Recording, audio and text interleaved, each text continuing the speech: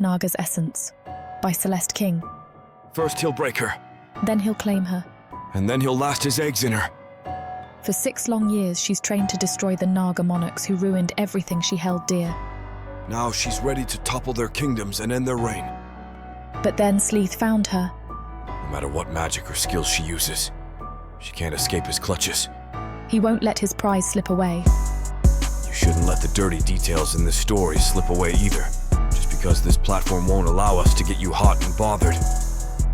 Go to worldsofprotheka.com and use code YouTube30 for 30% off any digital product of your choice. Take a moment to like this video or leave a comment, because your support is what makes these free full audiobooks possible. Subscribe for daily content and enjoy Celeste King's Naga's Essence.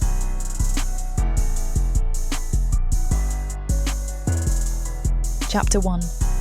Lorelei. Where am I? All I can see are sand dunes. I watch as the dunes become alive. I watch as they grab and clutch at the horizon. I watch as Yadat's horizon drowns beneath the sand. The heat of the sun doesn't help this little vision I'm having. The sunlight is just as alive as the sand dunes, and right now the two are at war with one another. You need to eat something before you tear your clothes off and walk into the city centre, because that is exactly where these thoughts are heading. I haven't eaten for 2 days. I ran out of my last preserves of boiled and salted dripper meat exactly 2 days ago. I've been nursing a sprained ankle from my last hunting trip for about a week, and when all you can do is sit around and stare at the walls, eating your last supplies of food sounds like a good idea. Not that there were many supplies to start with, I mutter to myself. Earlier in the day, my ankle felt well enough for me to walk on it, but I wrapped it so tightly that the circulation was cut off before I ventured into the forests to hunt. Now I sit at the very top of the most ancient typh tree in this forest, and it gives me a view of the entirety of Yadat. This includes the desert that seems to grow and spill sharply from the edges of the forest. Not much grows in the desert that rings the outskirts of Yadat, except for what the humans on the farms struggle to grow for themselves. Looking out at the desert, there is not one typh tree to be seen. It is as if some old god drew the boundary made out of magic and cursed a part of Yadat so that nothing would ever grow. I wouldn't put it past the Naga gods. They're as cruel as the creatures they created. Something rustles beneath me. I cannot help but smile as the group of wild drip-ear that I have been tracking since dawn comes barreling through the forest's undergrowth. They're all overgrown, almost obese from eating all the root vegetables that the forest has to offer. I really only need one of them. But I'll settle for 2. I don't want to be out here again anytime soon. The arrow is already loaded in my bow, and I exhale slowly before I let it loose. I've already loaded another arrow into the bow and let it loose into the skull of another drip-ear as the first one falls. They are both dead instantaneously. They fall heavily, surrounded by deafening, frantic shrieks and squeals as the rest of the herd runs for their lives. I drop from the top of the tree and land with a soft thump in an overgrown bush before I roll off it and stand. At least I'm not limping anymore. I grumble as I tie the drip-ear's feet with twine and then begin to drag them through the forest. I am not far from home, and I know that it only seems like a long way because the drypear are so heavy. But, I huff as I reach my bunker. I start to skin and cut up the animals right away. At least I won't have to hunt for a few weeks. I salt and store the meat in the little shed that is mostly below ground. The only part of the shed that can be seen from the forest is the little triangular roof, although I keep it covered with tree branches and large leaves most of the time. Then I head to my bunker, which is also underground. It took me months to build this place. Luckily, there was a hollow in the ground already, so I didn't have to dig too much. That would have taken forever, I mutter to myself as I strip my clothes, and at least Mama taught me how to use my magic properly. I cannot help but go still for a minute when thinking about my mother. I always do. She is gone now, along with my father, and I am alone. I have been alone for so long. When I think about either of my parents, my body just goes quiet. Sometimes I get tired of being alone. Sometimes I grow tired of taking care of myself all the time. Sometimes I am tired of how quiet the world is in my little bunker in the forest, with no company but the brutal sunlight and the brittle sand that blows in from the desert when the winds grow too rough. But I have survived, and being alone is the only way to be safe now, I say out loud, as if to reassure myself, or possibly the spirit of my mother, who I am sure lingers in every breath I take. The anger that I always feel curdles inside me, sour and bitter and furious. Sparks glitter and explode in small, dark flames at my fingertips. I try to calm myself down, but the anger doesn't go away, because it never does. I force myself into action even though there is still a lump in my throat, a lump I have grown used to. I pull on the clean set of clothes that I stole 8 months ago when I ventured to the human farms to trade. The clothes are too big for my small, slim frame, but they will have to do because the only clothes that do fit are covered in drippier blood and guts. I'll need to go to the river to wash them. And now for some burgona, I say to myself as I grab a knife and a basket. I sling my bow and sheathed arrows over my shoulder for protection. My mother spent most of my childhood teaching me how to forage and hunt. In between teaching me which berries were poisonous and which weren't, she instilled in me the importance of eating vegetables. I'll be able to forage for some burgona, root vegetables that keep all the animals in this damn forest alive, close by, and hopefully I'll make it home before sunset. But as I find burgona leaves hidden in the brush, a dangerous voice sounds before me. "You shouldn't be here, human girl. You're going to come with me." I drop to all fours at the sound of the Naga's voice, but he has already seen me. He tramps heavily through the forest in my direction.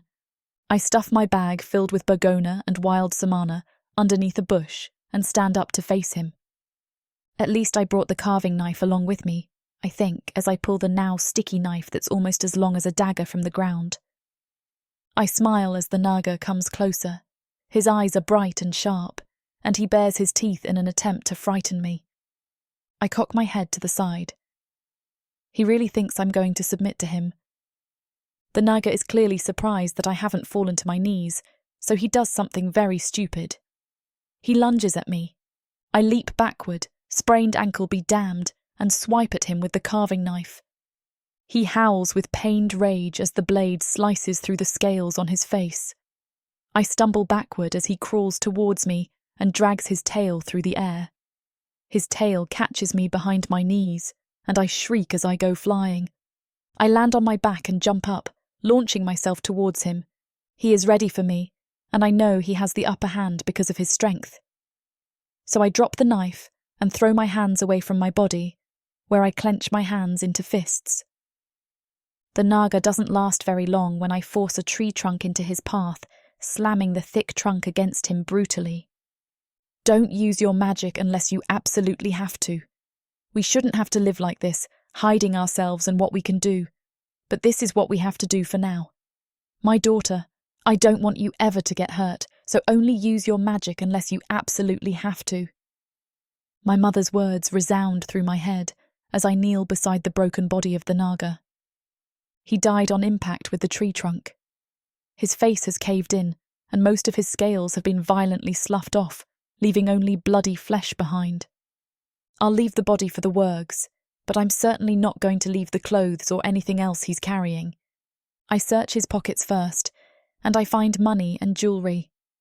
I place those to the side before I continue searching the inner pocket of his jacket. That is when I find the letter. I know how to read, mostly because Mama insisted on it. I haven't read anything in a while, but the words make sense to me quickly enough. A smile stretches across my face. The King of Yadat writes to express his displeasure at the new Crown Princess of Lodra. If this matter is not rectified instantly, there will be the gravest of consequences for Lodra. Yadat is not above going to war for what is right. This is perfect. I sit back on my haunches as I consider the possibilities. It is clear that the Naga of Lodra and Yadat are headed for a bout of political unrest. and that means they won't be focused on a young human woman who might or might not have magic. This is my chance, finally, to bring the kingdoms of Nagaland crumbling down.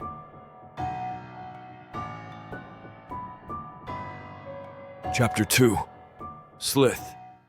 I chew my food slowly as Slyth and Aurora stare at me from the other side of the long table. They're certainly not happy to see me here. I'd chuckle if it were any other situation, but the situation we're all in right now is dire. Of course, Slyth doesn't believe we're in any danger at all, ever. I'm not sure how much Aurora knows. My mind keeps drifting back to the letter, and chewing the roasted drapier becomes more and more difficult as I remember its contents. What in the name of Mynir are we going to do? I decide to tell them. Slyth and Aurora are the future king and queen of Lodra, and they, rightfully, should know what is going on in their future kingdom. They should also know that the potential exists for Lodra to go to war. I swallow the piece of roasted drapier that I've been chewing for possibly an hour and clear my throat. Both Slyth and Aurora look at me with narrowed eyes. I know they wanted some quiet time to themselves. They didn't appreciate me barging in on their meal. But as the royal advisor to the future king, I need to spend at least some time with the future leaders of Lodra. Outside of drinking games, that is. Slyth, Aurora. I hesitate, but Aurora clears her throat and taps the table impatiently. Sparks of green magic flutter from her fingers, and she balls her hands into fists. There is something you must know. I found a letter from Criseri. It arrived some months ago. They are not happy about your mating with a human. They made all kinds of threats in the letter. I think these threats are credible, and we should take them seriously. Aurora remains quiet, but Slyth scoffs and rolls his eyes. And this is why I didn't want to tell him. He always thinks I'm overreacting about everything. We don't need to worry about Criseri! Slyth slams a fist down on the table. Aurora rolls her eyes as the cutlery and crockery on the table clatter with the force of Slyth's blow. We have the force of an entire kingdom behind us! Let them bring their warriors! We'll crush them easily, as though they were an army of so many pillars. Aurora meets my eyes across the table, and she gives me a sympathetic smile. When she speaks, her eyes slide back to her mate, her voice quiet, gentle, and measured, but firm. Slyth, we cannot deal with this by waiting and hoping that our forces will be strong enough to take them on. I agree with Slyth. This is an important matter that should be dealt with diplomatically. Slyth softens, losing his attitude right away as he defers to his mate. I still find this transformation wonderful to see. Several months ago, Slyth would never have bowed to anyone other than his parents. He would have made a quick meal of any human who tried to give him guidance or advice. But now with Rory, he has become almost malleable, open to different opinions and schools of thought. She's really changed him for the better. How do you propose we deal with this, then? Slyth asks Aurora. Suddenly the dining hall is lit up with sunlight as the afternoon grows brighter and sharper. We have been experiencing beautiful weather recently. The kind of weather that warms scales and skin. The kind of weather that is good for crops and livestock. The kind of weather that signals prosperity. I'm grateful because right now, Lodra needs to look strong and prosperous, especially in front of its enemies. Well? Aurora's soft voice drags me from my reverie, and I focus on her words.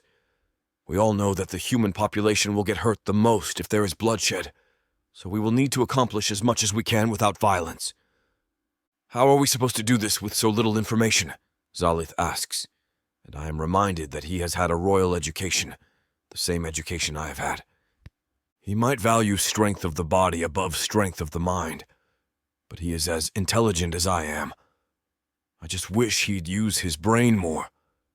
I don't suppose the letter gave you any more information? Slyth directs this question at me.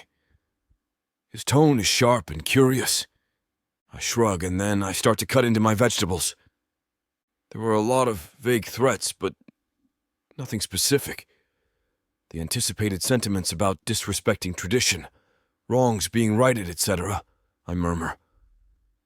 Then I voice something that I know they probably won't agree with. That's why I was thinking that I could go into the territory and find out what is happening. It's not like we can send in an army or even a spy, because if they're caught, well, then war will certainly break out.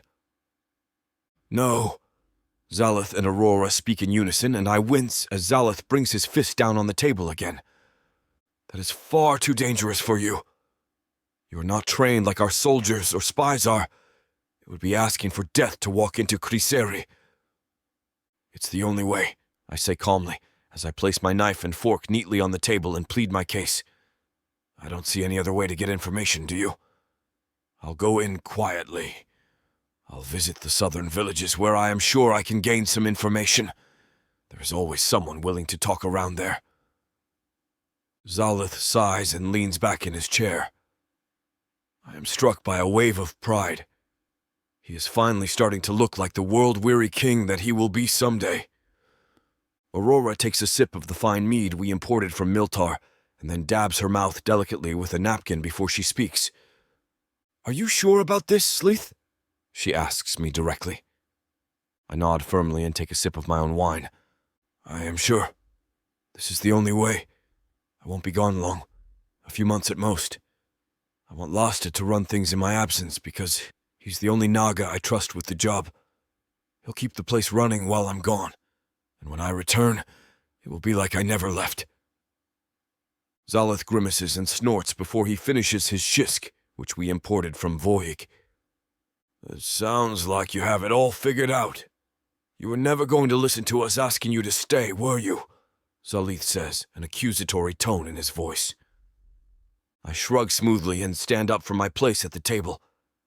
Now that I've told them, it is time to get the ball rolling. You are both very important to me. But this is one thing I need to do. For me, for our territory, for both of my closest friends. This whole matter needs to be handled delicately, and I knew you'd want to send an army in right away. I'm your royal advisor, Slyth. You appointed me in the role because you knew no one else could do the job better. Before I leave, I walk around the table to them and bow to Aurora before I kiss her forehead. I bow to Slyth, who rolls his eyes before he pulls me into a massive rough hug. 1,000 memories flash across my mind, and I'm sure that the same memories are flashing across Slyth's mind too.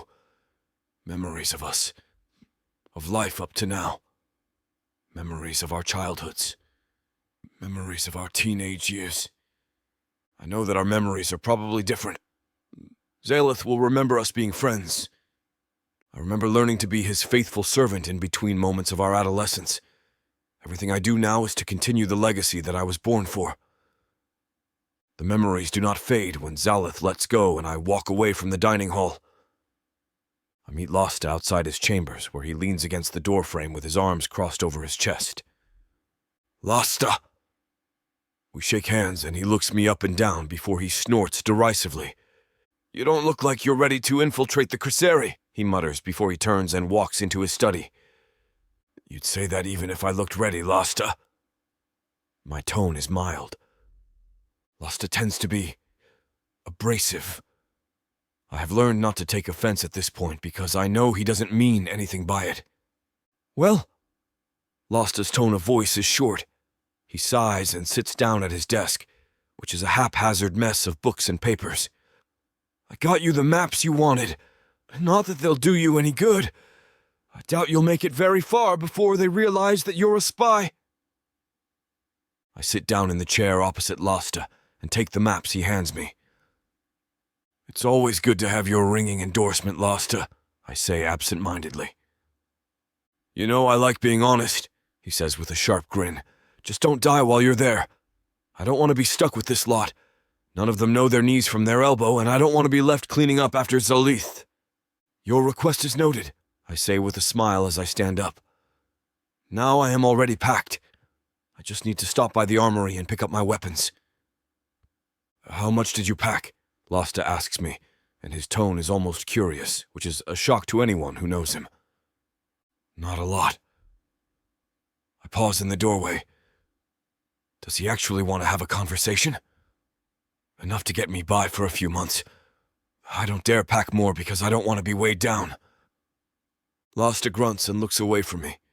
He focuses on the paperwork in front of him. Well, it was nice knowing you.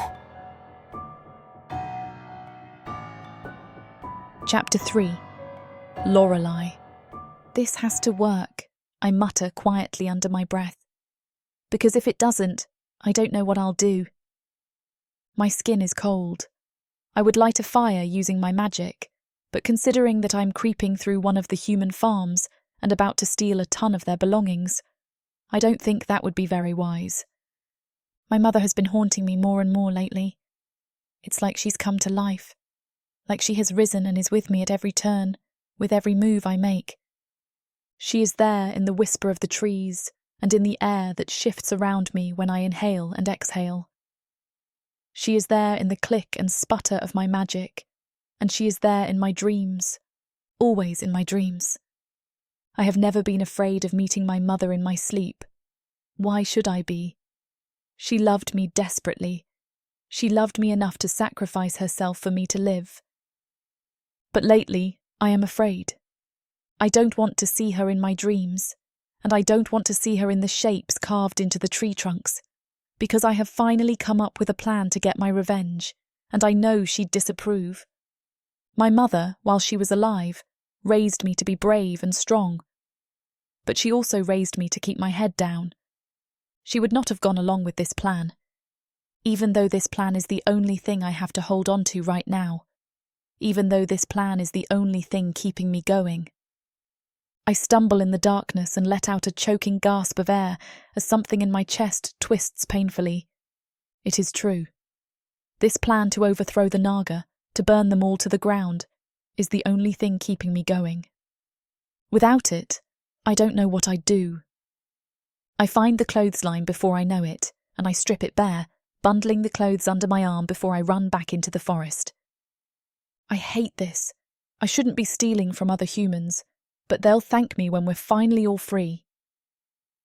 At sunrise, I go bathe in the nearby river. I have a small block of soap and a piece of Hessian cloth, and I scrub my skin until my body is raw and rough to the touch. I dry off quickly, using a larger Hessian cloth before I sort through the bundle of clothing that I stole off the clothesline. Most of it is useless, but I find a pair of trousers and a shirt that should fit. This is what comes from doing things in the dark, I mutter, as I look over my collection of knives and my bow and arrow. I can keep most of my knives underneath my clothes, close to my body, but my bow and arrow are too large to hide.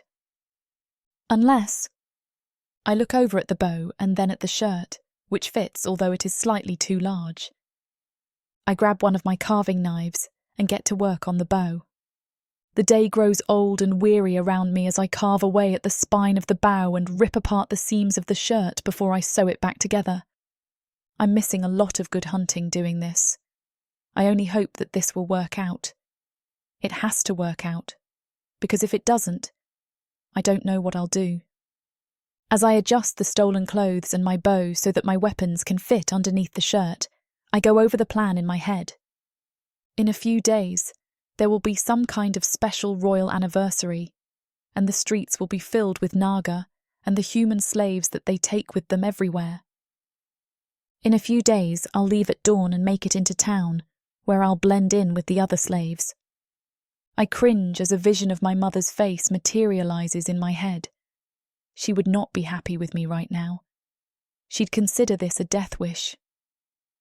Maybe it is, I murmur furiously to myself as I test the spine of the bow, which now has a hinge in the middle that allows it to bend.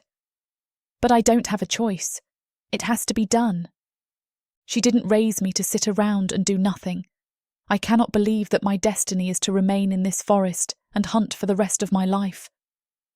Once I blend in with the rest of the slaves, I'll infiltrate the villages that are close to the centre of the town, where I'll figure out what the king's movements are. If he plans to leave the castle, I can follow him on the road. When the carriage pulls over, killing him will be as easy as killing a dripire. He's no better than a drypeer either, I say darkly to myself as I finish up the shirt. The shirt has an extra flap at the back, so that when I hang the bow over my shoulder, it will look completely inconspicuous. I have also adjusted the bow, which can now fold in half, so it is even smaller than it originally was. The sun is so bright that it is painful to look at the horizon, where the brilliant light streams out as if someone has tipped over a jar of sunlight and is flooding Yadat with it. It is a little bit after dawn, and I have just spent about an hour bathing in the river with a piece of soap that has completely dissolved in the water. My skin is bright red as I pull my stolen clothes on. I hop down into the bunker and grab some of the rubber clips I fashioned to keep my hair at bay. Then I grab the small, broken piece of looking glass off the shelf. I very rarely look at myself, but I have never been particularly good at braiding my hair, and I need the looking glass to guide my hands. When I have finished braiding my hair back, I stare at myself in the looking glass for just a second before it becomes too painful. All I see when I look in the glass are my parents looking back at me. All I see are my mother's deep-set eyes and straight dark brows. All I see are my father's curly baby hairs that refuse to be tamed no matter how much water or Torah fat I use to slick it down. I look around the bunker that I may never return to. I grab my small bag and bow and arrows and secure it underneath the oversized shirt and the jacket that is the only thing I have left of my father. And then I leave.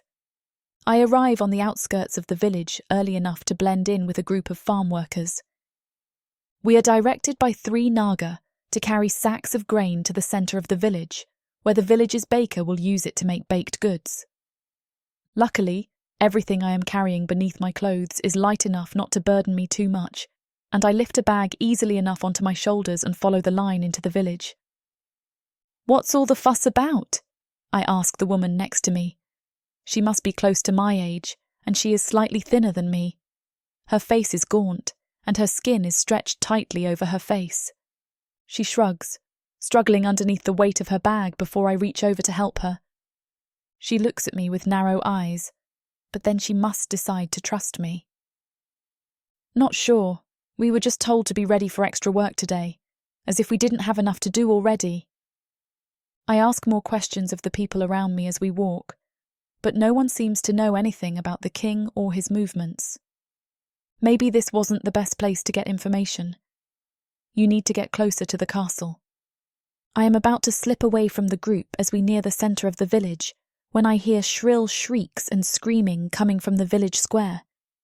The Naga around us lift their spears and swords, and we all come to a stop. There's no fighting your way out of this, I think to myself as I look around doubtfully. I examine the Naga and keep my hand on my waist, where I have several knives holstered. The Naga around us mutter excitedly to one another before they start to yell. They shout orders at us, and we all put down the bags of grain we are holding before we walk in a straight line to the centre of the village. "What's going on?" I hiss at the woman behind me. The woman I helped earlier with her bag of grain. I twist around to see her answer. She shrugs and sighs. "It could be anything. These bastards are always going on about something. But don't let them hear you say anything. They killed Jenny in the town square just the other day." I am inflamed with rage at the news of Jenny's death, who I will never know, but who was just another victim of the Naga. "I'm sorry, Mama. I know you disapprove of this plan, but I have to do it, for you and for Daddy, and for Jenny."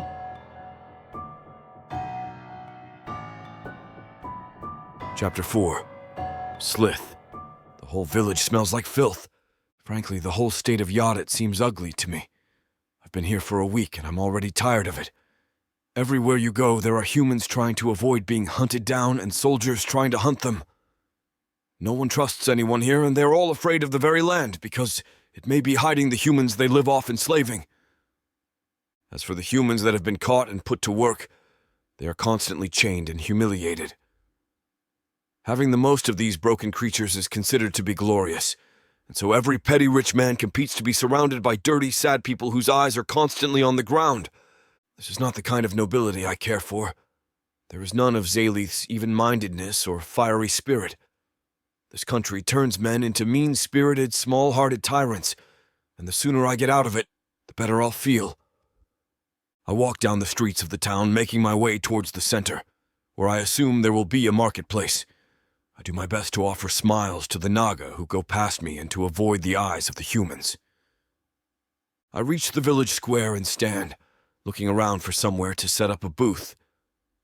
It isn't too long before one of the other merchants walks over to greet me. "You look like you've just arrived. Looking to buy or sell?" He's a short man with green scales and a big, fanged grin that's probably fake. "Sell, at least at first." I notice that there are 2 humans setting up the booth he was by. One of them is a man with a heavy chain around his neck. The other is a woman with a scarred back. "Can I just set up a booth anywhere?" "Well, that depends on what you're selling," he replies, peeking at the packs on my back. "I'm guessing medicine, based on your bags." "That's right," I say, not unimpressed. "Healing potions from Ladra. From the look of things, it looks like I'll be making good sales." His eyes narrow. "What does that mean?" I point at the woman. "Well, that slave isn't the first I've seen with some rather unsightly scars on her. One rub with one of the lotions I've gotten here, and all of that will be as clear as fresh snow." The merchant laughs. "Well, you're not going to sell anything with that pitch. A human without scars is like unground Nabella. If those creatures learned you could just get rid of their scars, they wouldn't learn a thing from them. I don't like this man. I don't like the way he laughs about ugly, violent things. I also don't like how he slips in little boasts, like mentioning Nabella, which I'm sure he absolutely drowns his food in just to show he can afford it. Still, I nod and do my best to fake a smile. Of course, silly of me not to have thought of it. "I take it that means you come from somewhere outside of Yadat. May I ask your business? I doubt you came all the way here just to sell a few healing potions." "I go anywhere there's money to be made. There's not much more to say about my business unless you want to be a part of it." "And Yadat just happened to be where you thought you could make the most money? I wonder if I've slipped up somehow. If so, I don't know where it was.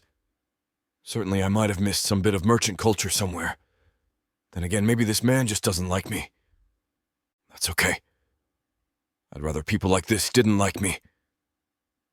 Yadat happened to be where I hadn't tried making money yet. Whether I end up coming back or not isn't certain."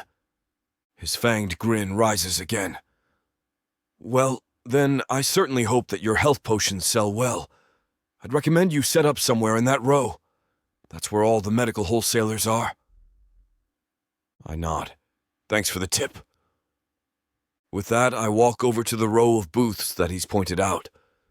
Unfortunately, I haven't learned anything about Krizeri, and anything I ask him will just make me look suspicious. Hopefully I'll do better once I start actually selling some potions. I spot an empty booth and walk quickly over to it. Next to me is a booth selling various freshly gathered herbs and another selling potions. There are chained and beaten humans at both. I walk to the herbs booth. "I'm looking to sell some health potions," I say. "Would this be a good place to set up?" The woman who's running the booth looks confused. "For health potions?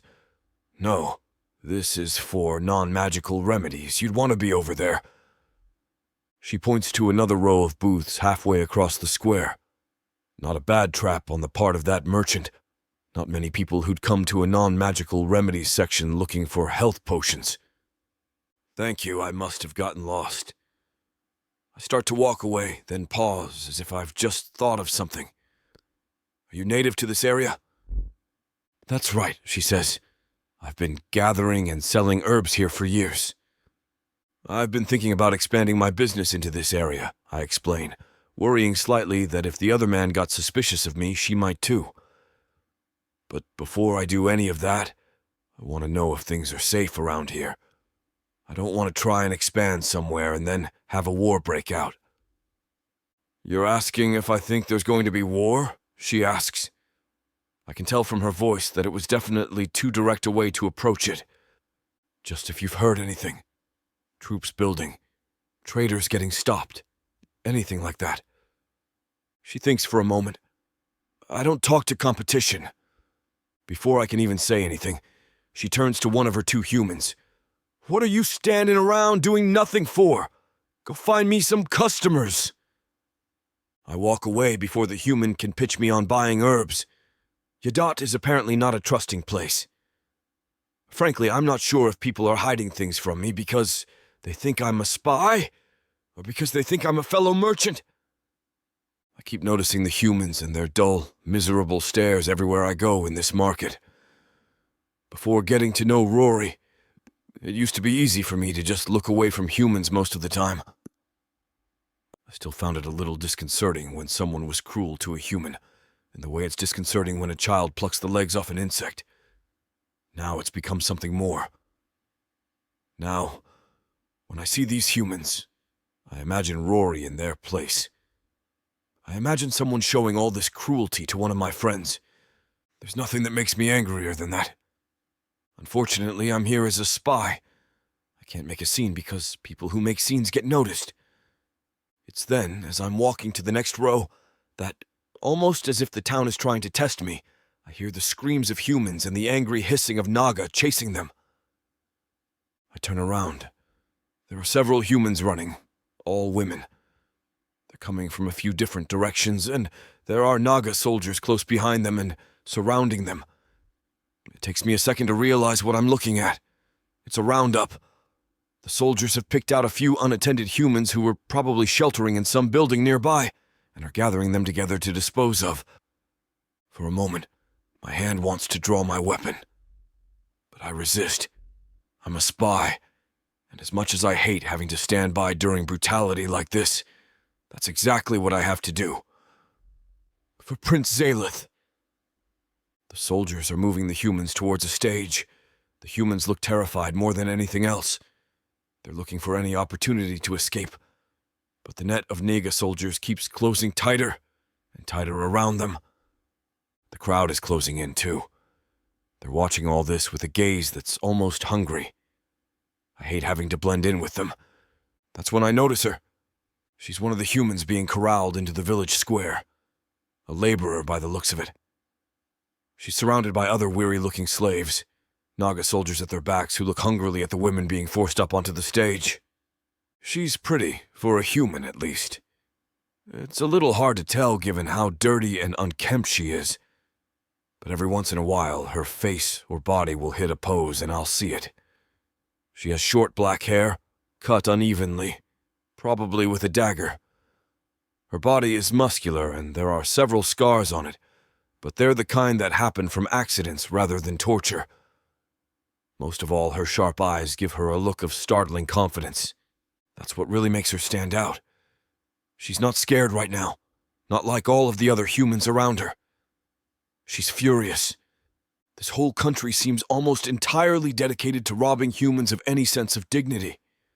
This woman has managed to hold on to it despite everything. That interests me. It especially interests me now, because it makes me wonder if she's going to do something about the women screaming for their lives on the stage. She's one woman, unarmed against several Naga soldiers with swords. Yet she doesn't look like she's lost hope. She's shoved onto the stage as the soldiers have now formed a near-solid ring around it. There are several other humans on the stage with her, but my eyes stay locked on her. The other humans are terrified. I'm sure she's planning something. Whatever she's planning, it's interesting to me. I push past the gathering Naga, deciding that I'd better get a closer glimpse of this. If something is about to happen, there's no way that I'm not going to be right in the thick of it. Chapter 5. Lorelei. I was trapped in it before I had a chance to get out of it. I was walking down the streets of the village, doing my best to keep my head down and not get the attention of anyone, when suddenly a young woman carrying a baby stumbled into me. She had come from one of the houses, and it took me a second to realize what was going on. That was when I saw the Naga soldier, sword drawn, standing in the doorway of the house she'd just been pushed out of. Immediately I became aware that there were other soldiers and other humans everywhere around me. And worse, people were gathering to watch. Let's go," the soldier said, stepping forward. "We've got a show to put on." The woman stepped back, and I put myself in between her and the soldier, then followed her into the market square. More soldiers and more humans were being forced in from other streets, all towards the great stage at the centre. I caught the eyes of the woman. She was looking at me for reassurance, but there wasn't much that I could offer her. We were caught in a roundup. The only way out was going to be through. There are no formal rules for a roundup. That isn't really the point. The point is that soldiers can do it, and they want to remind humans that they can. Even a human who was owned by someone else can get swept up into a roundup. If they get killed, sometimes the owner will demand financial compensation, but usually the fear it creates among the rest of the humans is payment enough. All I know for certain is that the soldiers are going to force all of the humans onto the stage, and then they won't let them go until we have entertained them. Usually that means a fight to the death. The soldiers will let one human leave once there is only one human left. Usually, at least. If they don't think it will be more fun to kill them too. I glance around the various humans being corralled into climbing onto the stage. There are about 20 of them. None are armed with any real weapons. Only a few of them move like fighters. A man over by the opposite corner of the stage, a teen boy who is already on the stage, and a woman who is about 3 or 4 people away from me. Of course, there is the possibility that any of them can use magic. Then again, they'd have to be very subtle about it if they did try using magic in the battle. Letting a crowd of angry Nagas know that you are a human. Magic user is just asking to be killed.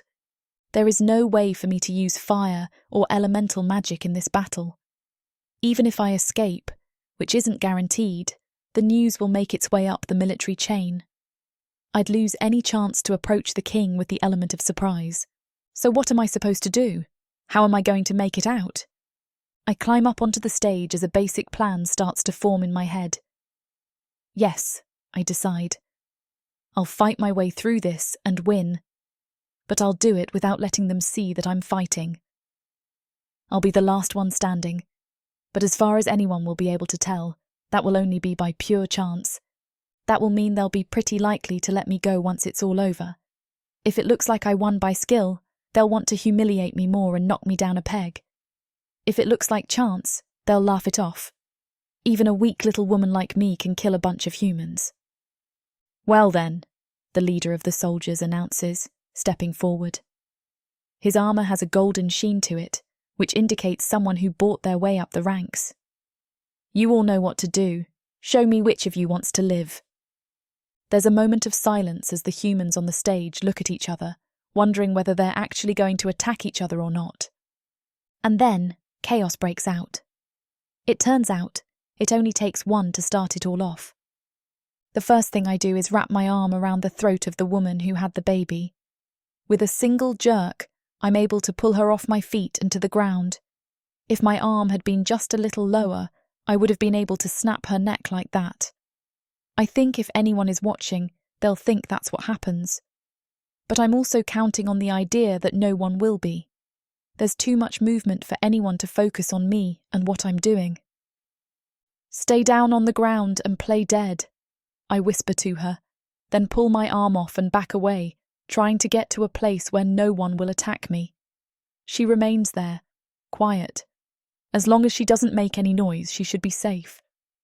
I might not have the chance to save anyone else, but at least I hope she'll be okay. The mass of people charging into each other is terrifying and overwhelming. There's so much blood and violence, and it's all so senseless. None of these people are fighters.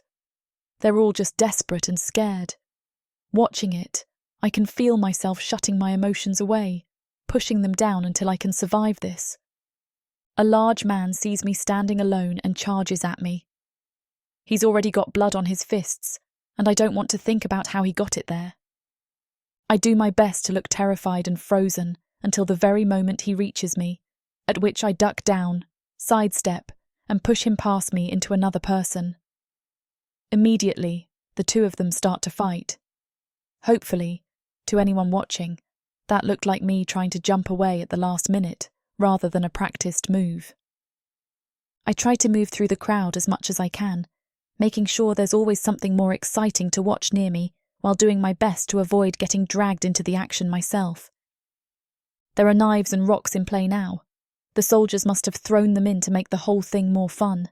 There's blood everywhere, and I'm nearly deafened by the screams of people fighting and dying. I see an older man standing over by the edge of the stage. For some reason, my eyes linger on him, and then suddenly, the tip of a knife bursts through his chest, then pulls back. He falls sideways, revealing the teen boy holding the knife and glaring straight at me. As he runs at me, I duck behind a woman, and he attacks her instead. Someone else tries to hit me in the head with something heavy, and I only just barely manage to jump out of the way. I add a little stumble at the end, which I hope looks convincing. Someone dressed in a dull red shirt leaps at me, and I end up grappling with them. I spin around, hurling them backward into another woman who seems to have found another knife. There are fewer and fewer people now, and more blood. It's harder and harder to be ignored. I'm doing my best to stay in the background now, as far away from anyone as I can. Someone else swings something at me. I dodge it. They follow me, but I lead them into someone else, who kills them with a single blow. And then, finally, it's just me and the teen boy. He's pointing his knife at me and moving slowly closer. The knife is much too far from his body. No form or caution at all. He's just a kid, I think. Just a scared, angry kid. But everybody's watching now. There's no chance of pulling off a fake kill again. The best I can do is leave him too wounded to keep fighting. Maybe someone will help him. Maybe. We don't have to do this, I say, trying to sound as desperate as I can. If you just put down the weapon. But it's too late. He charges at me. I turn around as if I'm trying to run. With one hand, I cover my eyes, making the gesture as big and quick as I possibly can to draw people's eyes toward it. With the other, I grab his wrist and push his knife into his own chest. That's when I see him standing in the audience. He's a tall Naga, with orange scales covering his body and a deep pink tone to the hood around his head that reminds me of a sunset. His limbs are long and graceful, and his scales reach a deeper orange near his hands and feet.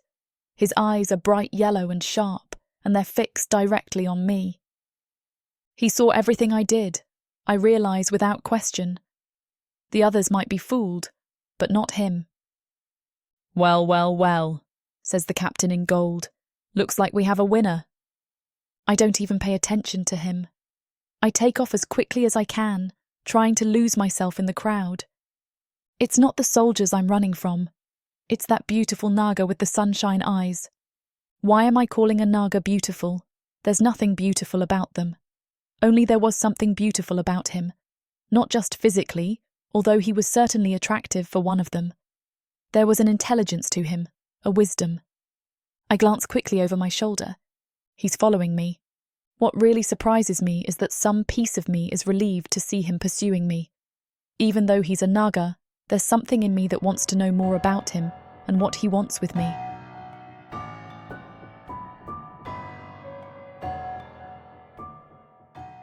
Earth is pretty much a desolate wasteland since the orcs came over from Protheka, and being a woman, the best you can hope is to be someone's property. Now, after my curvy body catches Korthar's eye, he'll claim me, and I'll serve him, in any way he pleases. You're mine now. Listen to this story and more when you get the complete Orc Warriors of Protheka audiobook and ebook bundle. 40 books, 19 audiobooks, 19 ebooks. You even get 1 free novella and 1 free audiobook. All for a shocking 90% off. Protheka's magic is eternal, and the complete Orc Warriors of Protheka bundle will bring over 100 hours of that magic to you.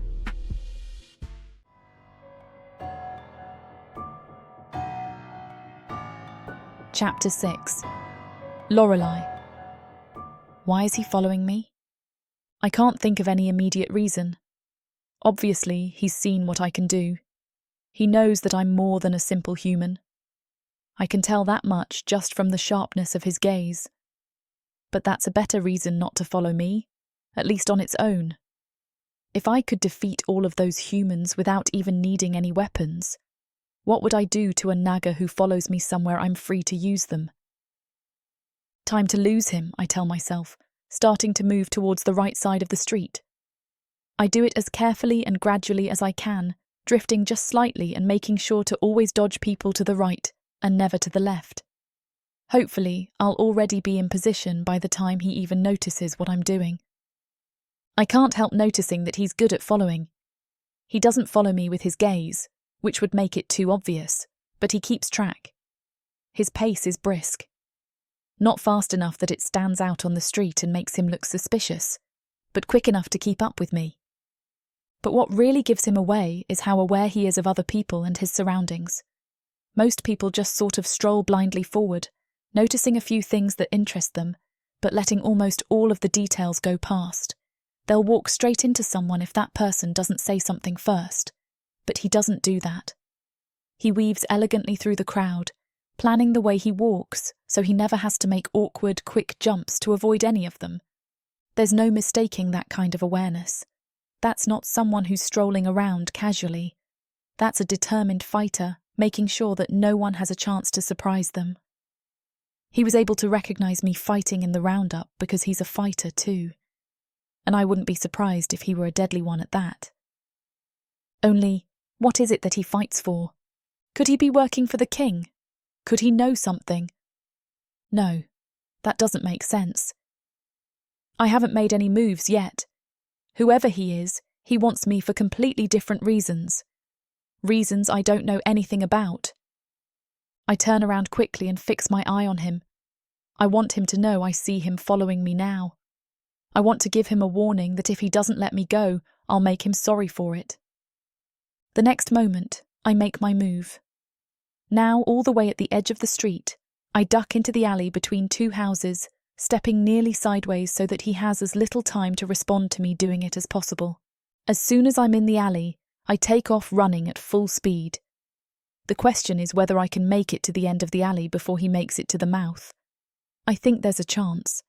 After all, there is something of a crowd. He is towards the middle of the street, and maybe I am overestimating his skill. Or maybe I'm not. As I near the end of the alley, I hear him run into it at full speed. That indicates impressive agility and some ability to improvise. I turn left at the end and keep running. Let's see if he can keep up. He runs into this alley just a few seconds before I reach its exit. He's fast, but I've got an advantage. This next alley is shorter, and it leads into another crowded street. By the time he makes it to where I'm standing, I'll be lost in the crowd. A good chase, but not quite good enough. I make it down the alley and immediately slip into a large group of what appear to be farmers. As I continue down the street, I keep my eyes peeled. The gate of the village and the tree line of the forest beyond it are in view now. Once I make it into the forest, then I'll feel safe. This village is hostile to all humans, and especially to me. The forest is friendly. I know it like the back of my hand. I could run into another alley or even enter a house. There'd be no way for him to track me down if I did that. But frankly, I want out of this village, and if he's a good enough tracker to follow me to the tree line, then maybe I want him to.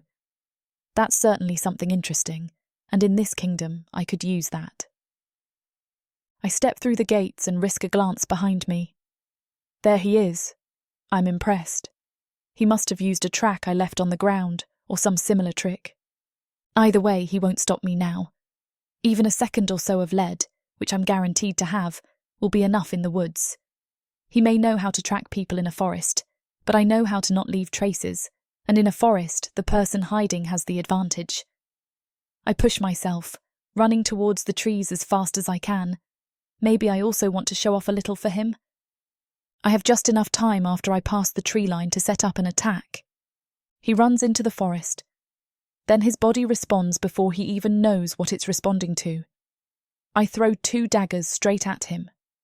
They shine bright and spin straight towards him with deadly accuracy. One less Naga. But then, he leaps out of their way, just barely. I'm astonished by the sheer agility of it. I've never seen a Naga move that way. But it won't be enough to help him. The daggers have got him off balance. That means no matter how good he is at jumping, he won't have enough time to get out of the way of my next attack. I pull the string of the bow back, aim it at his heart, and let the arrow slip. He sees the arrow flying at him. He knows there won't be time to jump out of the way, but he doesn't despair.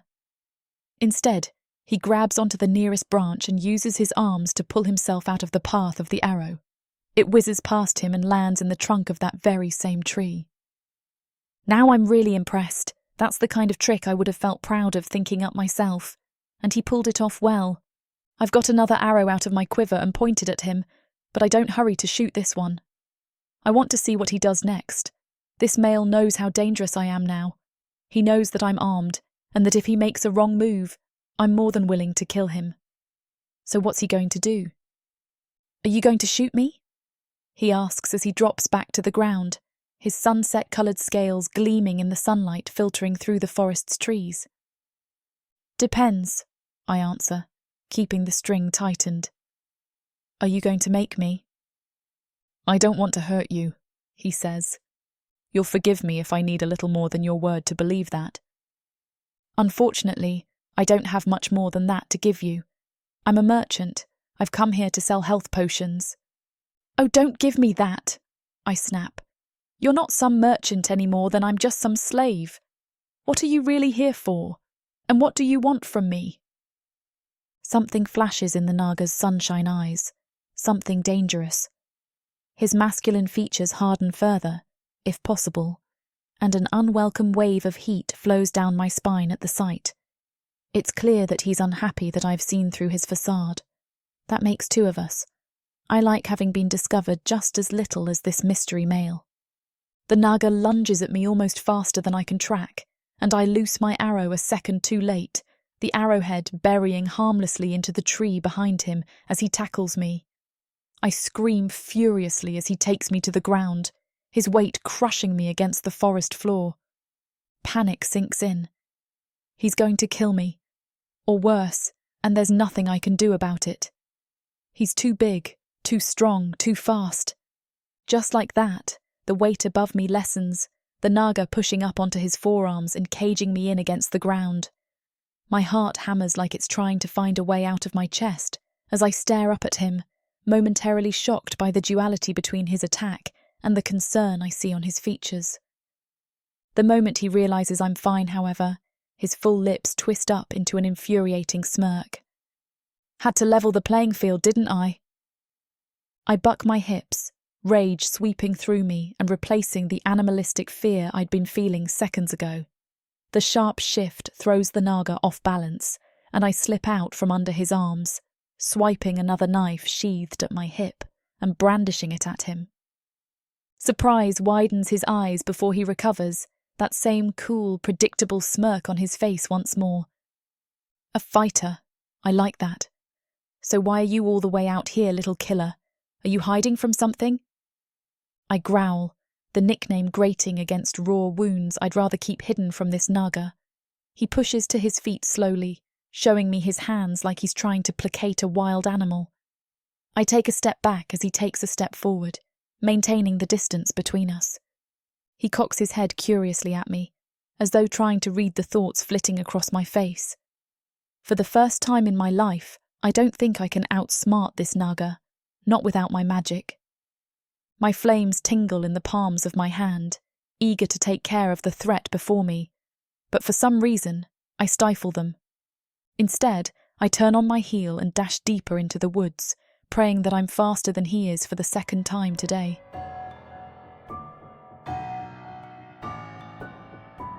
Chapter 7. Slyth. To me, it looks less like she turns and runs into the forest, and more like she simply disappears. One moment she's standing there, a snarl on her lips and her knife gleaming in the diffused light, and the next she's seemingly leaping into nothingness. It's as though the forest bent around her, swallowing her whole, and leaving not a trace for me to follow. It wouldn't be any good to try either. I can already tell that, even as I approached the place she was just standing to look for a trail. She saw exactly how good I am at tracking, and I saw how good she is at moving through the forest. Maybe with a few days and an army at my command, I could track her down, but not on my own. Whoever she is, she's clearly an ally of the forest. She knows it, and it knows her. I stand in the place where she disappeared and examine the forest around me carefully. It isn't so much that I hope to find a track with which to hunt her down. Rather, I'm hoping that she'll decide to show back up on her own. It doesn't seem totally impossible, honestly. She was interested in me, at least a little bit. I could almost swear I saw that in her eyes, especially after I dodged her daggers and her arrow. Maybe she wasn't as interested in me as I was in her, but she was curious. She wanted to know who I was, although not as badly as she wanted to get rid of me, it would seem. Perhaps it was forward to ask if she was hiding something. I should have known that would scare her off, but I couldn't help myself. After all, what other reason would a human have for behaving the way she has? If she was truly just trying to stay hidden from the atrocities of this territory, she never would have slipped into the village. It's more than clear that she knows how to fend for herself out here. All of this just leads me to believe that there's something she's after. While that should concern me, all it does is pique my interest. I'm here for something too, after all. I have my prince, and she is... well, that I don't know. But I will someday. Aren't you curious, little killer? I murmur into the woodline, scanning for any signs of movement. I wouldn't put it past the feral little thing to still be watching me, weighing me, perhaps even waiting for another opportunity to strike. I could answer so many questions bouncing around in that pretty little head. My ears strain against the usual sounds of the forest. The sound of something large and wild echoes over the countless smaller signs of life.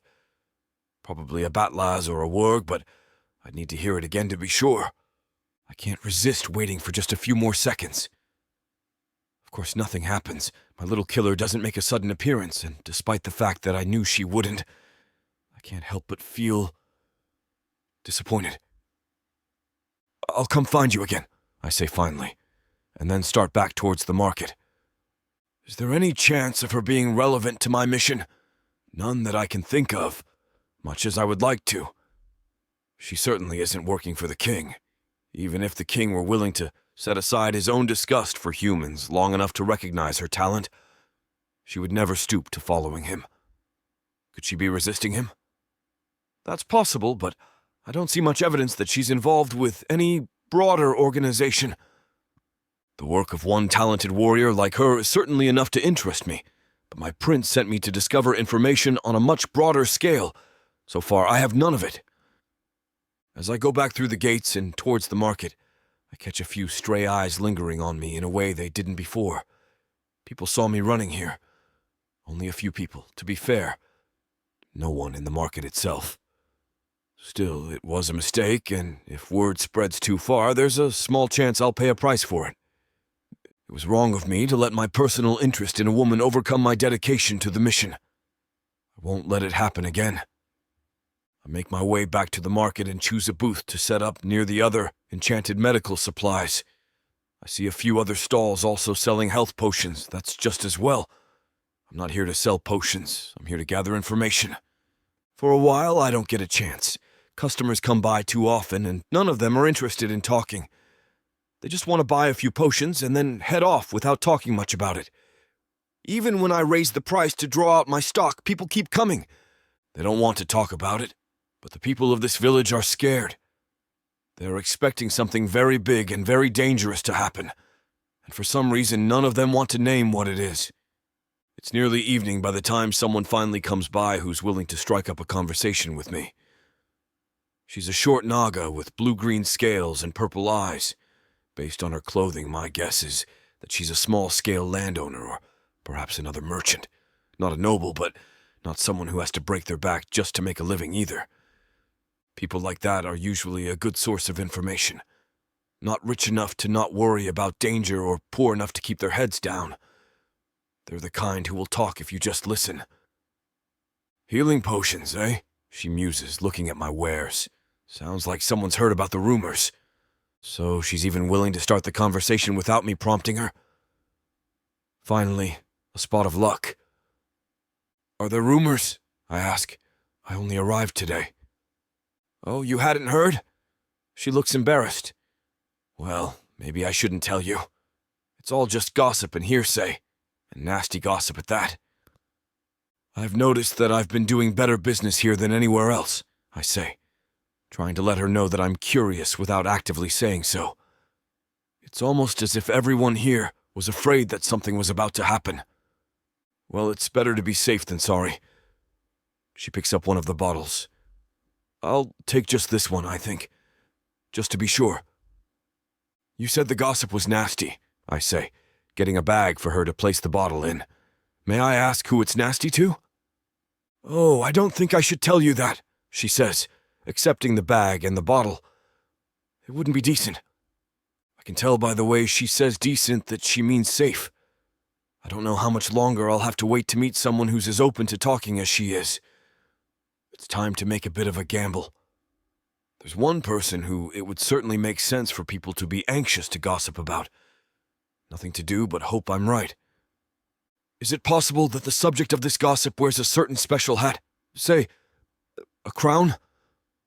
She hesitates, and a slight smile spreads across her lips. Well, now that you mention it, it's certainly a possibility.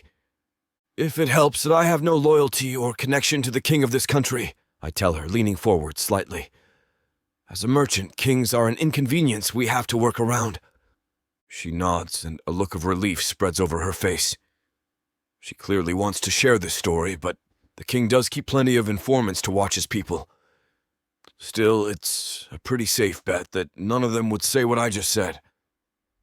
It's said that the king is planning a military action soon, and that he'll be marching his army south, she whispers, laying her elbows on the counter.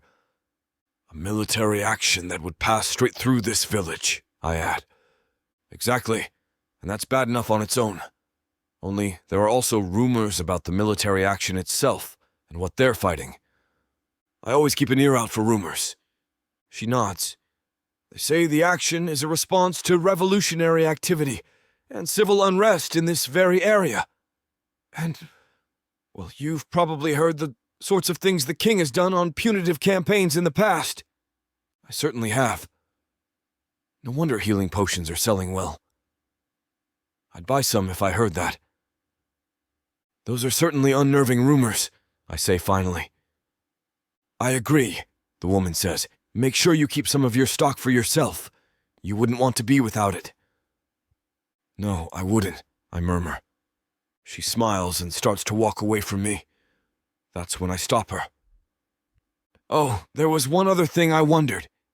Did you see that roundup that happened in this square earlier today? On the stage, the woman answers. Yes, I did see that. Your first? My first, I confirm. What did you think of it? Not a very good one, really. I like it better when there's some real fighting rather than just stumbling about. So you didn't think much of the winner? She smirks. Not even sure I'd call her a winner except by technicality. The boy screwed up and stabbed himself. She just stood there and watched it happen. I nod. Of course, I hadn't really thought that she would know anything about the mysterious woman. Still, it couldn't hurt to at least ask. After I'd gathered the information I was really here for, of course. Maybe there'll be a better one tomorrow, she says. They're really exciting when there are a few humans in there who actually know how to fight. And with that, she waves goodbye and walks away into the market. So my mysterious woman appears in a village that is known for civil unrest and revolutionary activity. Enough of it that the king himself is planning to crush them for it. That has to be more than a coincidence, doesn't it? Either the king is coming here to try and kill her. But of course, she isn't my mission. The king is engaged in quieting civil unrest. That's what matters. So why do I keep thinking about her? Why does she feel so important when I know she shouldn't be? Chapter 8. Lorelei. It's good to be in the forest alone. The forest is simple. It doesn't care for you, but it also doesn't expect anything from you. As long as you're wrapped up in its branches and leaves, you don't have to be anything different from what you are. The forest will offer its fruits and herbs and other gifts, Either way. The first thing I notice once I'm alone again is the pain in my foot. From the moment the soldiers surrounded me until the moment I ran back into the woods, I've been ignoring the sprain. No time to deal with a bad ankle when you're being chased through a village by a mysterious Naga who can dodge an arrow. But of course you can only ignore an injury for so long. It's definitely hurting worse than it did before.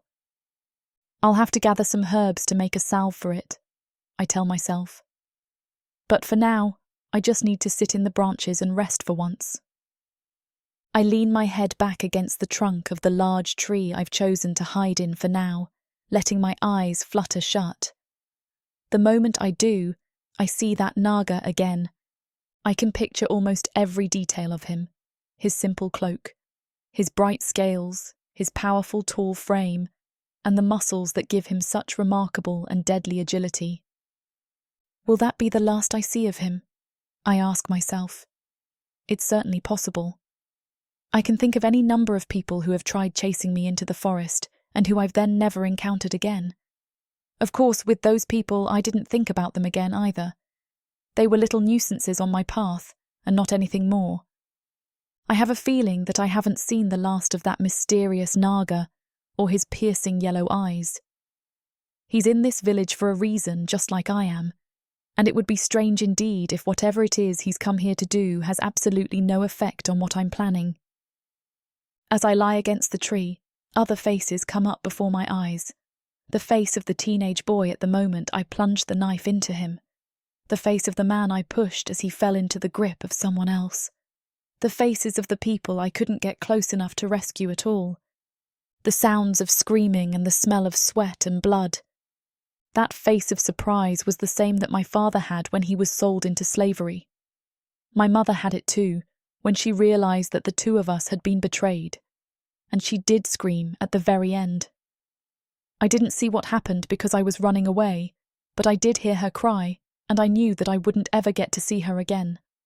The guards had taken her from me. The king they served under had taken her. It would be easy to kill the king just for my parents. They would certainly deserve his blood, even if he had never harmed another soul in all his life. But I don't have that luxury. I don't get to have just one or two people dead. No human who lives under him does. When I kill him, it will be for all of them. He'll die for my parents, but also everyone else who fought in that roundup, or any of the too many people I haven't been able to save in all these years. I wish I could make him see all the pain he's caused. I wish he could feel everything that he's done. But he's just one man. He can only hold one man's suffering and one man's death. That will have to be worth it. I pull out my bow and one of my arrows and begin to cut notches in it. I began this when I was young, with one notch for my mother. Ever since, I've added a notch every time I've had to watch someone die because of this quest. It's painful to have to add 19 all at once by my count. I've never had to do so many in one day. One day, this bow will launch the arrow that will kill the king, and it will do so with the strength of everyone I've ever had to mourn because of him. Saying it out loud makes me feel stronger. I forget about the pain in my ankle momentarily. My conviction fills me with no room for anything else. Then my mind shifts to think again about the mysterious Naga, pulling himself out of the path of my arrow. I certainly will have to see him again. But when? And do I have to adjust my plan in order to deal with his presence? There's no particular reason to think he'll be a danger. He certainly won't be loyal to the king of this country. If he were, he would have tried to kill me for one thing, which he didn't, I muse. More than that, I simply don't want to believe such a thing about him. I don't believe someone could be as talented and clever at battle as he's shown himself to be, and attach himself to a vile wretch like the king. No, he won't fight me to stop him, but if my purpose crosses his, then he will certainly stand his ground. It might be wise to find out who exactly he is and what brings him here. Or am I just looking for an excuse to pursue him rather than my purpose? The question cuts deeply. I'm close to getting my vengeance, closer than I've ever been in my life. Now is no time to get distracted. Number, he certainly deserves caution, I resolve. But he's also no reason to slow down my plan. There's no telling how long before I get another chance as good as this. The plan is simple. The king is well protected while he's in his fortress. The stone walls are strong, and he's surrounded by men who have no choice but to be unfailingly loyal to him. He has no taste for hunting or any other activity that might give me a chance to kill him while he's staying in its bounds. That means I have to draw him outside. One of the only circumstances he leaves the castle for is to lead military expeditions. He loves few things as much as he loves the blood of battle. But even when he leaves under normal conditions, he will be surrounded by his army. A loyal army is every bit as difficult to penetrate as stone walls. The exception, of course, is if his expedition is against civil unrest. Then the army has to split up to cover the same ground that a resistance can. The key, then, is to cause as much disruption as possible. The more orderly and planned everything is, the safer he will be. But every disruption to his army structure puts him closer and closer to danger. Soon enough, he will have to take a risk that's too dangerous to make up time or to deal with a miscommunication. That will be the moment I strike. I only need one moment like that, and I know he'll give it to me. The first step is to draw him out earlier than he plans. One big action, a sudden attack here ought to do it. To him, it will make sense to move quickly. He'll think the fact that he had already planned to make an expedition here in a few days will protect him. He won't realize how many compromises pushing it forward as little as half a week will cause. He won't realize until I take advantage of them. That means we'll have to start a rebellion here. That won't be as hard as it sounds. The people here are already angry and scared. They know that the king is going to come against them soon, and they know how brutal he will be when he comes. All they'll need is an opportunity and a little pushing, and they'll seize the opportunity. If the king is coming to destroy us anyway, we might as well take what we can before he arrives. Will the rebellion I aim to provoke here succeed? I don't know. Certainly, all the people who fight in it won't make it. I have no idea what the army will do once the king is dead. Will someone be able to step into his place and continue his work? It's possible, but I doubt it. The king is a fearful man, and he's kept anyone who's too ambitious or too competent as far as he can from power. It's kept his throne safe enough, but once he falls, it means there will be no one ready to take his place. Again, my mind returns to the Naga who I know nothing of. It won't be too long before I'm done with this quest for revenge. Another quest may well be found. In fact, I'm sure it will be. But first, I think I want to find you, I decide. Maybe by the time I'm done with my mission, you'll be done with your mission too. You can tell me what it was, and I'll tell you about mine. And then, well, I don't know what will happen next. I drop down from the tree down to the forest floor. It's time to gather some herbs for my foot. It still hurts, but it's calmed down enough that I don't fear going through the forest with it anymore. I have a strange idea that this mystery Naga will understand me in a way that few others have. I can see in him the same strain of duty and carefully controlled anger that drives me. That's what I really hope. I hope that he won't be afraid of or horrified by me when he meets me, as so many have been. I hope he will see the power and importance of what I'm doing. I hope that he'll like me. It's a ridiculous thing to care about when I'm planning to begin a revolution and murder a king. But it's still true. I hope he likes me.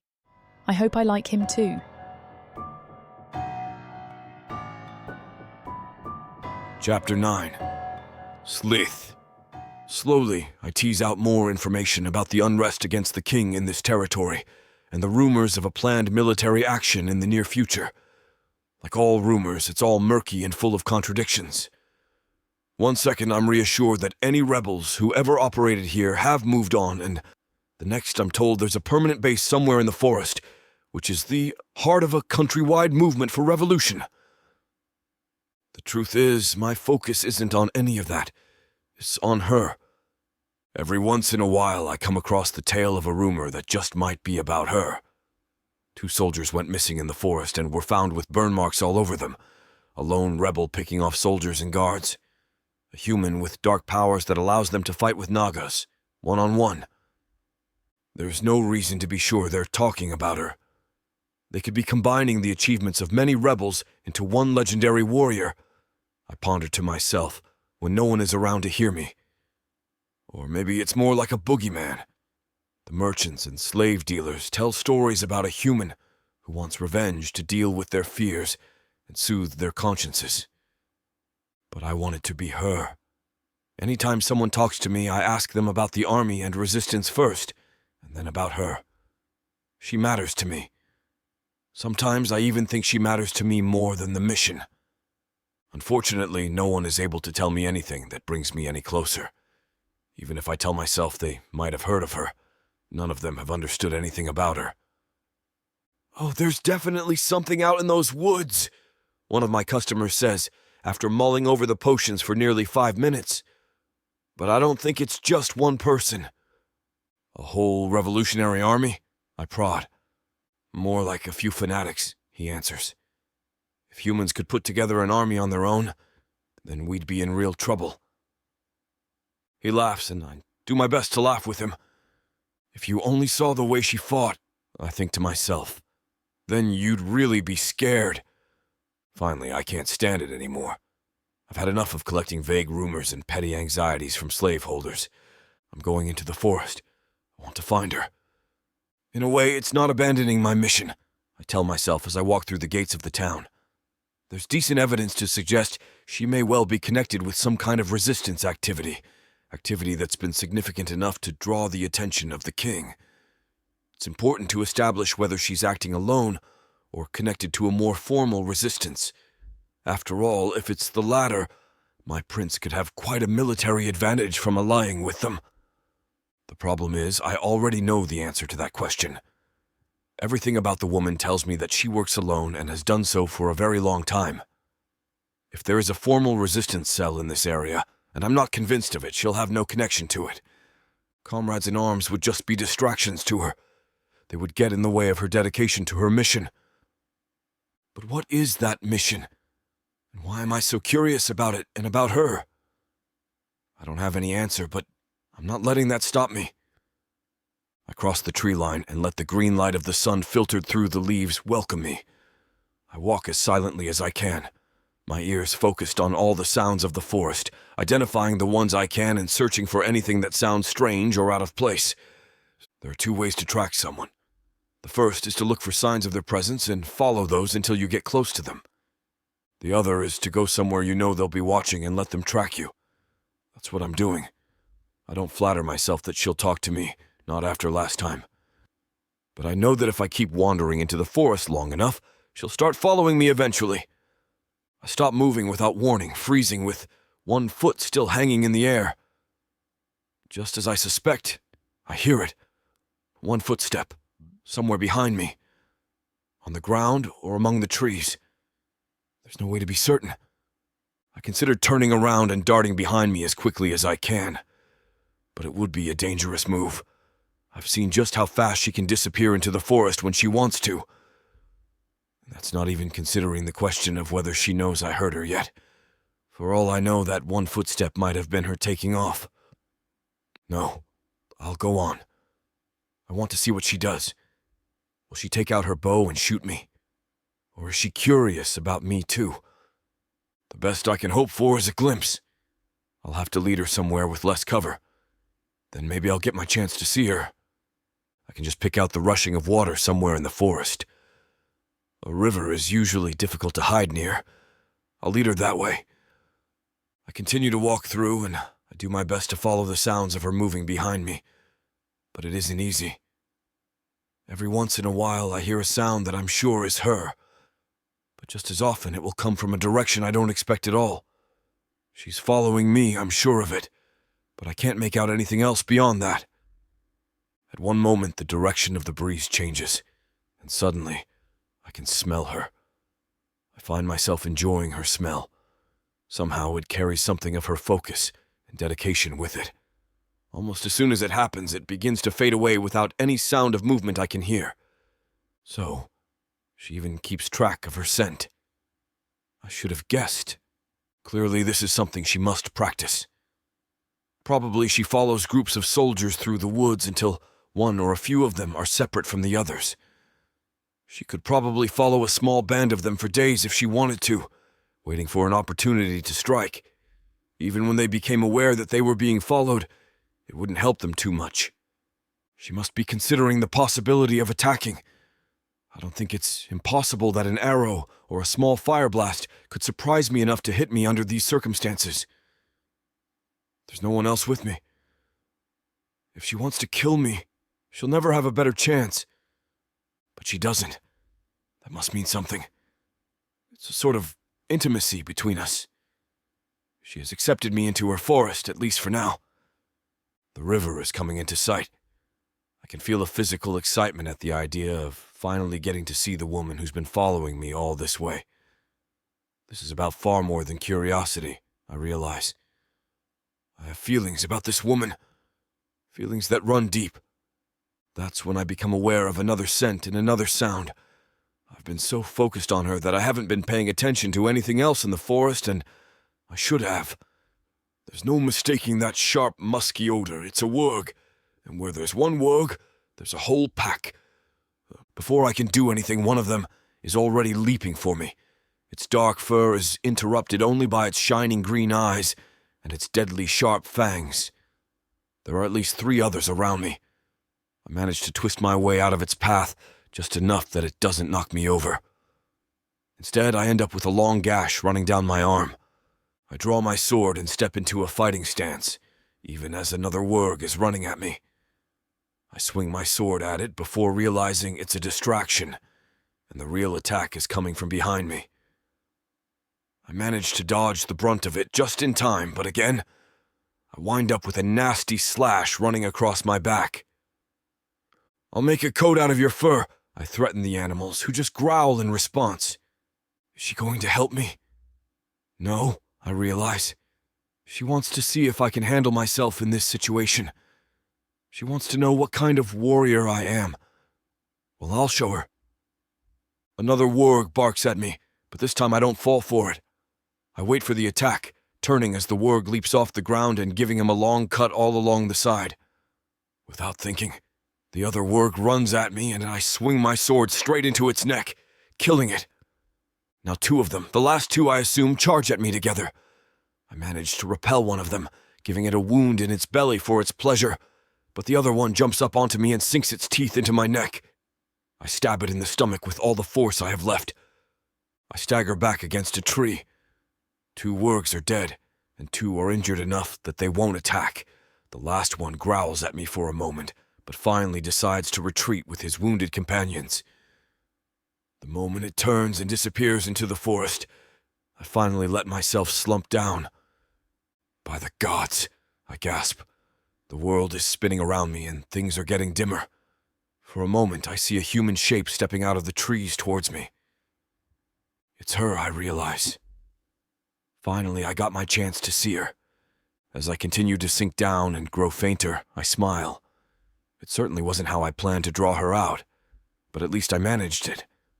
She wanted to know what kind of a warrior I am. Now she'll get to see the real test of any warrior's character, how they die.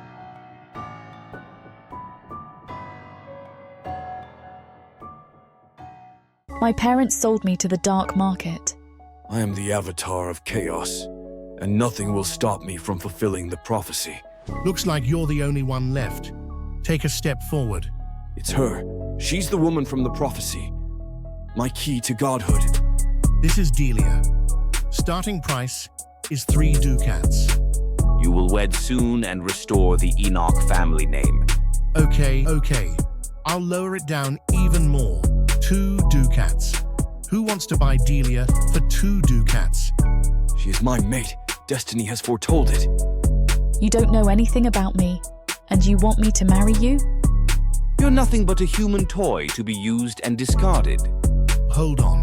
How about 1 ducat? Does anyone want her? A gilded cage is still a cage. 6 ducats. 6 ducats for Delia. I'll give you revenge on your parents if you marry me.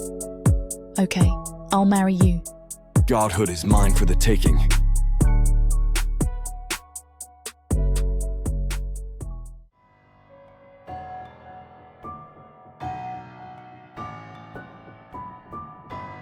Chapter 10. Lorelei. I creep closer. Is he unconscious? Is he pretending? Or is he... No, he certainly isn't dead. His chest is still rising up and down. But he's lost a lot of blood, and the weariness in his body looks very real. And yet somehow he's fought the Worgs off.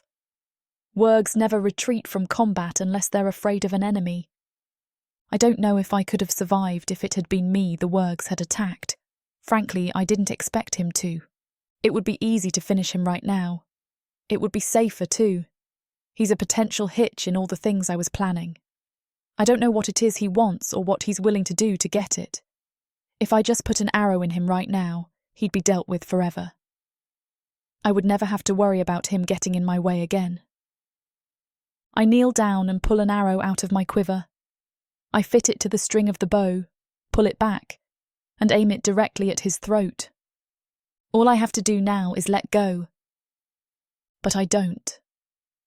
I crouch there looking at him, leaning tired and bloody against the tree. Obviously, I should shoot him. Why should I leave a dangerous Naga alive to interfere with my plans? In the condition he's in, it would really be something of a mercy, I mutter. So why aren't I shooting? I try to convince myself of several answers. That I don't want to waste the arrow when he's clearly bleeding to death anyway. That it's wrong to kill an opponent who can't fight back. That perhaps he might be useful to me. But it's none of those. In fact, it's much simpler. The truth is that I'm simply fascinated by this man. I don't want to kill him because it would mean never getting to understand him. And something tells me that never getting to understand him would mean never getting to understand a piece of myself. The piece that sees myself in him. I slack the string of my bow and return the arrow to its place. Carefully, I creep closer to him. He doesn't react. Naga's blood is darker than human blood, and slightly thicker too. His wounds are gruesome to look at, but I can see now that they aren't as deep as I thought at first. If he's left like this, he will likely die, but he isn't doomed. Even some pretty basic medical care can save him. He would survive with the medical care I could provide for him. But that's taking this whole thing a little far.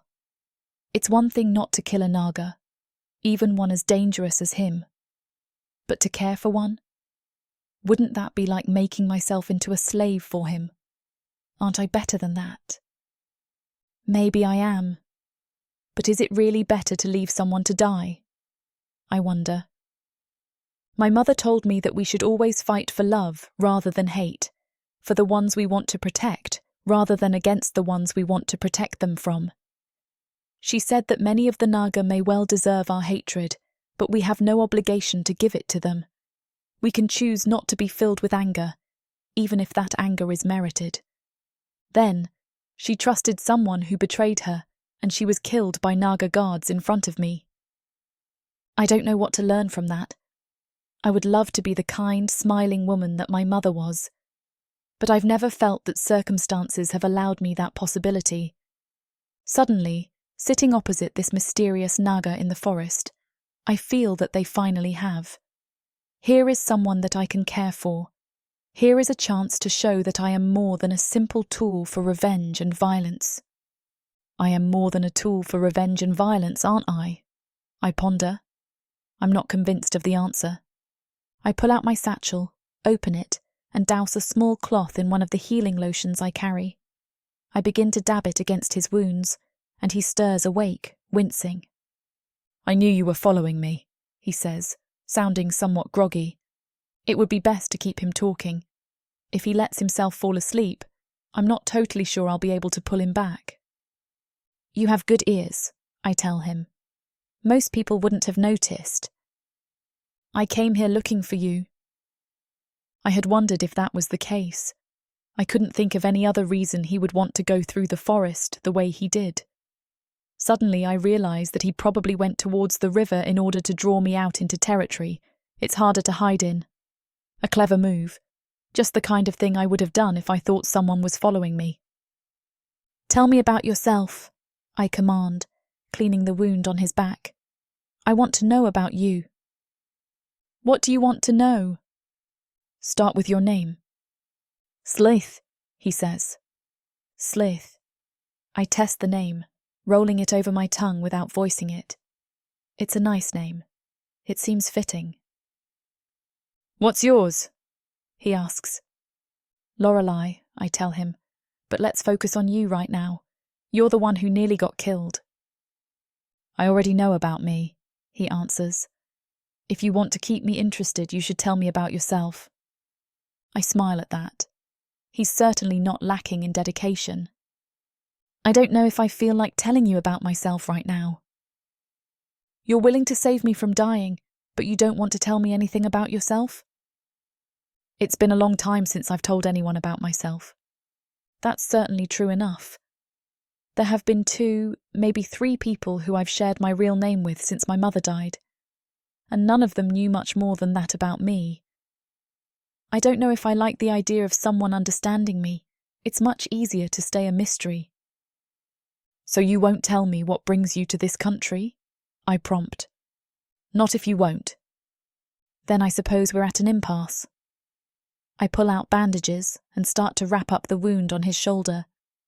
He's already sounding a little more sturdy. Once I've got him bandaged, he should be able to stand the journey pretty well. I don't want to hurt you, he manages. I can promise you that, on my honour. Your honour is important to you? I say. It's the most important thing. Unfortunately, I can't know that. It's the cautious thing to say, but I do believe him. Maybe it's the way he said it.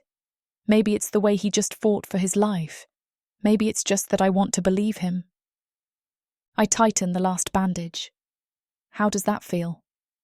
He lets out his breath in a hiss. Like I've just been mauled by a pack of wargs. Fair enough. With that, I slip my arm around his waist and lift him up to stand. He's heavy, but not as heavy as I thought he might be given his strength. I'll make it. So you do have a shelter somewhere? He says. Luckily, it's not too far. Not how I would have wanted to discover it, but I guess it works. Again, I smile. I'm a little surprised that he has a sense of humour. I'd always imagined he was such a serious man when I tried imagining him before. Then again, maybe everyone gets a sense of humour when they're on the brink of death. I set off towards my hideout. He'll be the first person other than myself who will have seen it. Honestly, I'm a little proud of it. I had been in the forest for 3 days when I found it, and I knew it would be absolutely perfect. Why did you follow me?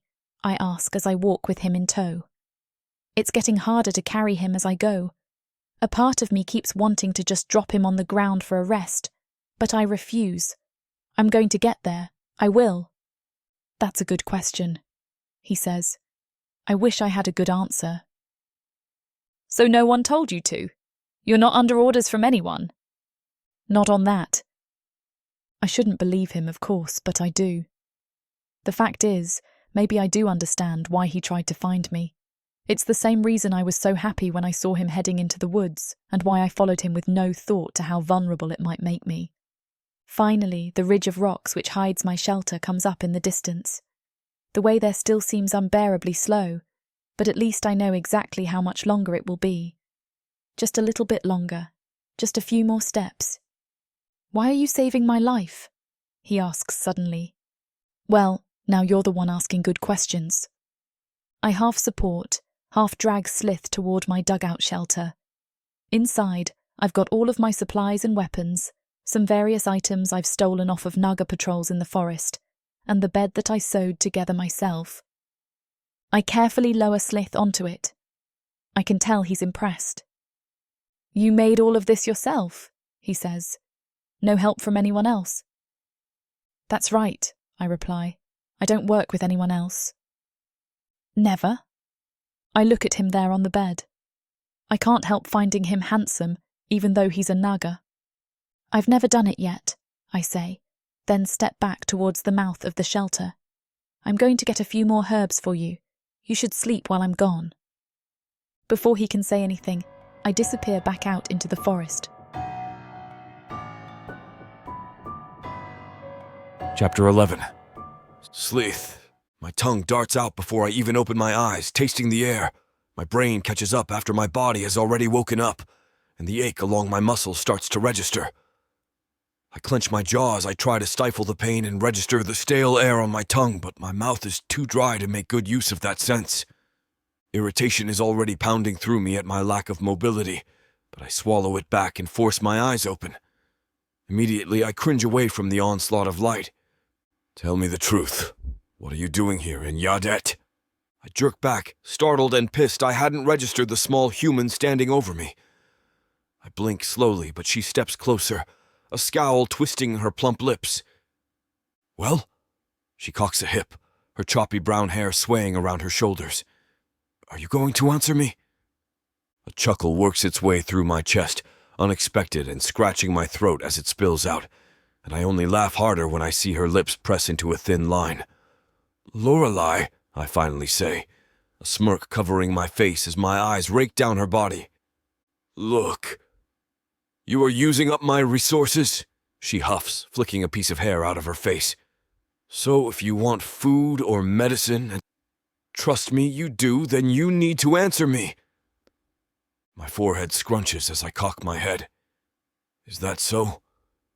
My words cascade through her slowly, and I watch as her muscles tense until her hands are fisted into tight balls. Humor dances through my chest, but I stave off another fit of laughter. I like seeing her angry, but I don't want to push her too far. At least not yet. That is so! Her body is bent forward as if the weight of her words nearly tipped her over. So you will answer my questions or I will let you die. Sorry for the interruption. I know you are gearing up for a steamy scene, but it's way too hot for this platform. If we want to keep sharing our stories for free, we have to abide by this platform's guidelines. To get the full unabridged audiobook, go to worldsofprotheka.com. Browse through unabridged audiobooks, countless ebooks and bundles offered at a discount. If the thought of me whispering all the dirty details into your ear isn't enticing enough, use discount code YouTube30 to get 30% off of all digital products. Story after story, audiobook after audiobook, the Worlds of Protheka are waiting for you. Protheka's magic is eternal. But unabridged, it's unforgettable.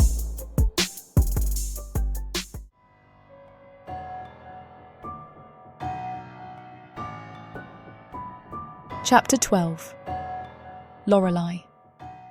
As much as Samara and I want to finish what these two characters have started, it looks like this chapter is about to get too hot for this platform to handle. Unfortunately, we have to pause here because their guidelines won't allow us to reveal the spiciest details. To keep bringing you these free audiobooks, we have to follow their rules. But don't worry.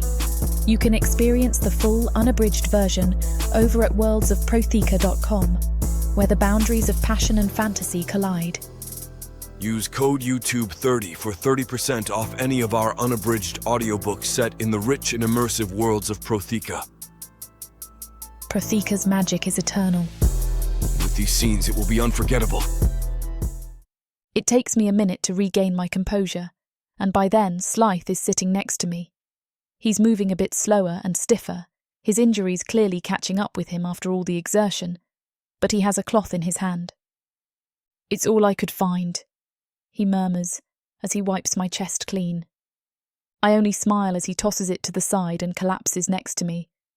Neither of us makes an effort to move, but I know I should. I'm lying with the enemy here. I need to put distance between us, or at least check his injuries. Instead, I let the exhaustion lining my body pull me under. Maybe I'll regret this later, but right now, I can't bring myself to care. Instead, I let the pleasure sing me to sleep and choose to ignore the fact that it was a Naga that brought me to this point. Chapter 13, Slyth. I wake up sometime after Lorelei. She's worked her way out of my arms without waking me and stood up. As I watch her, she paces up and down in her hideout, muttering something to herself. What's the matter? I ask. She looks back at me. What do you think is the matter? I stifle a smile, knowing full well that smiling at her scowling face will do little but rile her. Then again, I do like riling her up. What, are you saying you didn't enjoy it? I sit up, and a pulse of pain bursts through my back and shoulder. If you were faking, you certainly did a good job of it. No, she spits, the admission seeming to scathe her tongue. She lowers her eyes from mine, but not before I catch a flash of embarrassment in those dark irises. I just don't know what to make of it. It's sex, I tell her. You don't have to make something of it. Just feel it. Your body will know what to do when I fill you with... Don't talk about that again, she interrupts. So you can take both of me, but all of a sudden talking about screwing is too much? She groans, turning away from me almost entirely. Just don't talk about it. There are more important things to deal with now. Criseri, you mean? A look of pure hate passes across her face as she turns back to me. If I had seen that look on her before last night, it would have struck me more as a threat. Now, it only serves to turn me on, to remind me of the way she looked beneath me. My little killer is capable of burning passion, of love, and of hate, and that excites me. That's right, she says. You should be pretty happy that the two of us have a mutual enemy in him. If we didn't, I'd be treating you pretty differently right now. You're scared of your feelings for me, I say teasingly. You're trying to come up with other explanations for them, but I saw you last night. It's not much good to pretend. I'm not changing my whole future for sex. I have other goals, other enemies. So do I assure her. But you can't keep passion like that from changing your life either. It's one thing to have more in your life. It's another to deny this. Is that Naga wisdom? She scoffs. It's something I learned from a friend. It isn't my place to talk about Rory. Slyth's love for her is his business, even if it will, in time, have far greater effects on the kingdom that he rules. It has already had deep effects on me. I don't know if I would have been so open to affection between a human and a Naga if I hadn't seen Slyth and Rory and the happiness that they have found together. You can't keep holding all these secrets from me, she snaps, whirling around. How am I supposed to trust you if I don't even know who you are? I nod. You're right. She seems more than a little surprised, but I continue on, not giving her the chance to interject. I can't tell you secrets that belong to other people, but you do deserve to know me better. Ask me whatever you want. You have someone you're fighting for, she begins, sitting back down on the bed next to me. This isn't a question, it's a statement.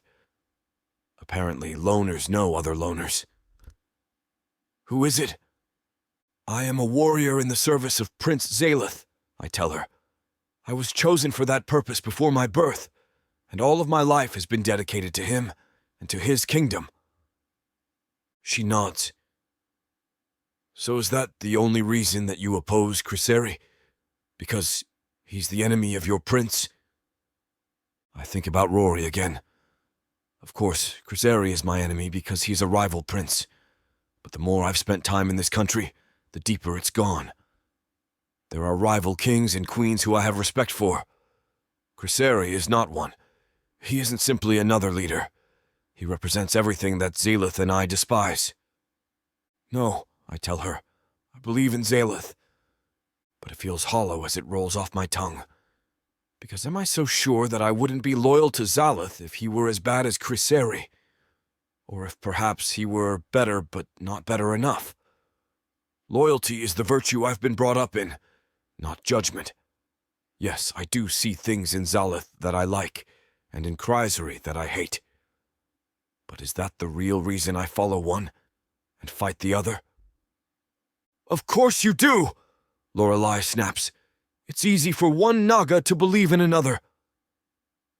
I want to tell her that I care about humans. I believe in fighting for their dignity against the monstrosities done to them. But do I deserve to say that? One of the things I admire in her that makes me want to take her as mine is her independence. She isn't bound by loyalty and duty. She makes her own judgments, even harsh ones. I have something to learn from her there. Slyth will eliminate the cruelties of Creseri's kingdom. I'm sure he'll make things better, she replies coldly. Better enough to calm his own cold-blooded conscience. But I don't want things to just be a little better. I want justice. There's more than the desire for justice in her words, though. There's anger. This is a woman who has been hurt deeply. That's the other side of independence. Your anger and your resentment are set free with you, and the only one who can keep them in check is you. I believe that humans deserve justice. I believe that you and Slyth are monsters, just like Creseri. The words startle me. They seem to startle her as she says them, too. Does she really believe that? Or was it just something that it felt right to say? We sit in silence for a while. I want to fight back, to defend the honor of Slyth. But I can tell it wouldn't do any good, and I care too much about her to throw myself into pointless arguments like that. I can't change what you think of me, I say finally, except by showing you who I am. We have a common enemy. Whatever you think of Slyth, I hope you wouldn't refuse an ally against Creseri. Is that the mission you've been sent here on? She asks. To fight Creseri? There are reasons to believe that Creseri may be preparing for war against my territory. My job was to determine his strengths and weaknesses as best I could. If I can find a weakness to exploit against him, of course, it is my duty to make use of it. Would you kill him if you could? It's a difficult question to answer. My loyalty is to Slyth, and as war between them becomes more and more certain, that would include taking his life. But as a warrior, I've also been brought up with a loyalty towards the whole of the royal hierarchy, even Creseri. If there is another way to eliminate him as a threat, I would prefer it. I would kill him if I had to, I say finally. She looks disappointed. Of course, your view of justice only goes so far as stopping people from oppressing us, never punishing them for what they've done. Once again, her fierce moral clarity and certainty in her own judgment fascinate me. The king certainly has done profound injustices in this land for years. Maybe she's right that he deserves more than to be simply toppled. Then again, am I the one to bring it about? I believe that Slyth will change things, I say. I think he'll make things better. But it is a matter of belief, isn't it? After all, humans suffer in Lodra too.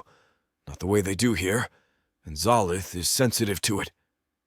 He says he will change things once he has the power to. And I believe him. But would I believe him anyway?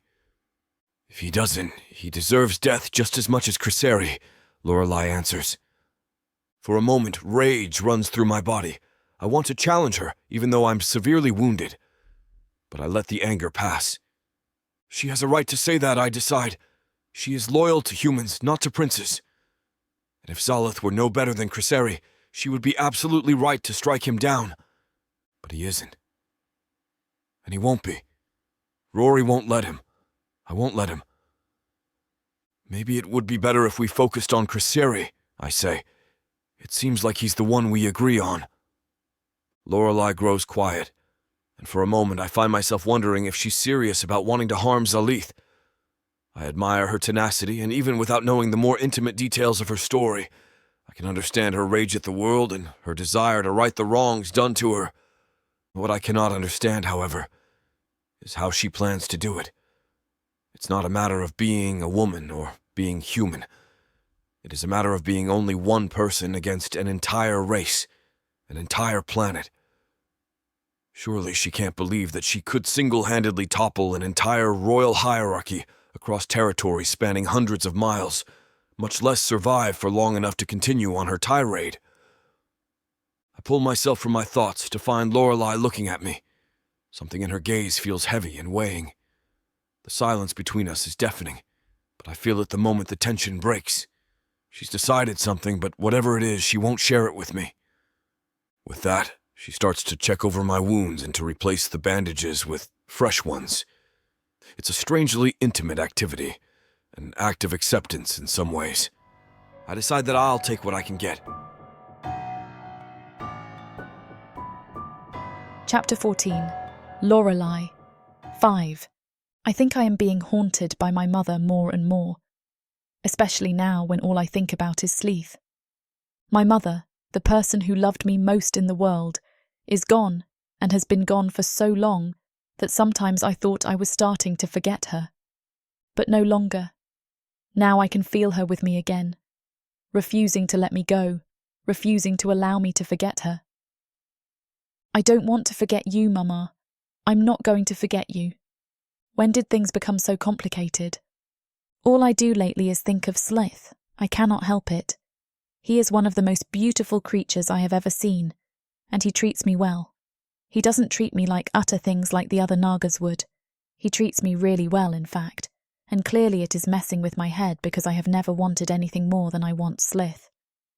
Wanting Slyth comes with its own complications, because I haven't forgotten my plan of revenge on all the Naga. I have not told Slyth about my plans for revenge.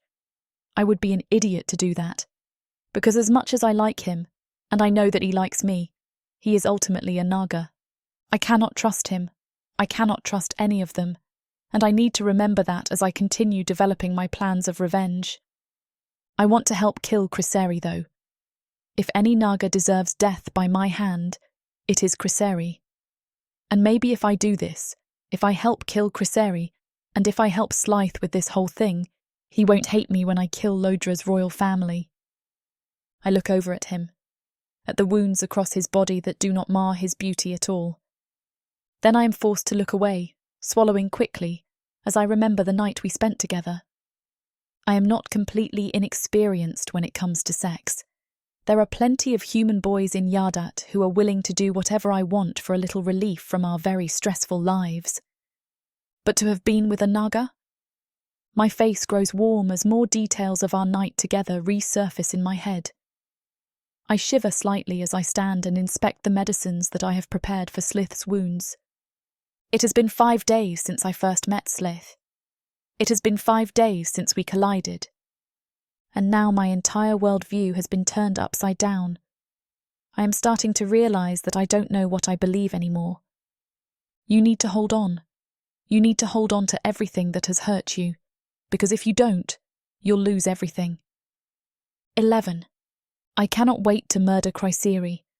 I have been practically dreaming of the many ways in which I could torture him, ever since Slyth told me what his plans were. I cannot help my frustration, however, when Slyth says that he only wants to kill Criseri as a last resort. That doesn't matter. He will die, and you will kill him. You will get your revenge, and you will free the humans under Criseri's control in the process. This doesn't feel right. Slyth grimaces as he sits up, and I hurry over to check the wound on his side. When he pulls his hand away, I see that blood has welled up across the gash. It is ugly, deep, and vicious. I thought my healing salve would be enough to heal it. I murmur more to myself than to him. But I'm going to have to stitch it up. It will be very painful. Slyth exhales heavily and then nods, his eyes closed. I take a second to admire his long, curly eyelashes before I get the needle and thread out. I sterilize the needle first, and then, as quickly as I can, I sew up the wound. When I pull away, I realize that Slyth has been clutching my wrist the entire time, and I wasn't even aware of the pressure on my arm. You can let go now, I tell him gently. My chest feels funny, as though something has burrowed its way into me and has taken over control of my heart. You can let go now, I repeat. Slyth has opened his eyes and is looking at me with an expression I cannot identify, an expression that I don't think I want to identify. Do you really want me to? He asks me. I let myself sit in the little silence that blooms around us and enjoy the feel of his hand on my wrist. But I do not answer his question. Then after a while I pull away. Having Slyth on my side, so to speak, is good, because it means I won't have to use any humans as distractions when I finally attempt to kill the royal family. It has been 11 years since I fled Lodra. It has been 11 years since I lost my father. Since my father was taken away to be a slave for the royal family. It has been 11 years since my mother started teaching me how to use my magic in earnest. I was too young. I shouldn't have experienced the kind of hurt I did. I shouldn't have seen the kind of violence I did. I might like Slyth, but I cannot let this go unpunished. 6. Slyth's wounds are healing more slowly than I would like. You're not supposed to worry about him. You're not supposed to care. The problem is, though, that I do care. I have started caring about Slyth more than I'd like to admit. And after the night we spent together, I feel like I have given a part of myself to him, in a way that I never did with the human village boys. With the human boys, I could still protect my heart. But with Slyth, the Naga I am supposed to hate, I am defenseless. I think you need a little more of the mechix de salve, I murmur, as I inspect his wounds for the millionth time. Do you really think that will help? He asks me. I don't miss the tinge of anxiety in his voice. I didn't think any Naga could experience anxiety, I think to myself. I caress his face for a second before I start to slather the wound on his side and the wounds everywhere else with the mechix de salve. You'll be fine, I say briskly before I walk away. I didn't miss the way his eyes widened and his face softened when I smoothed my palm across his cheek. I have convinced myself that helping Slyth to heal is a strategic decision at this point, and while I might not completely believe it, I know that it is true. He has connections that will help me with my plans, and I am willing to use him until he has nothing left to give me. And I know that he will feel obligated to help me after I have healed him. I just wish things weren't so complicated. I sigh as I start to mix up more of the salve. Every time that I think of Slyth, I also think of my mother and my father. They are the main reason I embarked on this journey of revenge in the first place, and I still want revenge. But with every second that passes that I spend with Slyth, the waters of my revenge become more and more muddied. How am I supposed to do this when I feel all these things that I didn't feel before? I resolve then, as the sun sets, that I will use Slyth as much as I know that he is using me. He is a Naga, and he could never want me for anything more than sex. Your feelings for him don't matter. He doesn't care about you. Remember what the Naga have been doing to the humans for decades. It has been 6 years since I fled from Jalma with my mother. My chest still feels funny, as though my heart is no longer beating properly. When I lift my hand to my cheek, my skin is cold and rubbery. I don't feel like myself any longer. Meeting Slyth has made me come undone. I am coming undone. I have been losing for 11 years, for 6 years, for 5 days. First I lost my father and the home I was born in. Then I lost my mother, and now I am losing myself to one of the very creatures I have vowed to destroy. It is only a matter of time before you get to Criseri and kill him. It is only a matter of time before you kill the royal family. And you'll use Slyth to do it. And you won't feel guilty about it.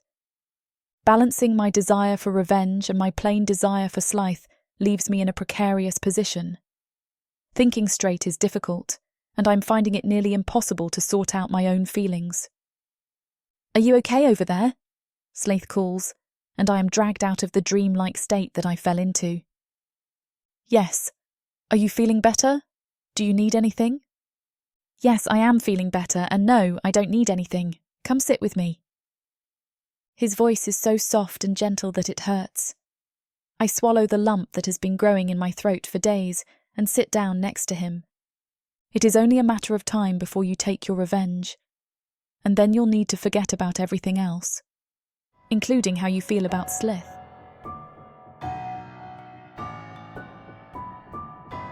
Chapter 15. Slyth. At some point I have to go back to the inn. It would be easier to stay in this little shelter with Lorelei, but I've established a base camp there. It was where I returned whenever I finished my day at the marketplace. If I don't show up there eventually, people will think I'm missing, and that could mess everything up. It's also where I've told Slyth and Rory to contact me if they need to. But I don't tell Lorelei about that. It's clearly best not to mention my prince around her. On the 6th day I wake up and don't feel any pain in my body. That's when I finally decide it's time to do it. I simply don't have any more excuses to put it off. "You're leaving?" Lorelei asks after I explain my thoughts to her. It's the first time she said something like that. The first time she's shown me any hint of vulnerability, her face uncertain as she looks back at me. Clearly she's used to people leaving her, and it kills me to know that I must leave her as well, even if only for a short time. "Yes, I'm needed, as much as I might prefer to be here." Her gaze is thoughtful and wary as she looks at me, rolling her bottom lip between her teeth. "Fine. Careful, little killer, or I might think that you'll miss me," I tease. Something about her worry and the slight sliver of fear on her features makes me feel leaden. She'd refuse to admit it if I pressed her, but it's no less clear. Lorelei scoffs, rolling her eyes, but the tension in her shoulders doesn't dissipate.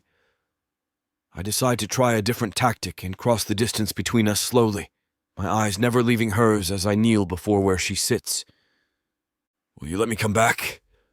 She blinks at me, not even trying to hide her surprise. I half expect her to tell me no, to push me away as she has before, but after a long stretch of silence, she nods. "Fine, but only because you asked nicely," she adds, arranging her features in a cool mask of indifference. I smile, unable to bite it back as I push up to my feet. "I'm nothing if not nice," I say with a wink before ducking out of her shelter.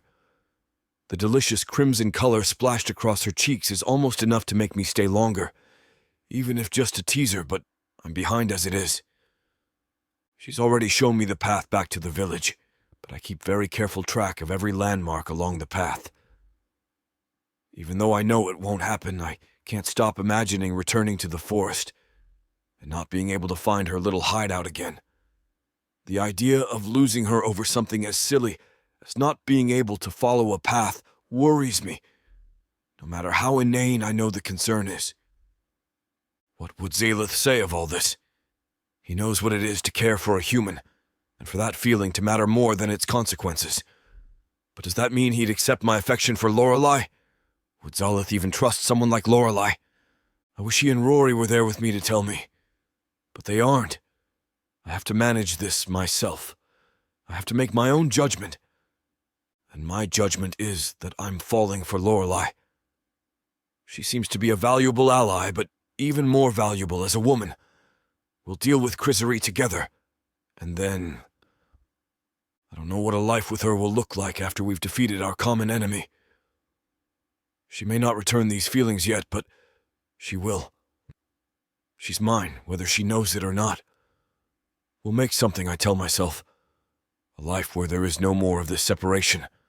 Somehow or another, we will. But I'm also concerned that we won't. That once we defeat the king, we'll become enemies, or worse, strangers.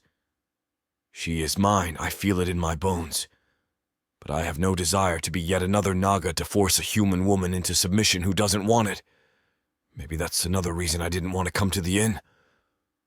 As long as I was recovering with her, I didn't have to worry about that. Now all of it returns to haunt me. The trees start to separate and the gates of the village appear in the distance. I quickly run through the path I've just walked in my head.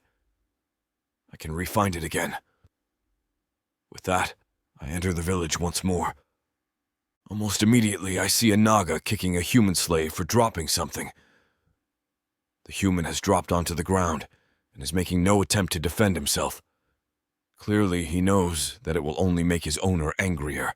For a moment, I want to leap in and show the Naga what it's like to fight someone who can fight back. But I can't. I wonder whether Lorelei would have stepped in, or whether she would have walked past the same way I did. There's something bigger to fight for here than my loyalty to Slyth. I'm glad to have Lorelei with me, to push me to fight it more directly. I walk into the inn and go directly to the innkeeper, who's tending the stew on the fire. "Smells good," I say. "Tonight's dinner?"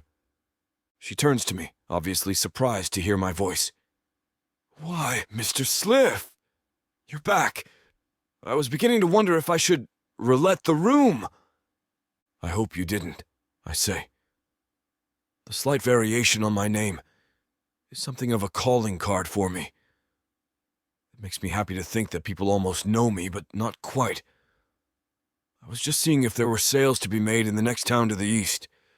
Unfortunately, it took me longer to get rid of my wares than I expected. I'm just glad you're okay, she smiles. I've heard there are rumors of warg attacks in those woods. I can't resist smiling at that. Nothing so exciting in my journeys, I'm afraid. Any letters for me? Well, now that you mention it, there was one. She runs up the stairs. A few seconds later, she returns bearing a dusty brown letter, folded and sealed very carefully. I recognize that seal well. It's Slyth's unofficial seal, the one he uses in secret communications. I smile politely, explain that it's from one of my suppliers, and retreat up into my room to read it. It's written in cipher, one I've learned to read almost as quickly as plain text. Some of Chrysary's forces have slipped past us. We have a confirmed sighting of them in Jalma. It's clear they're heading for Lodra. The war is about to be brought to our homeland. I ask that you return to Lodra as quickly as possible in order to lend her your force and wisdom. The note is signed by both Slyth and Rory. I can't tell from the handwriting or wording which of them actually wrote it. This changes everything. I have to return to Lodra now. But what do I do about Lorelei? I won't leave her, I can't. I'm falling for her, and I have to believe that if Slyth and Rory knew that, they wouldn't ask me to abandon her. I stand up and pace the small, dusty room. There's only one answer. She'll have to come with me to Lodra, but I'm even less sure that I can convince her of that. She has no stake in saving Lodra. All she wants to do is kill the king. The only thing that could possibly persuade her to come with me to fight this battle would be the potential violence that could follow, or perhaps her feelings for me. But what are her feelings for me truly? How strong are they? Can they match her dedication to revenge? I can't hide this from her. I need to go back and talk to her about it. Maybe she'll surprise me. Maybe we'll find some other compromise I can't think of. Or maybe... I don't want to think about that. I say goodbye to the innkeeper as I head out and assure her that I'll be back shortly. With that, I go back through the gates and start on the path through the forest back to her dugout. As I get closer, I slow down. The last time I walked through these woods, I wanted her to notice me, to draw her out. Now, I sincerely wonder if I can sneak up on her. It's certainly a worthy test of my abilities. I do my best to move irregularly and to avoid anything that will make a sound I can't control. I have to move slowly to do so, slower than she moved following me, but I'm making good progress. By the time I get in sight of Lorelei's home, I'm proud of how subtly I've approached. She's in front of the dugout, setting a fire. She hasn't noticed me, I realize. She's sharpening a blade as the fire dies away, and the sounds of the metal scraping have provided excellent cover for me. The fire is just about to die. I decide that that's how I'll reveal myself. I'll fan the flames a little so that she doesn't have to get up from her work on the knife.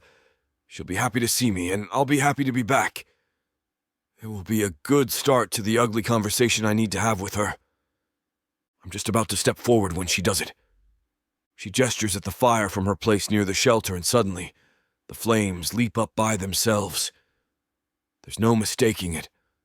Fire elemental magic. She hid it from me even when we were discussing plans for fighting the king. It explains a lot about her, I think, through my shock. There was always something about her passion and anger that seemed strange, even for a human living in this kingdom. But she isn't just a human. She's a human who knows magic, and that is an entirely different thing. A human has a place here even if it's a cruel, degrading one. But a human with magic? Those are abominations. Either they are destroyed, or the entire country has to be. She's made her choice, I realize. It would be the country, not her, that she'd see destroyed. I take a step forward, and her eyes immediately leap towards me. She knows that I've seen her secret. I can see her body reacting with all the fear and anger of a human who's been hunted down for her forbidden knowledge many times. I want to tell her that I understand. I know how she's been hunted. I I know that she's been made into a symbol for humans not knowing their place and rising to powers forbidden to them. I want to tell her that I respect the burning fire in her, that I love it, and want to hold it just like the rest of her.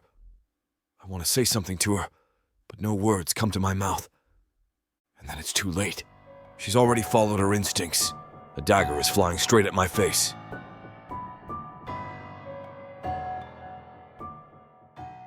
This huge orc brings out the animal in me. In a world where humans have been driven underground, living like rats is the only way to stay safe from the marauding orcs. All my life, my only job has been to make sure I have enough to eat.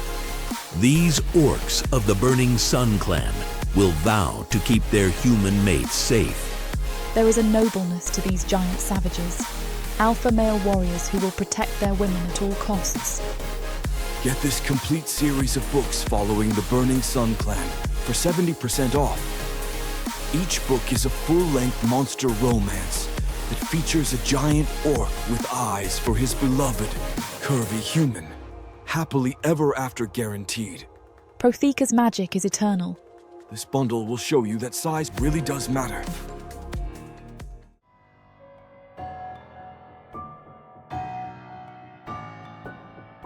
Chapter 16.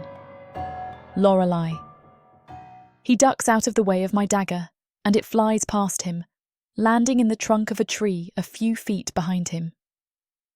I knew he would dodge that, I realise. I wouldn't have thrown it if I thought it had a chance of actually hitting him. Now is when I could launch a real attack on him. I could bombard him with arrows and daggers and fireballs that sooner or later one of them would have to hit him. But I don't. I just stand there, watching him look at me.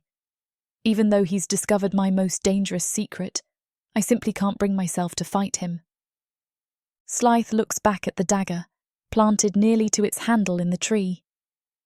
I thought we were moving past the trying to kill each other stage of the relationship. You mean you're not going to try and kill me? He seems genuinely surprised by that. Is that how you expect me to react?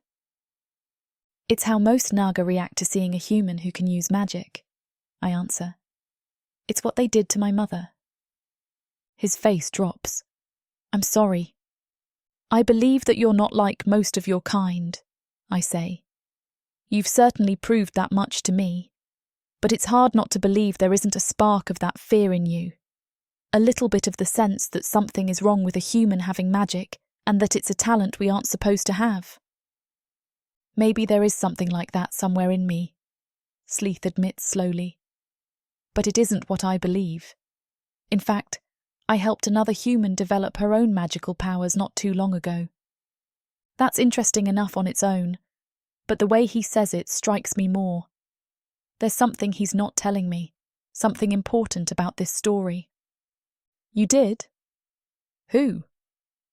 Her name was Rory, he answers uncomfortably, and it was on behalf of my prince.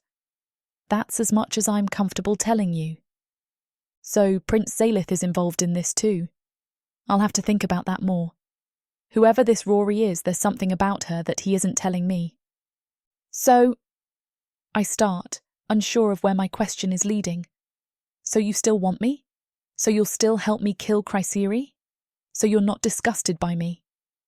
He steps closer and wraps an arm around my waist, tugging me firmly into his chest as he stares down at me with an intensity that makes me feel tiny. So I think that fire makes a lot of sense. You've got enough burning inside of you already, little killer. Not even your magic does it justice. I feel a burning warmth in my chest. How is it that this Naga male, who I should be terrified of and hate, manages to make me feel so seen? The last person who knew I could do magic and still wanted me was my mother. After she was taken from me, I never imagined that I would meet someone else who would feel that way about me. Very shyly, I ask, would you like to see some of what I can do? He lets go of me, steps back, and smiles. I'd love to. If your magic is anything like your fighting, you must be very talented. I like fire, I tell him, and I've learned a lot of tricks with it. I show him a few of the things I've learned. Some basic fireballs, my most common attack. A fire lash, which can wrap around someone like a whip and even pull them to the ground. And then, just a few sillier things, juggling with fireballs, making fire change its colour and its shape, making it trace different shapes in the air. He claps and seems genuinely delighted by each new trick. I've never shown any of these to anyone before, and having someone be impressed by them feels almost intoxicating. Someone respects all of the practice I've put into this. They aren't simply horrified by it. "You're amazing," he says. "You really are." "Thank you," I answer. And I feel like I should say something else, but I simply don't know what. It's all just so much to handle. Suddenly his face becomes solemn. There is bad news that I have to tell you. In a flash, all of the instincts I've just quieted leap back into full gear. What is it? When I went back to the inn, there was a note from Prince Slyth, he explains. Apparently, some of the king's forces have slipped by his armies and are marching towards Lodra. He wants me to return to Lodra and meet him there to fight Criseri's armies. Immediately? He nods. Immediately. It's still not as bad as I thought it would be. He's not telling me this because of the magic. He really did get that letter at the inn. I believe him. But it does raise a very serious question, one that might still destroy everything between us, even if learning I have magic didn't. "Are you asking me to come with you?" I ask. "I understand if you don't want to," he says, "but I can't disobey my prince's orders. If my country needs me..." "If he needs you," I correct. He thinks about that for a second. "Yes, if he needs me, I have to answer." My war against the royalty of the Naga doesn't end with Criseri. It never did. All of those who have borne the crown while its forces enslaved humans are my enemies, and I will fight and defeat them. If I withdraw alongside Slyth, and I find myself near Prince Slyth, can he really not know what will happen next? "I'll go with you," I tell him. "You will?" I nod.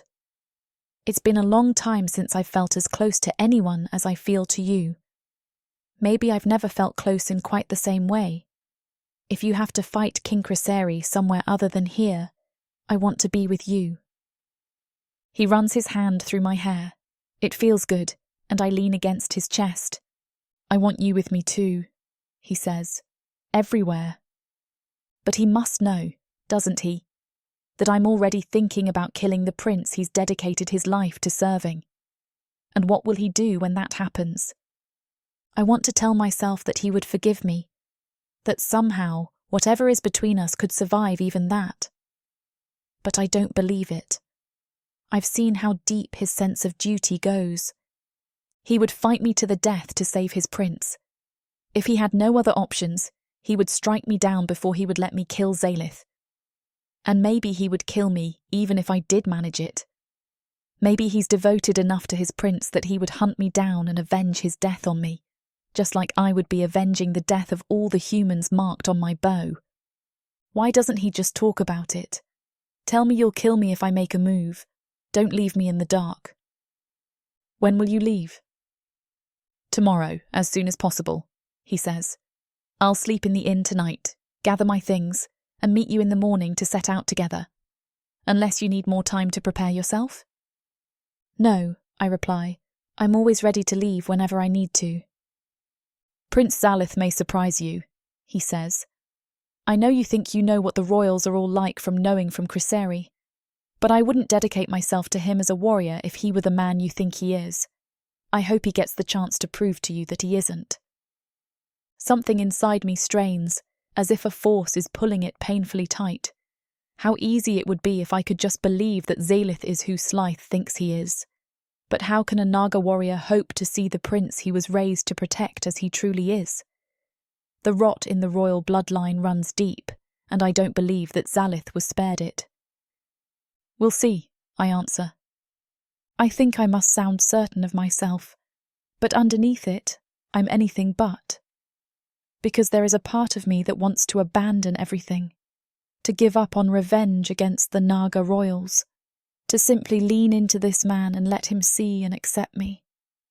The people you mourn so much are dead, a voice inside me whispers. But you're alive. You can have a beautiful life. Why hold on to a debt to people who will never collect it when you could simply be happy? Isn't it enough to be happy? Slyth seems to consider saying something else, but decides not to. Instead, he simply pulls me closer and continues to stroke my hair. Maybe being happy could be enough, I think to myself.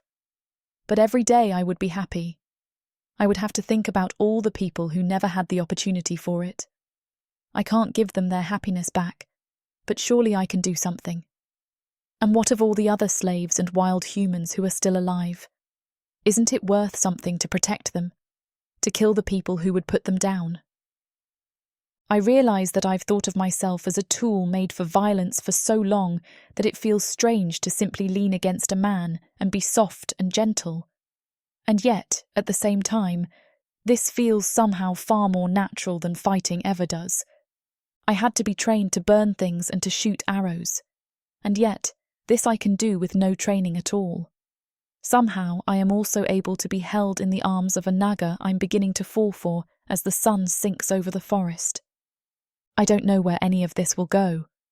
I'm terrified to meet this prince, because when it happens, I'll have to finally make the choice, and I don't know how to make it.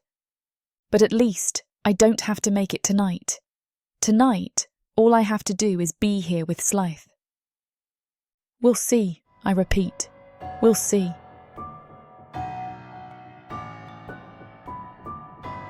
Chapter 17, Slyth. Has the sun always been this brutal? I look over at Lorelei, who rides on the equerry next to me. She's barely broken a sweat. I smile ruefully to myself as we ride through Yadat to Lodra. You can't even take the sun. This is what comes from spending your life in the castle. Lorelei's strength and endurance shine brighter with every new day that I spend with her. I consider myself fit and strong, and as a Naga I have magnified strength, speed, and other abilities when compared with humans. And yet now, in the saddle of the steadily trotting Ikwu, I am the one who is suffering. It is not as though you mind. Admit it. You're proud of her. And I am. I am proud of Lorelei, although I don't understand the reason why. Maybe it's because you've shared more of yourself, of your life with her than you ever have with anyone else. The Equus race forward as we leave the sparse forests of Yadat and are greeted with the sight of miles and miles of sand. Damn, I mutter under my breath. Lorelei turns in her saddle to look at me. Her dark, deep-set eyes sparkle with mirth, and she laughs broadly before she turns and urges her Equus forward. We agreed before we left that we wouldn't stop to camp overnight. The sooner we got to Lodra, the better. I think back to the conversation that Lorelei and I had before we left. If we stop overnight to camp to rest, it'll take us a week to get there. Lorelei's voice was hard and passionate, and when she spoke, I could feel the urgency rippling through the air and practically bouncing off my skin. I agree. We'll stop to water the Equus, but that is all. And now, here we were. I had traveled throughout Nagaland before, years ago when I was much younger. I could still remember parts of the journey. It was a diplomatic tour for King and Queen Andakya, and I think it was the most freedom that Slyth and I ever had. But now, as we get ever closer to Lodra, I realized that I had forgotten how hard parts of Nagaland could be. I was so used to seeing miles and miles of lush, green land. I was so used to staring out at overgrown, healthy forests. The stark reality is that not all of Nagaland was as beautiful as Lodra. No, a lot of Nagaland is stunningly beautiful, but the parts that are not have been allocated for the humans. The logic is obvious. All Naga saw humans as inferior, as less than animals. Why should we allow them to benefit from the city centers that have an abundance of clean, fresh water? Why should we allow them to benefit from the farms close to the villages, where they could plant their own crops? It isn't a sentiment I agree with, of course, but it hits me at that moment how the odds were stacked against the humans before they even got started. There was never a chance because the Naga made sure of it. I look over at Lorelei, at the sweat glistening on her lean, muscular back, and swallow as my mouth goes dry. Before meeting Aurora and seeing Slyth's interactions with Aurora, I had never given much thought to humans and the lives they lived. But after having spent hours with Aurora and now Lorelei, a lot is troubling me about the way my people treat humans. "We should stop!" Lorelei calls to me and urges her Iku over to a little dense grove on the side of the trail that we are riding on. "They need water," she huffs as she jumps off the back of the tall, broad Iku and lands lightly on the ground. "They need water," she repeats, "and I need to put my scarf back on before we hit civilization." The Iku I ride, called Ash, follows Storm, Lorelei's Iku, and comes to a stop close to the edge of the trail. This dense grove of trees and the foliage surrounding it was the first sign of life we had seen for hours. Lorelei finds a stream of water instantly, and I pull my satchel off my back and kneel at the edge of the stream. Lorelei sits down next to me and takes the bread and Capra cheese I hand her. "We can't rest for too long," she murmurs, glancing up at the slowly darkening sky. "I don't think traveling through this place at night is a good idea. And if things were different, I'd insist we take shelter, but the sooner we get to Lodra, the better." I nod, remaining in contemplative silence as I consider Lorelei and what I have learned about her. Now that I know she has magic, there are certain things about her that make sense. "I think we should just stay here for a while. The Equus need rest." My voice is quiet and gentle, to my surprise. Lorelei stiffens next to me and then turns to look at me with narrowed eyes. I shrug and try to smile. "I'm not trying to slow us down. I want to get to Lodra as badly as you do. But we won't get there if Ash and Storm die of exhaustion." After a moment's tense silence, Lorelei nods, though her body isn't any less tense.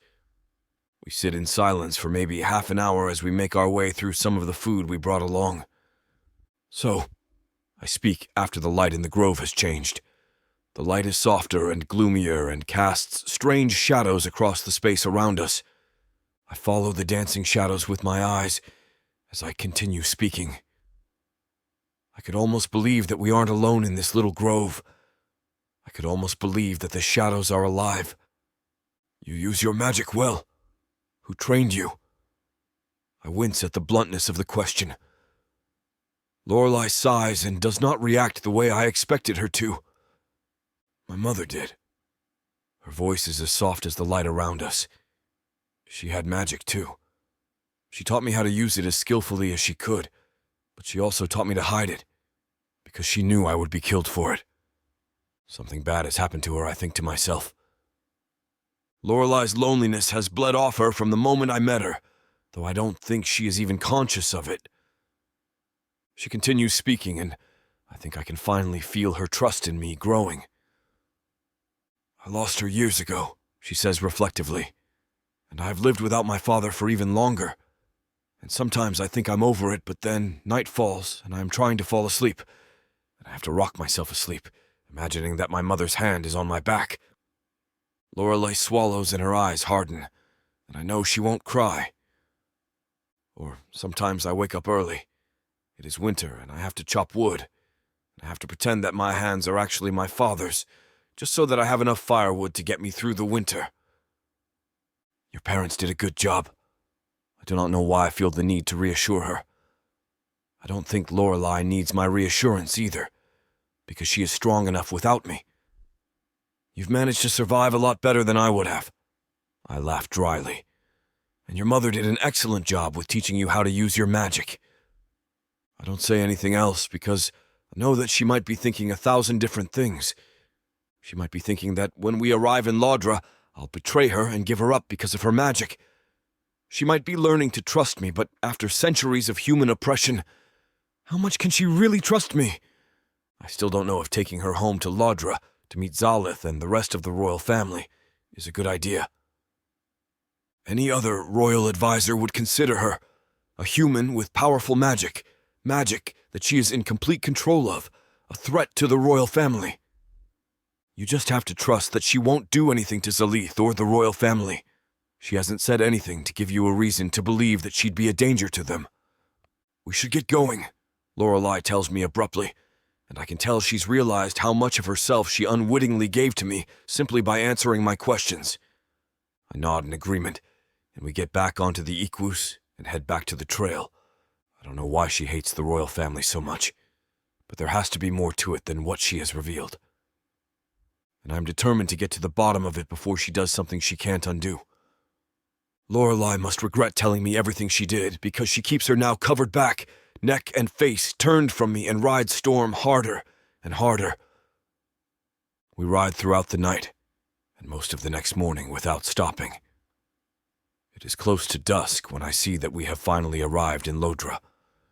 The royal castle is still some miles away, and as we continue riding, the light of the day continues fading away. Lorelei only slows down around midnight when the Equus trot through the gates of the castle. We stop underneath the sweeping arches that curve around half of the castle, and Lorelei jumps lightly off Storm. I follow suit, relieved to see that we're alone in the little courtyard where we come to a stop. I don't think we'll meet anyone, so I'll show you up to the room now. Lorelei nods shortly, and I gesture at her to follow me. Well, a voice shimmers from the darkness. I'm glad you made it back with all your parts still attached. I tense up at the sound of the voice, but relax when I realize who it is. Lasta. A smile stretches across my face, and I walk forward to the lumpy shadow that leans against the wall close by. I'm flattered by how much you care. I answer him sarcastically. We shake hands, and Lasta sighs and then asks me a question in a casual voice. So when are we going to kill Criseri? I give him a smirk, opening my mouth to respond when I see Lorelei sway slightly beside me out of the corner of my eye. She corrects quickly, ever wary of showing weakness in front of anyone who could be a threat. But I know her better than that by now. I shove down the witty retort I intended to deliver back to Lasta, instead offering my arm to Lorelei. She eyes it warily, but her eyes skate back to Lasta, and the Naga's presence seems to be enough to make her accept my silent invitation. Later. Tonight we need to rest. It's been a long journey. Lasta eyes Lorelei like he's sizing up a rabid warg, but gives me a curt nod, walking away without so much as a goodbye. Typical. I guide Lorelei through the gardens and toward the castle, soaking in the thinly veiled awe in her expression. In all honesty, I hadn't thought too much about the kind of adjustment this would be for her. Her dugout shelter in the woods is a far cry from the bustle and understated glamour of Slyth's palace, and I make a mental note to keep an eye on her. The last thing I want is for her to become overwhelmed or feel threatened in the place I hold so close to my heart. Gods know my little killer would fight like a fiend if she felt threatened. I smother the smirk that thought brings about before it can reach my lips. Lorelei's dark eyes widen as we step inside the palace, but I guide her quickly toward the staircase, not wanting to chance an encounter with anyone else this evening. I want her awe all to myself. A wave of heat curls at the base of my spine as I think about the privacy and safety we'll be able to enjoy here in the palace. No one to come tromping through the woods. Plenty of space and time to do with her what I will. No one to distract her. Not that I'd be entirely averse to an audience. I'm sure my little killer would be soaked at the thought of being taken and filled in front of anyone who might challenge my claim to her. I bite my tongue, trying to force the thought away. I can't control myself around Lorelei. Not that I particularly want to. But this evening is not the time. She's tired after that journey, and in a brand new place. A place that may trigger her rage at any given moment. Not tonight. Not unless she provokes me. Before I know it, we're standing in front of the door to the advisor's suite. My suite. I open it, guiding Lorelei inside as I see a familiar shadow standing at the end of the hall. I jerk my chin at the servant who runs this wing, motioning him over as I hear Lorelei take a sharp inhale. Chapter 18. Lorelei. I have to consciously keep my jaw from dropping as I look around the room, if it can be called that Slyth and I are staying in. It's probably 10 times the size of my little hole in the woods. But even compared to normal buildings, it is massive, and the wealth drips off of every wall and fixture. "Bring it straight up," Slyth says behind me, and I turn to see a servant nodding as he slips away. Slyth shuts the door, and I quickly turn away. I move about the room, hesitantly touching the walls, which are expertly crafted. Windows adorn one wall, and there is a great view of the city beyond. "Enjoying the view?"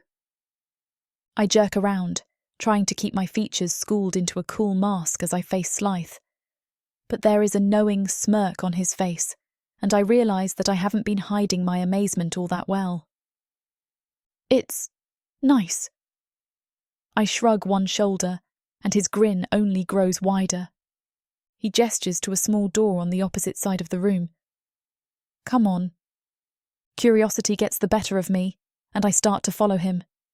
His tail comes up to press on my lower back and guide me to his side as he jerks open the door. This time I lose all sense of myself. My jaw drops open as I take in what I know now is a bathroom. It's nearly as big as the room, with natural light from the moon pouring in from windows high up along the walls. 2 basins are fixed to the wall, and I blink at the pipes that jut out above them. "You can fetch water whenever you please?" I ask, shaking my head. Slyth's smirk deepens. Naga have learned to engineer a better way of life instead of using magic like the Dark Elves. His words are filled with pride, and I notice he puffs his chest out a little more. He steps away from me, his tail sliding over my hip in a soft caress, and I fight to ignore the excitement that pounds through me at the touch. I'm so caught up in it, though, that I don't register what he's doing at first until water starts pouring out above the bath. I blink, staring at what looks like steam coming off the water. Surely they don't have hot water here. Stepping forward, I stick my hand under the pipe, stunned at the warmth caressing my hand. I'm stunned, and I know it is written across my face. "Like I said," he says softly, stepping closer to me, "we have learned how to create the best life." I turn toward him, excitement bubbling up inside of me. "You have to get out." He leans back, cocky surprise lining his features as he crosses his arms over his chest. "Do I?" "Yes." I try to pull him toward the door, but I'd have a better chance of moving stone than Slyth as I tug on him. "I want to take a bath." I switch gears, trying to push him instead, but he only chuckles. "You can take a bath," he says lowly as his tail slides up my body, wrapping around my waist. "With me in here." His words are husky, and desire spikes through my middle, especially as his tail winds tighter around me. I shake my head, but my voice fails me. "No." The word is a whisper on my lips. He chuckles. "I don't think so, little killer. Didn't work the first time you tried to tell me what to do." He jerks me closer, and I'm held in place by his stare and tail. It won't work this time. I swallow hard, arousal already pounding between my legs. His stare has turned hungry. "So, you're just going to stand there and watch me?" "Yes," he hisses, reaching up with one hand and slowly dragging my tunic with him. "Yes, I am." The fabric falls to the floor. "You see?" He drags me closer with his tail, shifting it higher up my waist as he grasps my pants. I take care of what is mine. I gasp as he tugs at the pants. "And you are mine." I gulp as he slides my pants down my legs, leaving me bare before him, and as Slyth stands, his eyes rake up my frame. "Now get in the water." His tail slowly uncoils from around me until just the tip is pressed to my lower back, nudging me toward the bath.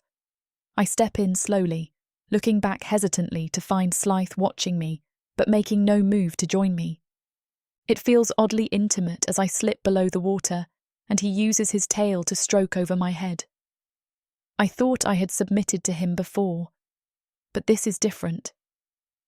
Having him take care of me is a different type of domination, one that I don't mind too much.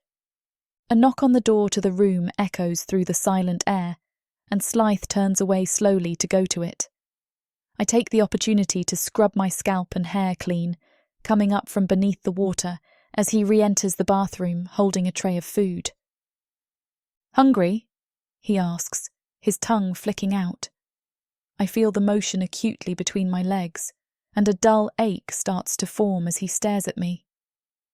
I realise after a beat that he is waiting for an answer, so I nod, expecting him to set the platter down. Instead, he takes a seat on the edge of the tub, picks up a piece of fruit, and leans forward. Open. Heat floods through me, but I don't protest. Instead, I part my lips, letting him feed me a bite. As his skin brushes against my mouth, I feel an irrational sense of arousal shoot through me.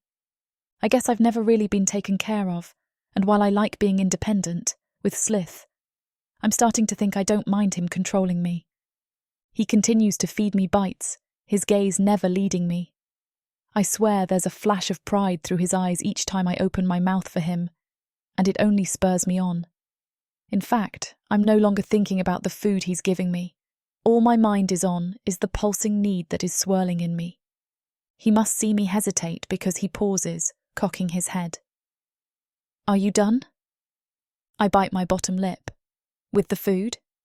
I nod. He sets it aside, turning his attention back to me, and I am so acutely aware of how much I want him that I can't help myself.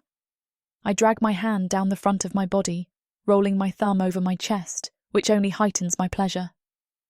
I didn't expect Slyth to see it, but his eyes narrow and his tongue flicks out again. I've come to realise that he does that when he's trying to gauge my emotions. Maybe I'm playing with fire, but right now I don't care. He's called me his, made threats that I have spent too much time thinking about, and has taken care of me. I'm not sure why, but I want more. "Little killer," he hisses, and I clamp my legs together. He only speaks in that tone when he starts to lose it.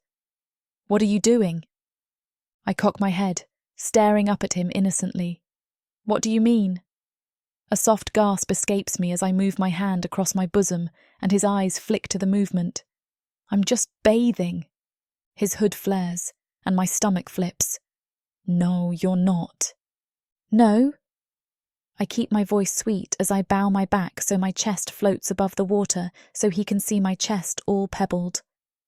I'm in the bath. His tail slides up along the edge of the tub, the only sign that he's growing restless.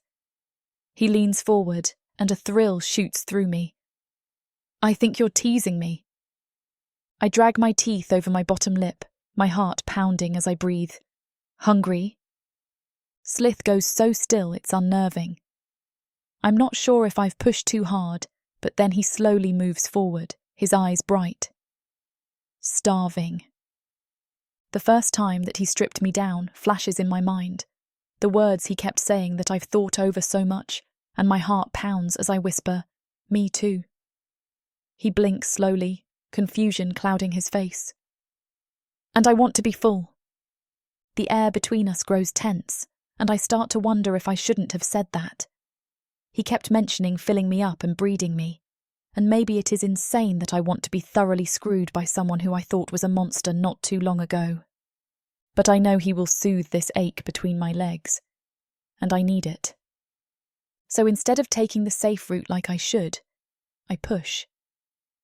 "And I want you to fill me up." My words shatter the tension between us, and Slyth pounces. Chapter 19. Slyth. This woman is going to destroy me. I know that I said I wanted to break Lorelei, but the words that just came out of her mouth have cleaved me in half. My desire for her has been mounting, especially as she has let me dominate her, but this is too much.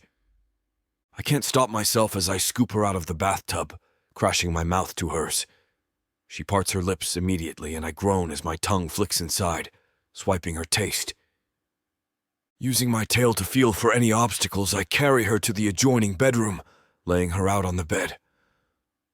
Her arousal is already flooding my senses, And as I stand, trying to clear them, I know that out of the two of us, she's not the one at my mercy. This scene is about to get too steamy for this platform's comfort. And as much as we'd love to keep going, their guidelines say we need to stop here. To continue releasing these free audiobooks on this platform, we've got to play by the rules. The passion doesn't end here. Visit worldsofprotheka.com to hear the full, uncut version of this fantasy romance, and every daring moment that YouTube can't handle. Use code YouTube30 for 30% off unabridged audiobooks in the Worlds of Protheka. Don't let YouTube hold you back. Immerse yourself in a world of magic, danger, and unfiltered passion. Protheka's magic is eternal. Listen unabridged and you'll never want to go back.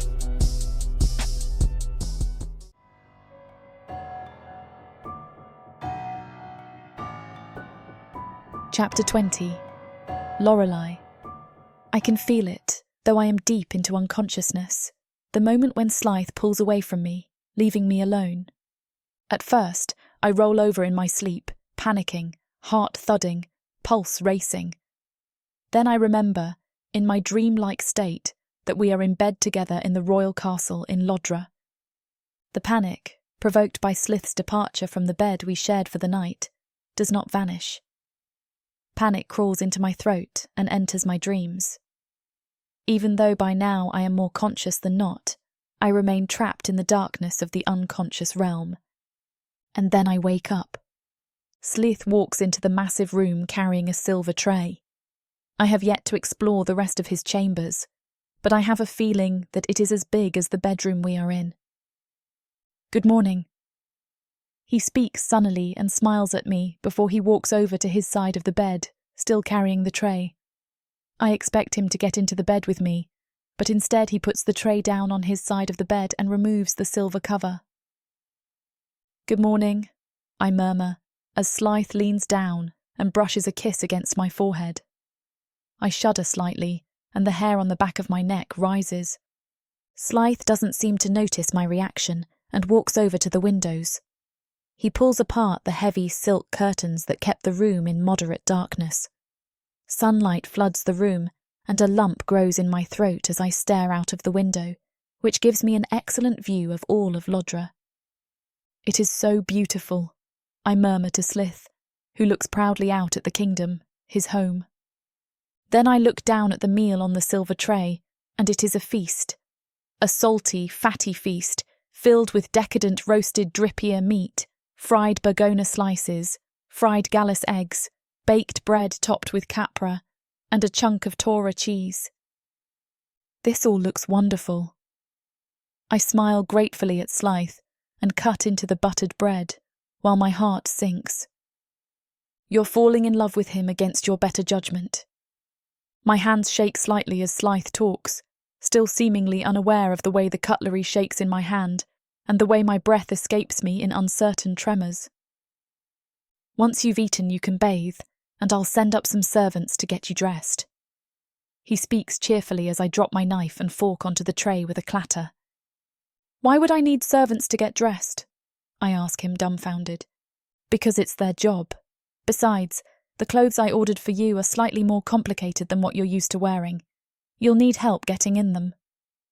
He walks over to the bed and leans down to kiss me again, before leaving the bedroom with a pep in his step that I can only attribute to his being home and my being here with him. I try to continue eating, though the food tastes like sawdust as I think about everything that Slyth has done for me and continues to do for me. What about everything you've done for him? I mutter angrily to myself and cut into the final slice of dry pear meat so forcefully that I leave a deep mark on the delicate plate. When I am finished, I pile everything onto the tray and place it on a sideboard in the bedroom. Then I walk over to the large, wide windows and stare in awe at Lodra. This was never going to end well, I murmur quietly to myself. I keep my body angled towards the door so that I am aware the minute anyone walks in. I need to talk to myself, to think through my logic, before I go insane. You were always going to do this. This is the only reason you agreed to come with him. You agreed because you wanted to kill Slyth, and killing Slyth will destroy Slyth. but it is the only way to do this. I cannot stand still any longer, so I walk over to the little side door to the right of the bedroom. My breath catches in my throat in an overly dramatic gasp as the open door reveals the washroom bathed in a golden light. It was beautiful last night, but this morning it strikes me all over again how incredibly wealthy and affluent this territory must be. For the gods' sakes, this isn't even the prince's personal washroom. Well, I cannot help but speak out loud as I open the taps in the enormous bath. This is a far cry from the rivers of Yadat. I burst into near hysterical laughter, and I force myself to breathe through it as the tub fills with water. Experiencing this without Slyth's presence looming over my shoulder allows me to really soak in the ingenuity of the washroom. I never realised how much I missed actual baths in all my time in the forest, but now that I've been presented with this beautiful room and the opportunity to use it whenever I like, I don't know how I'll ever go back. I would like to stay in the bathtub for hours and hours. I would like to revel in the warm water and the beautiful potions and oils that I am sure Slyth provided especially for me. But there is no time. Who knows? Maybe you can enjoy it later, after you've killed Slyth and the rest of the royal family, if you're not a hunted fugitive with a bounty on your head by then. When I finish in the bath and am wrapped up in a fluffy white towel, woven from the softest fabric ever, I walk out into the bedroom area and stop as I stare in shock at a group of about 10 Naga servants who are waiting for me. They have brought along a pedestal and several bags of clothing. One of them carries a tape measure and scissors, while another carries a box of what looks like pins. "We're here to get you dressed for the day, miss," one of the Naga volunteers, and her obvious anxiety sends her voice climbing a few octaves. "Okay," I say slowly. How did I get here? How did I get to a point in my life where I am being served by Naga? "All of you," I continue, and the entire group of Naga nods in unison. "Well, you were trying to infiltrate the royal family. Somehow you managed to do it, in an entirely different way than what you planned." I swallow slightly, licking my suddenly dry lips, and then step forward and let the towel fall. Slyth is waiting for me outside his chambers and walks in once all the servants who were helping me to dress have filed out of the room. I am staring at myself in the mirror, which I ask them to leave behind because I still cannot quite believe that I am wearing what I am. "I had it made overnight." I look at Slyth, somewhat distractedly, and then I look back at the mirror. "And I made sure that there were extra compartments for your weapons. The clothing I am wearing is the finest and most luxurious clothing I have ever seen." "I noticed," I tell Slyth with a smile when he walks up to me. "About the space for my weapons, I mean." He smiles at me, slips an arm around my waist, and kisses me on the cheek. "I think that it is time for you to meet your hosts," he says, and after only a second's hesitation, I follow him out of his chambers. The rest of the castle is as luxurious as Slyth's chambers, but I don't miss the fact that it is very plain. I remember distantly that the Naga prize nature above status symbols, but even in the clean lines and empty space, there's no mistaking that this is a palace fit for royalty. Slyth leads me to a small room on the floor below us. It is clearly a dining room because we are greeted by a table that groans underneath the weight of the food on it. And there are 2 people inside the dining room. My stomach drops as both turn to me. One of them is a tall Naga, who I presume is Prince Slyth. And Prince Slyth has his arm around the waist of the other person. A woman. A human woman. A voluptuous woman with bright blonde hair, sparkling eyes, and a belly that is distended and low. "This is Prince Slyth and his mate Aurora," Slyth says gently and steers me towards them. "Princess Aurora," Slyth adds, as Slyth and then Aurora take my hand and greet me. I watch as Slyth hugs Prince Slyth. Then he kisses Aurora on her forehead and rubs her belly warmly. The kiss isn't romantic at all, and it is clear that Prince Slyth does not feel threatened by Slyth's small action of affection towards Aurora. "Why don't we all sit down?" Aurora says brightly, as I realise that she must be the woman that Slyth helped with her magic. "Please," Aurora adds, and there is desperation in her stunning eyes. "My feet are killing me." Prince Slyth laughs and ushers his mate to a chair, while Slyth and I take seats opposite them. I do not interact much with Prince Slyth and Princess Aurora as we eat a small meal. I think that Slyth can tell that I am in too much shock. "You need to kill him before you start to like him," a dark and slightly venomous voice in my head speaks after I have laughed lightly at an exchange between Prince Slyth and Princess Aurora, who are talking about baby names. I know then that if I do not kill Slyth soon, I will start to like him, and my hatred will be more difficult to maintain. And I cannot have that. I become lost in my own thoughts for most of the meal, and after a while, Slyth places one of his hands over my own. "She's quite tired," he says to Slyth and Aurora. I look up at the two, and I don't miss the quick look that Aurora throws Slyth, who returns it with slightly raised brows. "We'll see you again soon," he tells them as we stand. I say my goodbyes, and Slyth steers me out of the dining room. "I'd like to take you on a tour now," he tells me excitedly. I pull away from him, and his expression dims right away. "I just want to go back to your room if that's okay," I tell him, lowering my gaze that I hope doesn't look too guilty. I do not wait for an answer before I walk away. Chapter 21. Slyth.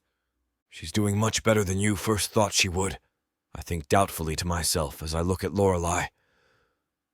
We are in my chambers and Lorelei is standing at the window close to my bed. She stands with her arms crossed over her chest. She stares out at Lodra and seems completely lost in thought. It has been a day since we arrived at the castle in Lodra. It has been a day since Lorelei met Slyth and Rory. I knew that Lorelei would need time to adjust to life here in the castle. She has spent her entire life living in the forest. You're lucky she didn't go completely feral on arrival. I think back to yesterday when Lorelei met Slyth and Rory. Her shock was obvious to all three of us. And this morning, I assumed she would have acted more normal around them, but when we had breakfast together, Lorelei seemed even more dumbfounded than yesterday. She just needs time. She just needs time. She just needs time. I repeat the words to myself over and over again, and try to reassure myself that everything will be okay. "Would you like to go on a walk?" I ask Lorelei hopefully. Maybe taking a walk through the royal grounds will help her to relax a bit. When she turns to me, I can see from the expression on her face that she is about to say no, but she remains quiet for a second and seems to examine my face before she nods somewhat reluctantly. I take her hand in mine as she walks up to me. Today she is wearing a pale green dress that looks shocking against her dark hair and stark olive skin. "I know you've been dealing with a lot of change," I say when we've left the castle and are out on the grounds. "And I know it hasn't been easy, but things will get better." I try to sound reassuring and I give her hand an encouraging squeeze, but she pulls her hand out of mine. For a second, I expect Lorelei to walk away from me and walk back to the castle. But she just stands there, looking out at the perfectly manicured gardens that stretch on for miles in all directions around the castle. "And I know you still have trouble trusting the royal family," I say. My voice is hopeful because at least she hasn't walked away from me. "But I promise you that you can trust Prince Slyth and Princess Aurora. And you can trust me. I promise you, you can trust me. You're in love with her. The realization comes to me as I'm walking toward Losta's office. Oh, damn. I know that I have been falling for Lorelei since I first met her, but I have never given it much thought. But now that I'm actually thinking about it, about her, about us, I realize that I have fallen. I've been galloping towards the edge of falling in love with Lorelei since the moment I met her, and I fell over the edge without even realizing it. After our walk through the castle grounds, Lorelei and I return to my chambers. I have food ordered and brought up, and I do not miss the way Lorelei stiffens when the Naga servants bring up several trays of food. I'm just not used to being waited on.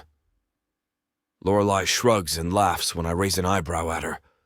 Her laughter is tight, and she doesn't meet my eyes. I swallow a sigh. I've never eaten this much in my life. She groans heavily sometime later. I look reflectively at her figure as she leans back in her chair. Lorelei has gained some weight since I've met her. Her face is slightly rounder, and her hips are fuller, though her body is still lean and muscular from years of hard physical labor. You look beautiful. My words are spontaneous, and Lorelei looks at me with widened eyes, and I smile when her cheeks turn pink. I get up to walk around the table and reach for her. She leans up to meet my lips in a kiss, and I caress her face lightly, reveling in the feel and taste of her. At least she hasn't shut you out completely since coming here, I think gratefully to myself. You should find several sets of night clothes in the dresser, I tell her when I pull away. I need to deal with some business for the prince, so I'll be gone for a while. She smiles at me, and I see the tension leave her face and shoulders for the first time since we arrived in Lodra. I'll try to wait up for you, but I'm a bit tired. I kiss her again before leaving. It is as I walk down the corridors that the realization of my love hits me. It is profound and disorienting. Penny for your thoughts? Losta's voice reaches me from the darkness, and I nearly stumble into him. Why do you insist on lingering in the darkness? I grumble as Losta chuckles under his breath. I right myself, and we start to walk towards Losta's office. He walks impatiently, and I know he has been wanting to have this talk since I returned. Everyone always moves too slowly for Losta, I think to myself as we enter his office. So, I speak promptly as we sit down in his office. What has been happening? I'm glad to see the place didn't burn down in my absence. Losta snorts and leans forward. There's a hard look in his eyes, although I'm not sure where it came from. I always forget that Losta is highly intelligent and very strategic because it is always hidden underneath his dry humor. You're lucky you had me to take over, Losta speaks matter of fact, not to speak ill of our esteemed leadership, but none of them could run this kingdom if we put a sword to their heads. I cannot help but snort in response. I love Slyth like a brother, and I have no doubt that he will make a great king, but he has no idea yet what it will really take to run a kingdom. I shrug at Losta, who looks at me with a sardonically raised eyebrow. Slyth will be okay. He just needs my guidance, or your guidance if I'm not available. Losta grunts and sits back. Well, I'm glad you're back because I'm tired of pushing paper. I need to get back to my real job. I don't know how you stand it. Losta and I proceed to discuss the affairs of the kingdom, including everything that has happened in my absence. There are several fires that need to be put out that Losta could not do on his own. I can deal with those in the coming weeks. They won't bring the kingdom to its knees right away. And what about Criseri? Losta asks me directly. I hesitate before I answer him because I do not have a good answer to his question. We'll see, I finally tell him. But you'll be the first to know if anything changes. He nods and we both stand up from our chairs. So, you found a human girl? There is humor in Losta's voice, and I know his words are innocent no matter how acerbic they might be. However, despite knowing that he is usually just poking fun, my hackles rise at the mention of Lorelei. Yes, I have. And her name is Lorelei, I say stiffly. Well, I guess we should have seen it coming. Losta sighs and tugs on the shirt he is wearing, which is buttoned up incorrectly. What with Slyth and everything. Just don't get too close and don't get blinded by the womanhood, no matter how pretty it might be. Restraining myself from punching Losta requires a monolithic amount of strength. But my restraint doesn't last long enough, and I push Losta up against the wall closest to us and keep him pinned to the wall with my arm against his throat. I am breathing heavily, but Losta isn't looking concerned at all. Instead, his eyes twinkle with mirth, and when I finally let him go, he has barely broken a sweat. The only thing he does is tug on his untidily buttoned shirt again. What is the meaning of your words? I demand from Lasta. Lorelai's presence here is tenuous enough that I need to know what the rest of the Naga in this castle think about her. I need them to like her, love her, as much as I do, because that is the only way she'll be able to stay. Come on! Lasta scoffs, and for the first time he looks uncomfortable. For a minute, I think that he'll actually walk away and say nothing. But Lasta continues in his typical, slightly obnoxious fashion. It is clear to me and everyone in this place that the girl is up to something. Not everyone is the same as the lovely Princess Aurora, who I still believe is an anomaly. Lasta sighs at the expression on my face. But still, he continues. Listen, you've brought her to this nice castle. You've dressed her in pretty clothes, and you've given her lots of lovely books to read and nice things to eat.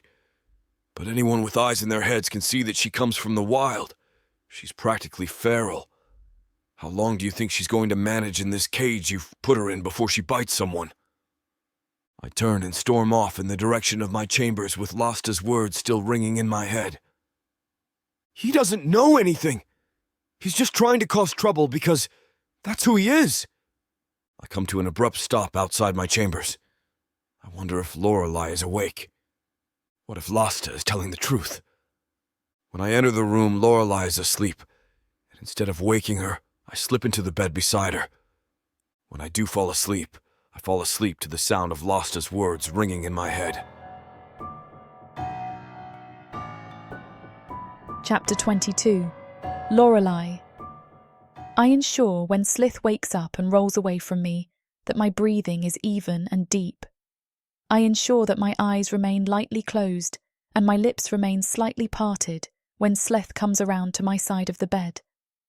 I murmur slightly in my sleep and nestle into the pillow when he whispers my name. I remain still when he caresses my face and pushes errant strands of hair away from my face. I continue remaining still when he kisses the tip of my nose, and then both my cheeks, and then finally my forehead. My eyes flutter open when I hear the door of the bedroom pull shut, as Slyth finally exits the room. That was hard, I think to myself as I sit up and run my hand through my hair. My eyes are wet, and I do not know where these sudden tears have come from. I swing my legs over the side of the bed and shiver slightly when my feet touch the cold hardwood floor. I walk quickly to the washroom and splash cold water onto my face, washing the traitorous tears away. All I can think of, as I look at myself in the ornate mirror that hangs above the basin, is the sweet nothings that Slyth murmured to me when he thought I was asleep. He said things that I am not sure he would have said if he had known I was awake, I think to myself. Then I dry my face off and look at myself in the mirror. My eyes are hard. There's nothing he can do to change my mind. There's nothing he can say to make me give this up. I whisper to myself. It doesn't matter how many times Slyth acts like he wants me here. It doesn't matter how much time I spend with Prince Slyth and Princess Aurora. It doesn't even matter that Princess Aurora is human and pregnant, or that Prince Slyth clearly loves her more than life itself. Prince Slyth has to die, and I have to kill him. Because if I don't, then everything I have worked for my entire life will have been for naught. You'll be committing the biggest betrayal of your life. I only hope you can live with yourself afterwards. Slyth has breakfast sent up, and I eat slowly as I consider my plans for the day. The servants. Start with the servants. They'll know everything and will have all the information you want. I do not know how to interact with the Naga servants very well, but I think that applying the same methods that I have used with human slaves in the past might work. A slave is a slave is a slave, right? After I bathe, I wait for the servants to come up and dress me. Good morning. Some of them look at me with startled expressions, but I smile as gently as I can. I'd like to get to know Princess Aurora better. I speak conspiratorially as I stand with my arms in the air, while they adjust the dress underneath my arms. But I don't want to interrupt her schedule. My lies must seem believable, because they start to tell me how things work around the castle. You'll have lots of time to spend with the princess. One of the more confident Naga says. Prince Slyth has a lot of royal duties. He does spend lots of time with the princess, but he also spends a lot of time in the royal offices. You'll just have to find her when she's alone. Maybe one of you can show me around the castle? I venture to ask, ensuring that my voice is as pleasant as possible. The Naga servants look at one another slightly uneasily. I just want to feel like I'm at home here. Slyth is so busy all the time, I cannot really ask him. I continue speaking as though we're close friends, and this seems to encourage the Naga. After they have completed dressing me, I walk with one of the Naga, whose name I learn is Asteria, and she shows me around the castle. I can show you to Princess Aurora now, Asteria says, as we walk down a hallway that leads to a beautiful indoor garden. Although you might have to wait. She is with the healer right now. She goes every morning and every evening to monitor the pregnancy. It's okay, I say with a genuine smile. I have actually liked getting to know Asteria in the 30 minutes that we have been walking together. I think I'll wait. When Asteria's tour of the castle comes to an end, I know almost every entrance and exit, and I also know most of Prince Slyth and Princess Aurora's schedule. I stand in one of the courtyards, basking in the rolling, velvety warmth of the sun, and close my hand around the hilt of the dagger that I have hidden in my pocket. By the time I leave the courtyard, I know exactly how and when I am going to kill Prince Slyth. Are you really going to go through with this? Are you really going to do this now, after everything you've been through? After everything with Slyth? But my resolve strengthens when I think of my relationship with Slyth. I am falling in love with him, but sacrifices have to be made. I think it is time for another sweep of the castle. Let's see if we can accidentally on purpose bump into Aurora, I murmur to myself.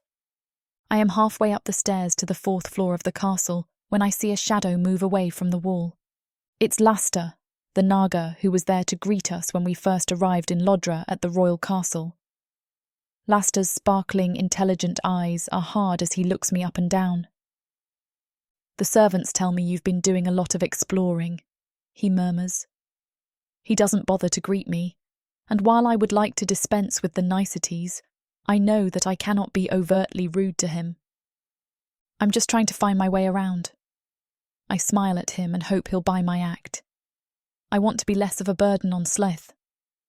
How nice of you. Laster's lip curls snidely, and my blood goes cold. My hand tightens around the hilt of the dagger in my pocket.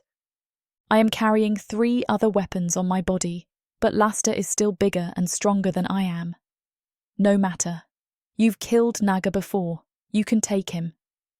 Laster, however, decides to be the one to dispense with the niceties. I know exactly what you're doing, human. This little act you're putting on might have fooled Slyth and the servants, but it isn't fooling me. I don't know what you mean, I tell him, and I stare at him unflinchingly. Laster takes a step towards me and closes the space between us. I know how to deal with feral animals, he whispers, and I swallow convulsively as his hot breath caresses my face. Here, we take feral animals, and we put them down. And that is exactly what I'll do to you if you lay a hand on the prince or princess. If you even attempt to hurt them, I'll separate your head from your body so quickly you won't even have time to mourn your short, pathetic life. I step away from Laster and turn on my heel. I don't run until I turn the corner, and when I do run, I don't stop until I get to Slyth's chambers. I am breathing heavily, my chest heaving, when I close Slyth's bedroom door. Then I walk over to the window and stare out of it as I think of everything Laster said. At least one person here knows exactly why I am here. Who knows how many other people Laster has told of his suspicions? The thought that Laster might have told Prince Slyth that I am here to do harm is sobering. Maybe I shouldn't do this, I murmur to myself. Maybe I should just give up. Maybe I should just let things go. But then my mother's face invades my line of vision like a warning bell, and I am flooded with a decade's worth of pain and hate. I might be risking a lot, but I need my revenge. Because I'll never have a moment's peace if I don't get the revenge I have been working towards my entire life. I remain at the window for the rest of the day. I drag a chair over to the window and sit there, taking in the view of Lodra. I know that Slyth is busy with royal matters, and I cannot help but miss him as I sit and stare out at Lodra. Directly below me, I have a view of another courtyard, and I watch as various Naga servants walk back and forth across it all day. I am ready to get up from the chair and head to dinner when the sun starts to set. But then I see her, and I know I have finally gotten my opportunity. Princess Aurora, walking on her own, both hands cradling her large belly as she moves down in the courtyard. I know she is going to the healer's hut at the other end of the courtyard, and I remember what Asteria told me earlier today. Princess Aurora goes to the healer's hut twice a day, usually with Prince Slyth in tow. Except this time she's alone. I cannot let this opportunity go. My mother's face is all I see as I leave Slyth's chambers and follow Princess Aurora into the darkening night. Orcs. Gargoyles. Vampires. Ice monsters. Demons of the dark. These beasts seek war, destruction, and power. And there's only one thing that can tame them. Love. This is your chance to get the uncut and unabridged audiobook bundle. No detail is spared. Use discount code YouTube30 for an additional 30% off of the already discounted price. Go to worldsofprotheka.com. Get access to countless audiobooks and discounted bundles where I talk you through every last scene. Protheka's magic is eternal. Audio bundles will make it immersive.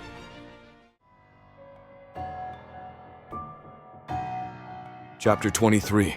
Slyth. Losta's words haven't left my head since he said them. He said them in a taunting manner that seemed to stick to my skin, slip into my ears, and take up residence in my mouth. Could he be right? Could Lorelei have a different agenda? I'm starting to think that maybe I shouldn't have brought her to the castle. I'm starting to realize that my blatant, endless love for Lorelei has blinded me to the truth. And that truth is that she might be a danger to Slyth and Rory. But I cannot help but hope that both Losta and I are wrong about Lorelei as I head back up to my chambers after a long day of meetings with Slyth. I haven't seen Lorelei all day. She was asleep when I left this morning, and I am aching to see her. And not just because I want to ensure that she isn't here to hurt anyone. Should I just confront her?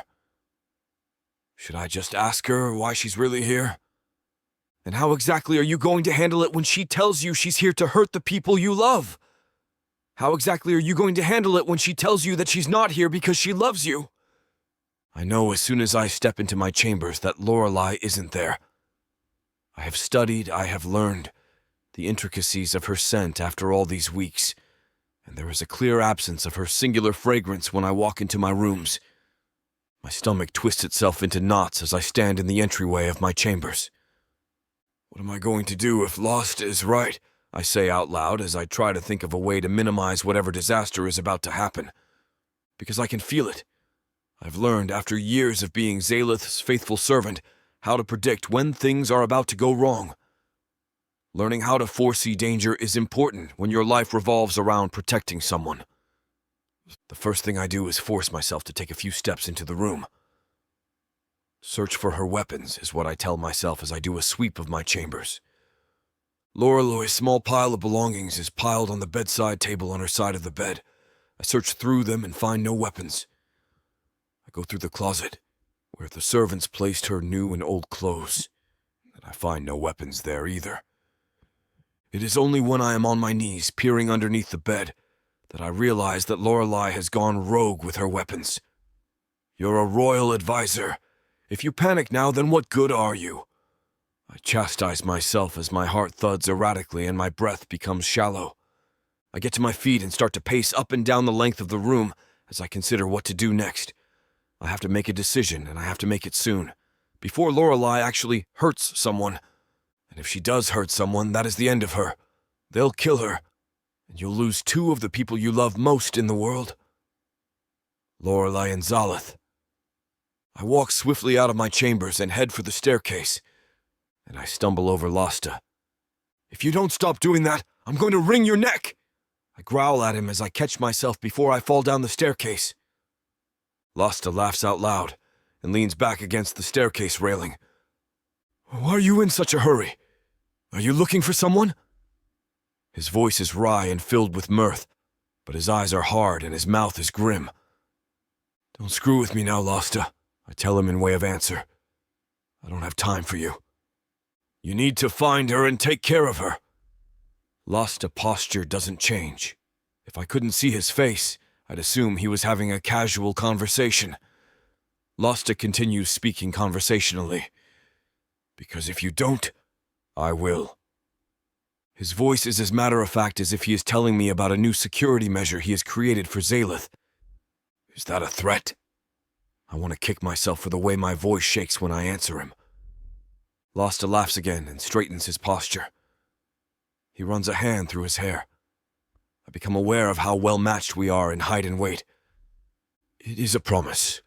I'm a guard to the royal family, and unlike you, my loyalties aren't tainted by the promise of what is probably very mediocre sex.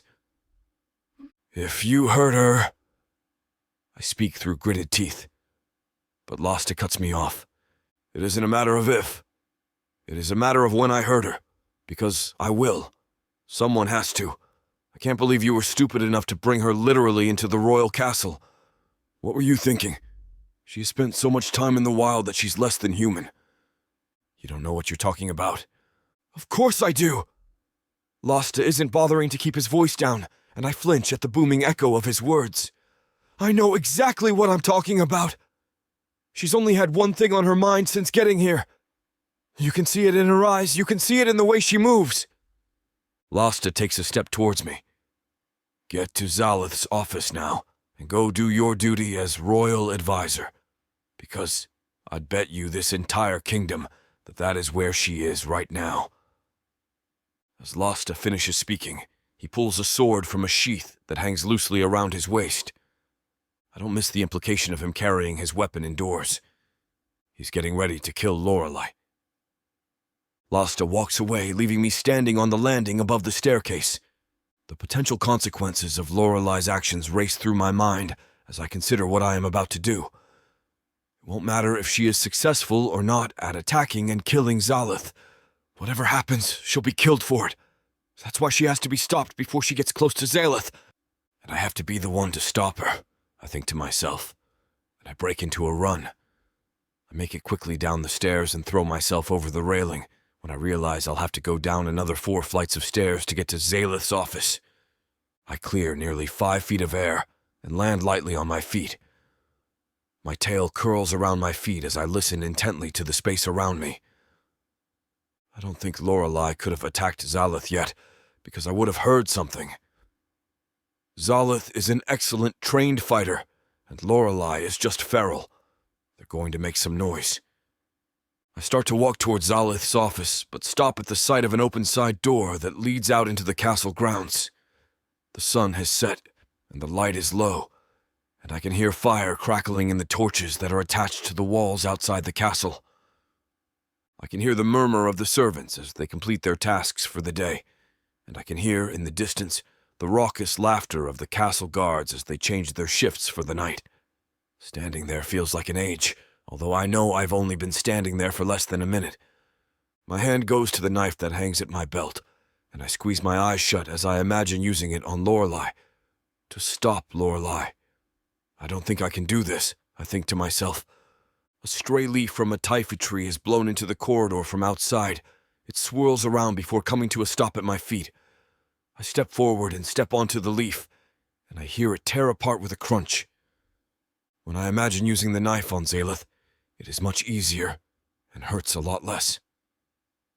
I start to walk towards Slyth's office, which is situated at the very end of the hallway. I still haven't heard anything that indicates that Lorelei has attacked him. This is it. Once you enter that office, you'll have to choose a side. Lorelei, the woman you love more than life itself, or Lodra, and your friend, who you have protected your entire life. I know that many people are going to get hurt, no matter what decision I make. If I choose Lorelei, I'll have to watch her die before I am killed for treason, All the humans in Ladra will be affected when the Naga realize that they can become an actual threat. And that includes Rory. If I choose the crown, if I choose Slyth, I will betray myself and Lorelei by doing so. I belong to Lorelei by now, heart and soul. So if I choose Slyth, I'll be giving away parts of myself that do not belong to me any longer. The hallway seems to stretch on forever and ever, and I can still hear the crunch of the leaf as it shatters beneath my foot.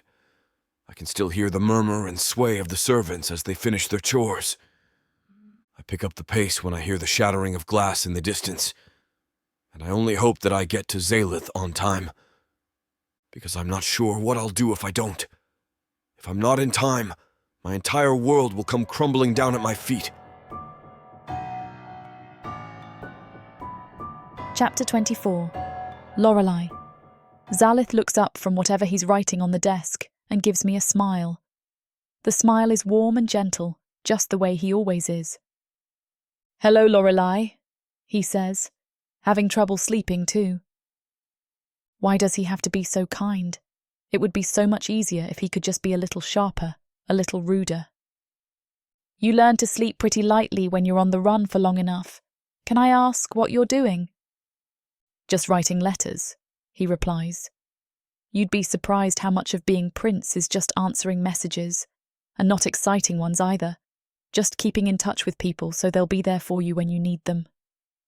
My hand reaches into my shirt where the dagger is waiting. All it will take is a single move. The same arc will take the blade out of its pocket and plant it firmly in Slyth's neck. All of the years I've spent planning, hoping for this moment, will finally have paid off. I'll have gotten revenge against the Naga and against their royal house. "Not exactly something I'm good at doing," I say. "Why am I hesitating? Why isn't it already done? Why isn't he already dead?" "So I've heard." He stands up, his smile still warm and kind. "I hope that my wife and I can help to change that for you. And Slyth, of course. I wish he hadn't brought up Slyth. Slyth is the worst part of it. I don't want Rory to hate me. I don't want to have to go back on the run again after having had a chance to live the luxurious life of a noble. But all of that is nothing compared to what it will do to Slyth. Everything that was ever between us will be destroyed the moment I do this. But so what? Will I really give up on avenging the deaths of my people just because one of the Nagas happened to be handsome and a little nice?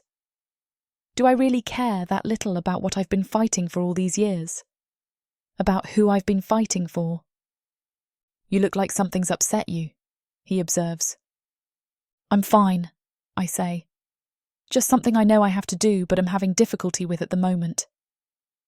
He nods, a portrait of sympathy. "Would you like to tell me more about it? Why can't I make myself do it? I've done it 100 times before to 100 different Naga. My muscles know the movement I have to do. And yet here I stand, listening to him talk and limp as a puppet. What's wrong with me? I don't know if it's the kind of thing a prince like yourself would be interested in." "You might be surprised by what I would be interested in," he replies. "I care about my subjects, and yes, that includes my human subjects.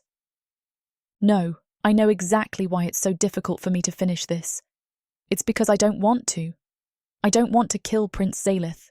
I'm not angry with him, and I don't want to give up what I have with Slyth. The one thing I've been afraid of this whole time has happened. I'm simply too weak." "I believe you," I assure him. "I believe that you care about us." "I'm glad to hear you say that. I know it probably doesn't feel that way out there. At least, not yet. But it doesn't matter what I want, because I'm not fighting for myself. I'm fighting for my mother and my father. For everyone else who's been ground into dust by the machine that this man's family has allowed to exist. It doesn't matter what I want. I'm nothing. What matters is my duty." With that, I unsheathe the dagger and swing it straight at its target. My aim is as deadly as ever, but my dagger never reaches his throat. There's a sharp clanging of metal, and my blow is deflected to the side. Slyth is holding his own dagger. He knew what I was doing, and he blocked me. I had hoped it wouldn't go this far, he says, stepping into a defensive stance. And it doesn't have to go any further. If you put your dagger away and go to bed, I won't say anything about it. We never have to talk about this again if you don't want to. I take on my own stance, stepping carefully closer to him. It's okay. You don't have to pretend anymore. I've shown you how ungrateful I am. You can take it all out on me. I'm not one of the good ones, and I don't pretend to be. I've talked about you with Slyth, he returns. I know some of what you've been through, not all of it, of course. He would never betray a secret. But I know you've been hurt. I know that you're angry. But I also know that you're more than your anger. It doesn't matter what I am, I cry. It's not about me. With that, I dive in with my blade. Again, he blocks. I disengage my blade and swing again. He keeps blocking as I keep swinging. He's letting obvious opportunities pass to put offensive pressure on me, and even ignoring outright weaknesses in my defense. I know he sees them, because I can tell what a talented swordsman he is. Being treated like that infuriates me, and my attacks become more reckless and more intense. It is about you, Lorelei, he answered, stepping back. You're important, and so is your happiness. You matter as much as anyone who you're fighting for. You're just saying that because Slyth told you to, I snap, pushing him further back. A few more steps and he'll be pinned in the corner. Slyth doesn't know me, and if he did, he'd be happy to have me gone. But I'm still only using my dagger, not my magic. Even when I'm fighting, I'm holding back, hesitating. I hate how weak I've become. He should be dead now. Instead, I feint at his left, then stab directly at his throat. He ignores the feint and catches the strike with the guard of his dagger. And then, suddenly, with a twist of his wrist, my dagger is out of my hand and in the air. It falls to the ground and clatters along the stone floor, finally coming to a stop underneath his desk. For a second, he holds his own dagger in his hand, and then calmly puts it away. I've known Slyth for as long as I've been alive, he says. Slyth may blind himself to certain things about you, but I promise you that he does love you, fully and truly. And no, this will not change his mind. That's it, I say. I'm trying to sound taunting, but my voice sounds desperate instead. You're just going to leave me alive, even though I tried to kill you? Even if I believed that you deserved to die, I would grant you your life for the sake of Slyth's love, he replies. But I don't believe anything of the sort. I believe that you deserve to live and to be happy in ways you haven't learned to expect yet. I can feel tears rising in my eyes and I push them back. This is my enemy. I won't cry in front of him. I refuse to. Do you think I'll stop trying to kill you? Do you think it's over just because you got rid of my dagger one time? What you do is entirely up to you, Slyth says, and he sits back on his chair. But I hope that you become a friend. To me and to Rory. For Slyth's sake, yes, but also because I like you, and I'd like to know you better. The heat starts to build up in my hands. It's as if all of my anger, an anger that I've built up over years of helplessness, is concentrating between my palms and slowly beginning to turn into fire. I'd like that too, I say, and a tear pushes out of my eye. In another life, I would have liked to be your friend. He turns around and his eyes widen. The air between my palms is shimmering with heat. And then a second later, the fire erupts. A fireball, floating between my hands, burning with blue-white heat. The tongues of it wrap around each other, and as I draw my hands apart, it slowly expands. Lorelei, he says, his calm starting to drop for the first time this whole night. You don't have to do this. You don't have to do anything you don't want to. You can just be happy. That's enough. Stop it, I cry. Just stop it. Don't tell me what I can do. This is about what I have to do. I have to. Please, Lorelei, if you do this, you can't take this back. The tears flow down my face. Why does it have to be like this? Why does it have to be so hard? This should be a joyful moment. This should feel like success for all the years of effort I put into it. Why does it feel like failure instead? I'm beginning to feel the heat of the fireball I've created in my chest. This will kill practically with a touch. All I have to do is let it go. All I have to do is not hesitate for once. There's a sound out in the hallway. I need to make this decision before it's too late. It's at that moment that the door crashes open.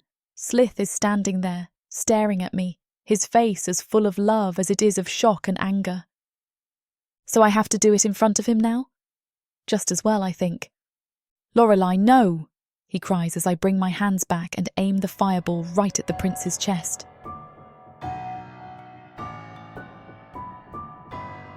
Chapter 25. Slyth.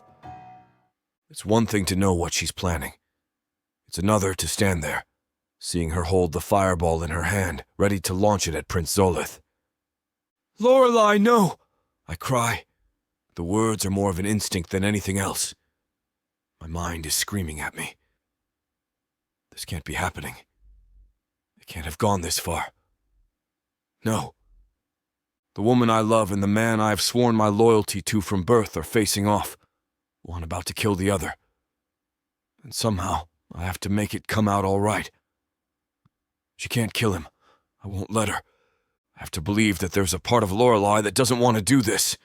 I've seen that gentle part of her, and even when she's standing here, ready to kill him, that other piece of her has to be there somewhere. If it isn't, I don't know what I'll do. I simply don't know. "Slyth, I'm sorry," she says, trying to meet my eyes for a moment, but then looking down at the ground. "I didn't want you to have to watch this. I can't let her do this. I won't. There's no time for me to get in between her and the prince. If I take a step towards them, she might release the fireball twisting and burning in her hand before my foot has even touched the floor again. I'm going to have to do this with words. That's possible, isn't it? She said that she didn't want to do this in front of me, and she hasn't done it yet. There must be some hesitation somewhere in her. Is that enough? Can I grow that hesitation? Or is the best I can hope for delaying the inevitable? I won't let you get away with this, I declare, drawing myself up to my full height. I love you, but if you hurt my prince, I will see that you are punished fully for it. You will be making an enemy of the entire kingdom of Lodra and of me, and you will suffer all the consequences of that choice. Slyth, Zolith begins, but Lorelei cuts him off. Do you think I can't handle that? She snaps. Do you think I'd let my fear of you get in the way of doing my duty? No, I don't think that. She's right that this is entirely the wrong approach. I'll never scare her into submission, even if I were as sure, as I'm pretending to be, that I could defeat her in combat. But she's still not releasing the fireball. It's almost as if she wants me to stop her.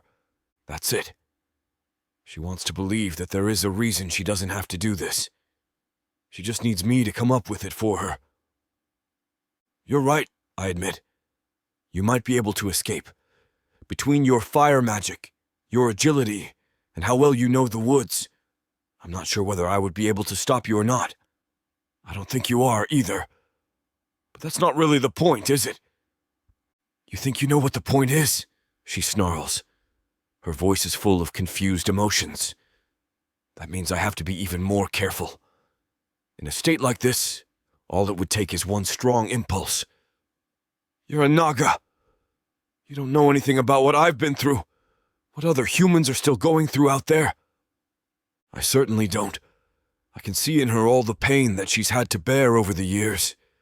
When that much pain has been ignored for that long, how hard must it be to listen to someone else telling you not to do something about it? If not this, what? I can almost hear her thinking. If not this, what? You're right. I don't know what you've been through, I answer. I don't know what it's like to be a human slave, and I don't pretend to. But I do know you. I know you better than you think I do. What's that supposed to mean? I mean that I know how talented and strong and beautiful you are. I've seen how much you care about people and what you're willing to do to help them. I've seen you smile and play and have fun.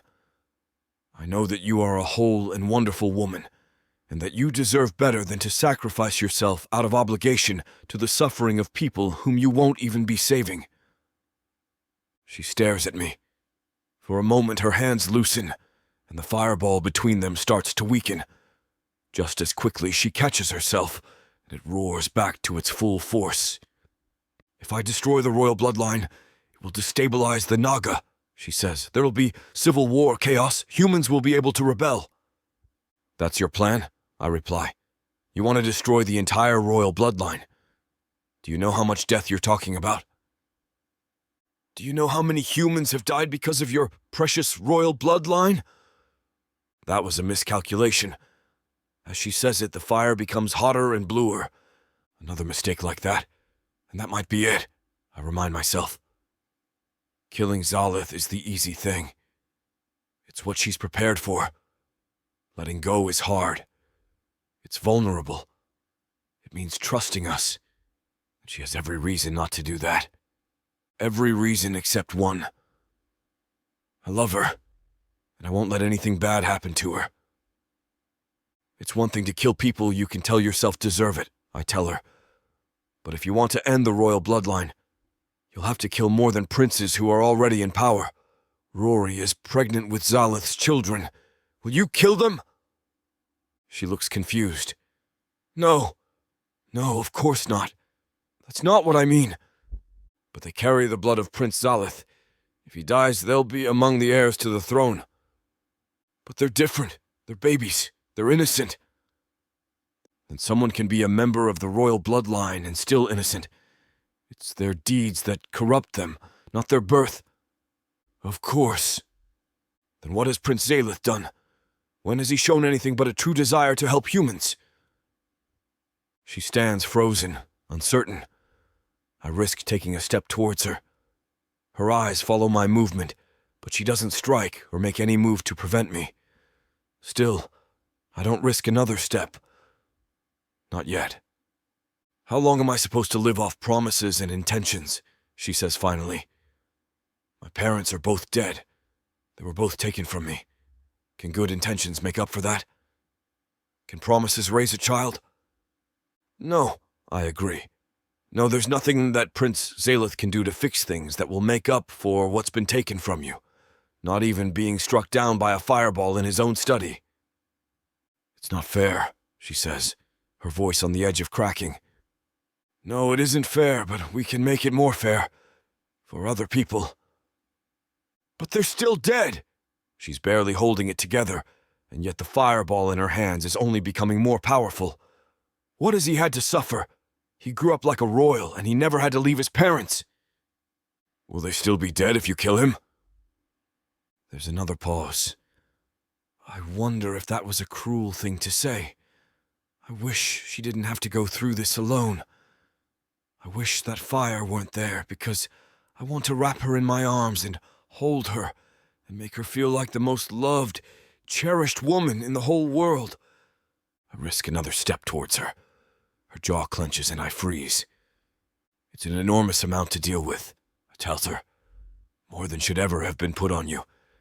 And even making things better won't fix that. But we can make things better. For you and for all the humans of the Naga realms. And for the rest, for living with the rest. You don't have to do that alone. She looks at me. Her lip flutters as if she's going to say something, but she doesn't. I want to be there with you and for you. I want to help you bear everything that you've been given to bear. Most of all, I want to make you happy. You deserve to be happy. You are more than a tool of vengeance.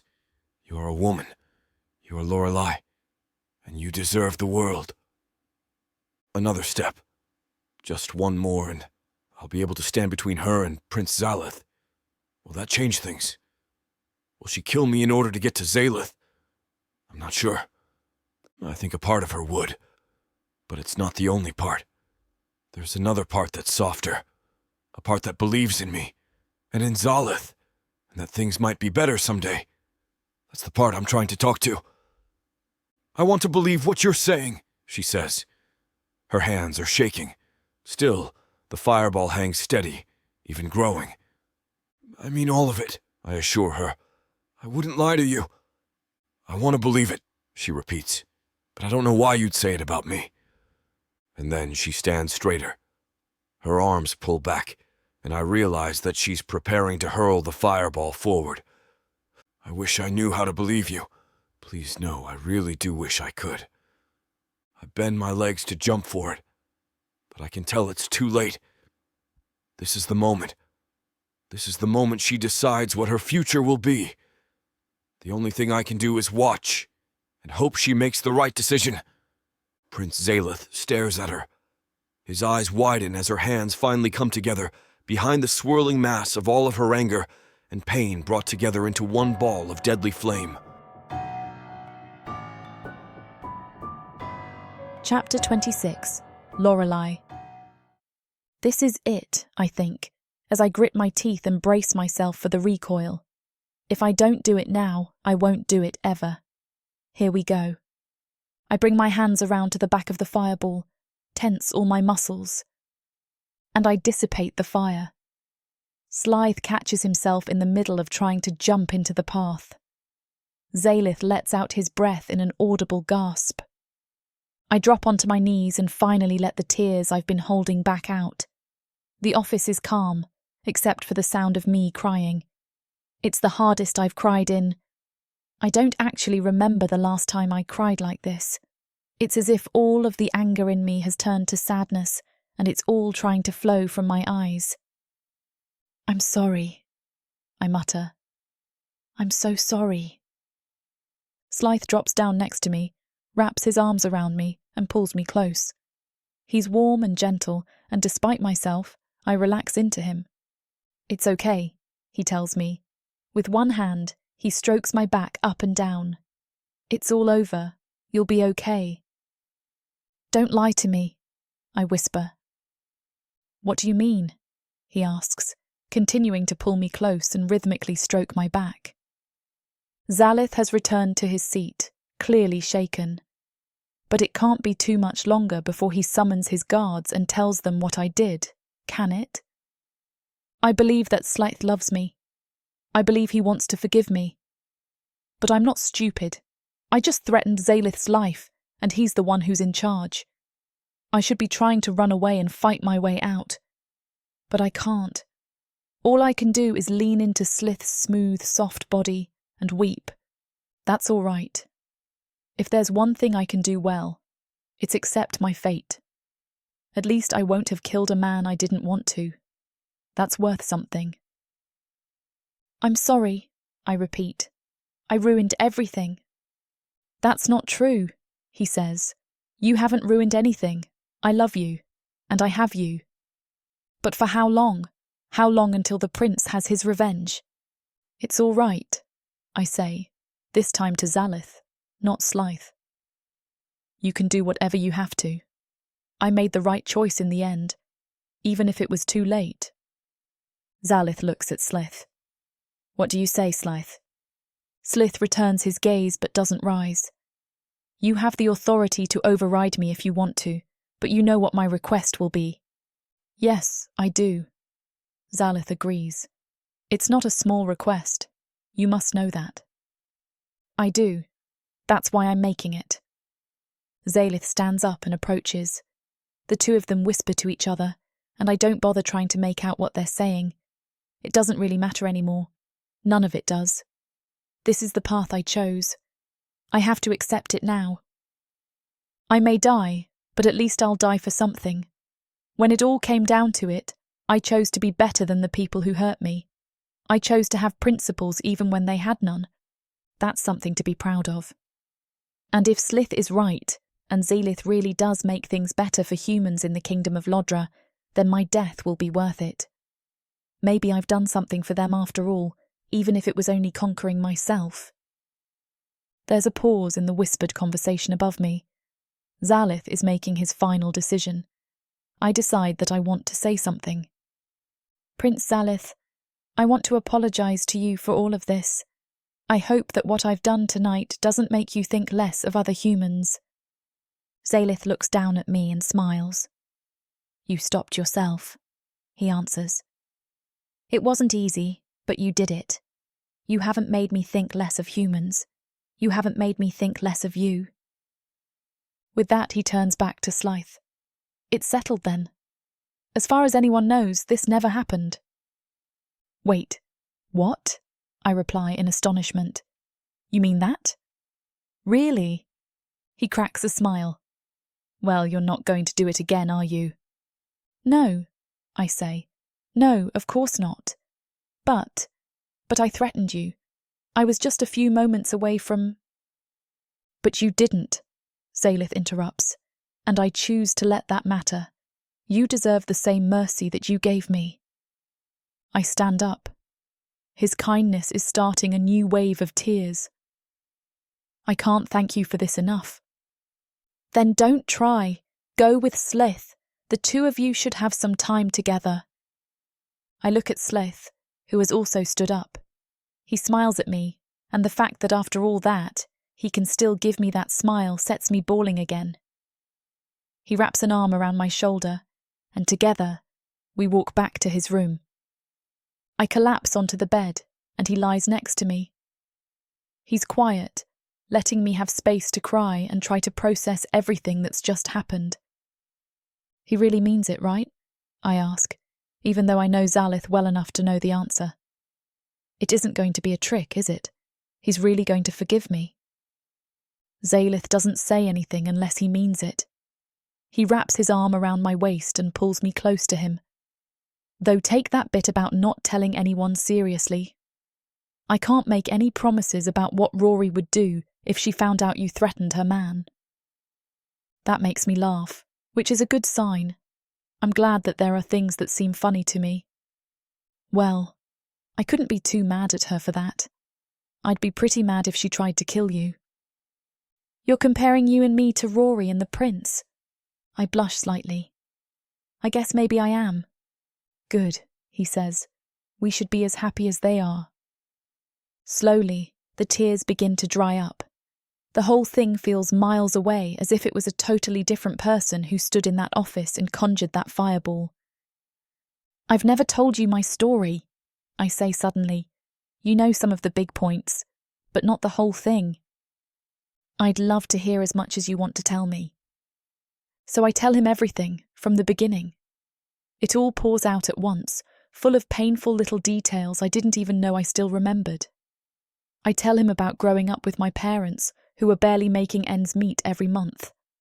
I tell him about my father being taken away for the Undakyas when I was 13, and what it felt like to be there in the room, watching them lead him through the door and not be able to do anything.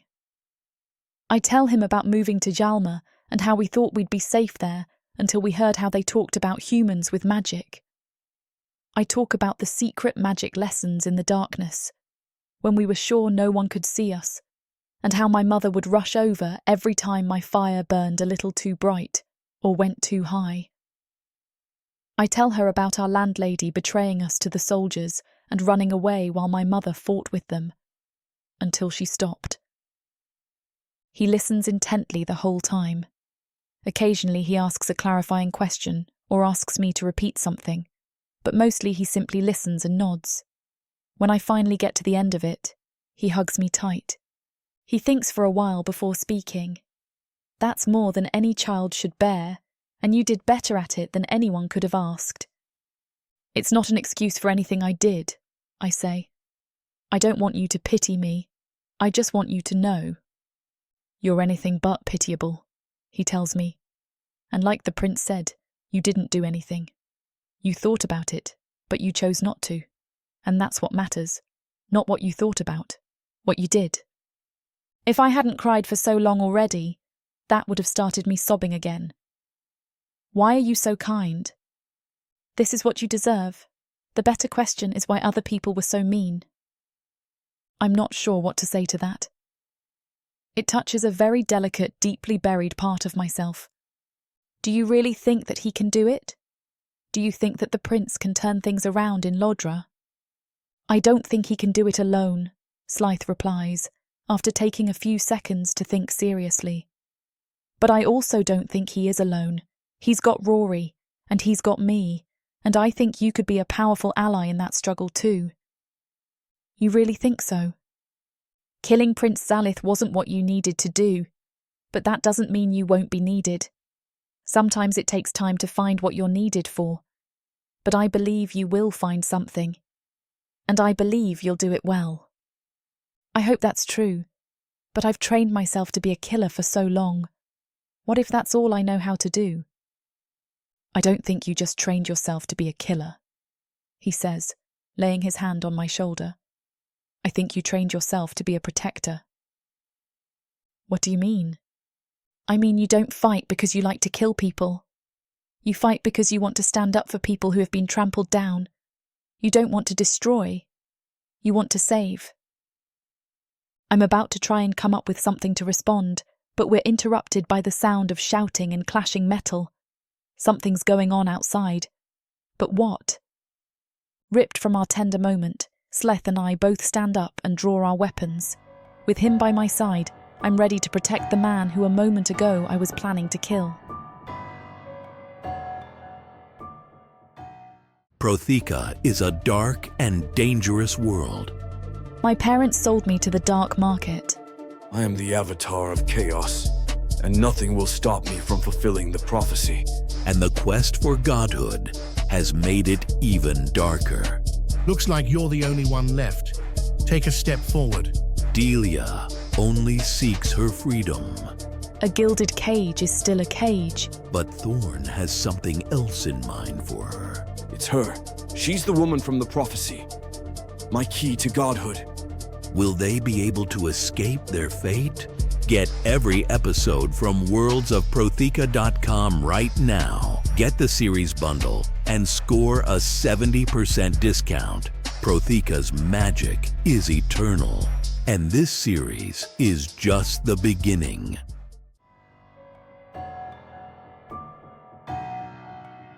Chapter 27. Slyth. My body stills. My muscles relax. I grip Lorelei in my arms, smoothing her hair back to reassure her. Tears still fall gently from her eye down her cheek. It's a delicate moment, positioned somewhere between tranquility and chaos. I continue to wipe away the moisture from her soft cheeks, kissing her and embracing her. I've just finished telling her that she's a protector, not a murderer. She thinks of how to respond. I can see her blushing. She jumps to alertness. What was that? What's going on? In the window, I can see that the once serene moonlight has turned orange. And just noticing the glow of fire outside, my body grows hot. Screams fill the castle halls leading to us. The sounds of metal scraping against metal now surround us.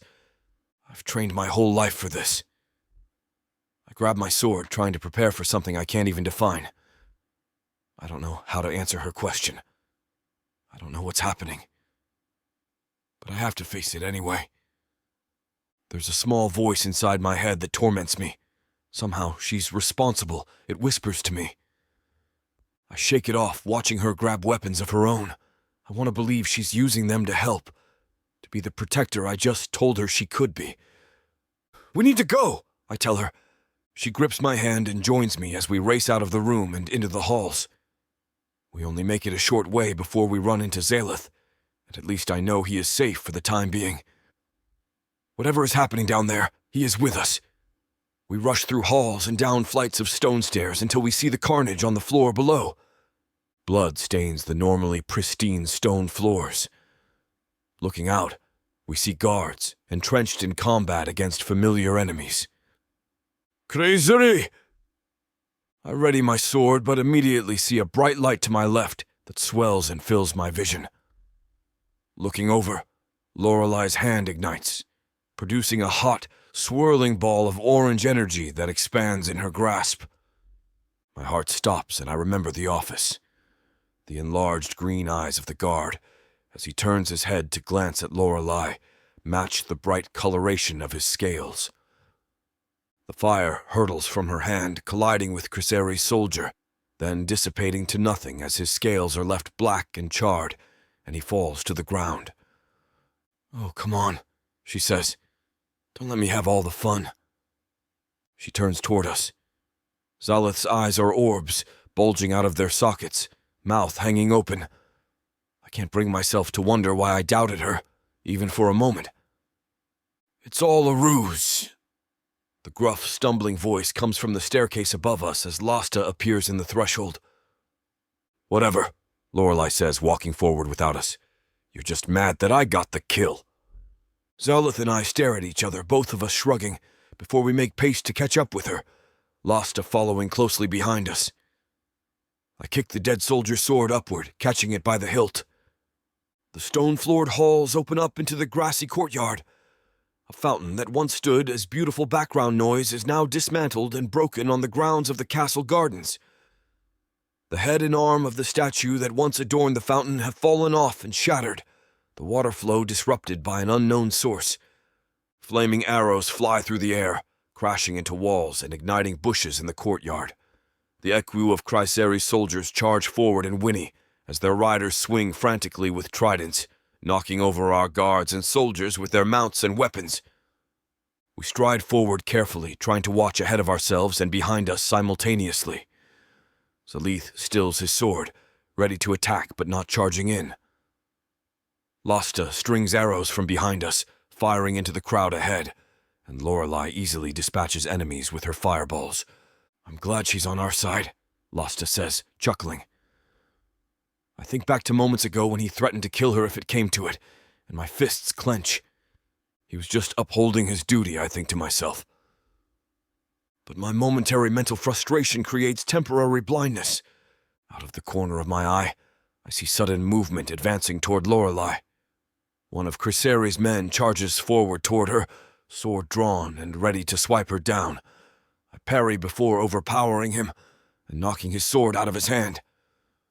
I can feel myself trembling, my teeth gritting together as I drive my sword into his shoulder and cleave with all of my force. Then I bludgeon him with my blade, with my hilt, and with every bit of energy left in me, screaming. I guess now I have an inkling of what she felt. My breathing is heavy, my heart beating fast. I could have gotten that, you know, Lorelei says, glancing down at the butchered mess on the ground. I recognize her attempt to add levity to the situation, but I shake my head. Don't, I say before moving in to embrace her. Lasta charges forward, dispatching enemies ahead of him, firing left and right. He's a force of nature, shooting arrows into the chests of mounted combatants and knocking them onto the ground. After all that, I whisper to her as I bring her in, I can't lose you. She nods. I understand that, she says, whirling around nervously. But we're kind of in a tense situation right now. I shake my head, then move in to kiss her, gripping her tightly. I want to close my eyes and hold her forever. I wish that this was all a dream and that we weren't on a battlefield fighting for our lives. The sounds of swords swinging into tridents, of arrows swooshing in the wind, of small roaring fires that need to be put out, and of equi neighing and grunting all fill my ears. I open my eyes and I'm drawn immediately back into life, taking in the devastation before me, and the beauty and innocence of Lorelei's delicate gaze and puckered lips. Immediately I hear the screaming of a charging soldier. Even before I can react, Lasta fires an arrow which collides with a Naga behind me. I turn around in time to see the soldier fall to the ground, an arrow lodged in his chest. Don't get too careless now, Lasta says. We need to all get out of this invasion alive. He's stolen one of Chryseri's equi and perches atop it, bow at the ready. I find Slyth far to my right, clinging tightly to one of the courtyard walls. But he's not alone. An extremely pregnant Aurora stands firmly erect, arms folded in front of him. I can piece together the conversation from their body language, though it's impossible to hear them over the soundtrack of a raging war. I want to fight, I think I hear her say. This is my home, too. He shakes his head. I can't lose both of you, he probably says. I can't explain right now, but I've been through enough today, and you mean more than anything. But she doesn't give, and eventually he buckles, his shoulders falling while her feet trod forward into the conflict. I realize that my feet have been moving on their own as I've been following Lorelei toward the castle walls. She is observing the couple also, and I wonder if the same thoughts are running through her mind, whether we should be having the same conversation. Before us stand broken castle walls, having been breached by Chryseri's forces. The remnants of the portcullis lie at the feet of the men, who have siege weapons and every conceivable advantage, but they still hesitate. They want us to rush forward and attack, or to retreat so that they can fire into our backs. The sword slashes, screams, and fires all dull behind me, and I realize that we are all standing together now, ready to charge. I turn toward Slyth, awaiting his decision. In Lorelai's hand, a fire starts to form. She has given up all pretense of hiding who she is now. Seeing the fire in her hand, a mounted archer panics, drawing his bow and preparing to shoot into her. But before he can unleash his arrow, he's taken clean off his horse by an arrow that can only have belonged to Lasta. We all pause, staring at each other, none of us budging. "Forward!" Slyth shouts, and the men who were able to come in with Eku charge first, moving back and forth in circles to try to get an advantage.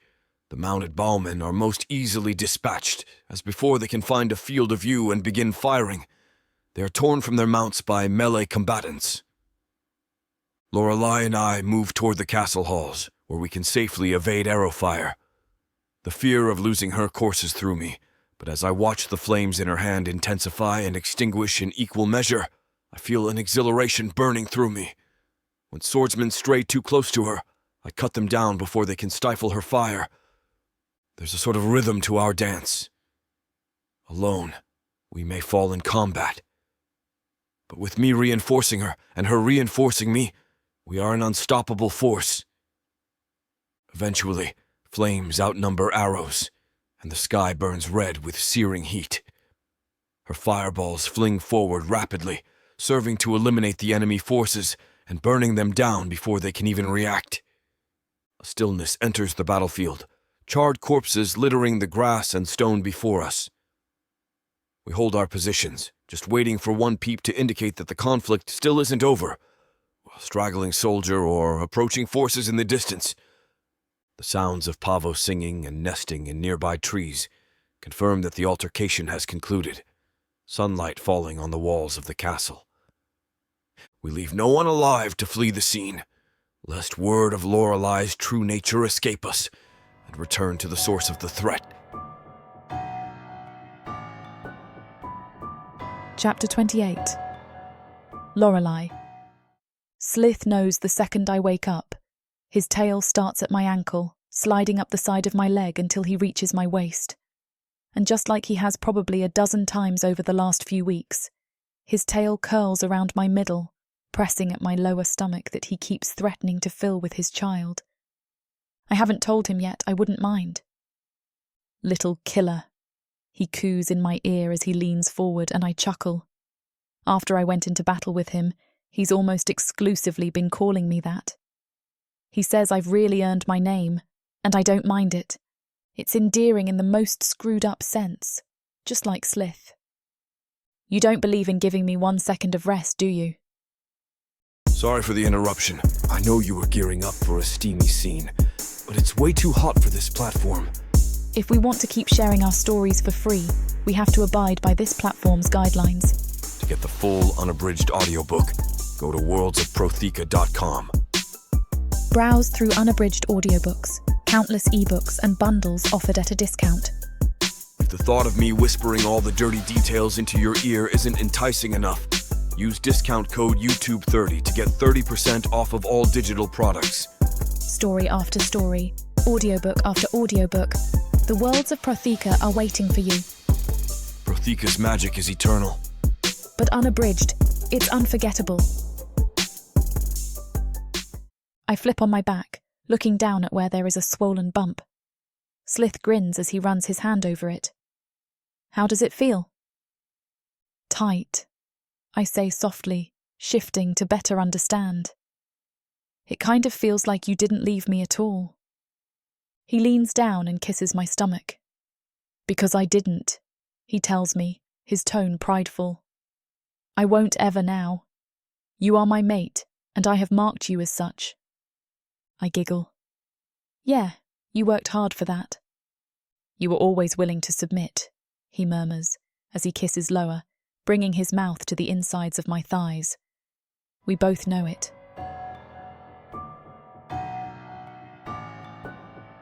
Chapter 29. Slyth. My heart thumps in my chest. Every step forward is more nerve-wracking than the last. I try to remember everything I'm supposed to say. I try to center myself to appear cool and collected. My feet kick against the dirt, and I glimpse the dense canopy above me, looking up at how the sunlight parts through the leaves, setting the world ablaze with brilliant hues of orange and gold. Above me, pavos scream and flutter from one tree to the other, unconcerned by anything pressing or mortal. I take a second and breathe deeply, then look down at my feet and at the tail that swings casually behind me. A wood sign beckons me, guiding me forward with an arrow. It looks well worn, but only synthetically, bearing the words Slyth and Lorelei, your destiny awaits. Picking up my feet and walking with pride, I carry myself forward before my eyes meet a small crowd of people who have gathered in anticipation of us. I hang my hands at my sides, suddenly unaware of what to do with them. Several guards sit between the aisles, and Prince Slyth and Princess Aurora smile up at me warmly. Lasta urgently gestures. I can see him gripping his collar, looking down at his neck, while mouthing something blankly. I shrug at him, and he just starts pointing down his neck, wiping something away. I realize a stray bit of food is on my attire. Wiping it aside before anybody can notice, I stride onward, carrying myself with big steps in spite of how weak I'm feeling. Stopping at the altar, I look out over the crowd. Lasta has already moved over to the keg and poured himself a goblet. He downs it casually before immediately refilling it, and I feel a tinge of pity for him. Having seen how averse he is to any sort of relationship, voicing it on numerous occasions, I have to deny my initial instinct that he's drowning himself in loneliness. I shake my head. I've lost sight of the meaning of this. I'm racking my nerves and pitying my guests. It's supposed to be a joyous occasion. It's supposed to be our day. The crowd is far more patient than I am. The priest makes banter with me. I nod and laugh, but his words are utterly lost on me. What if she doesn't show up?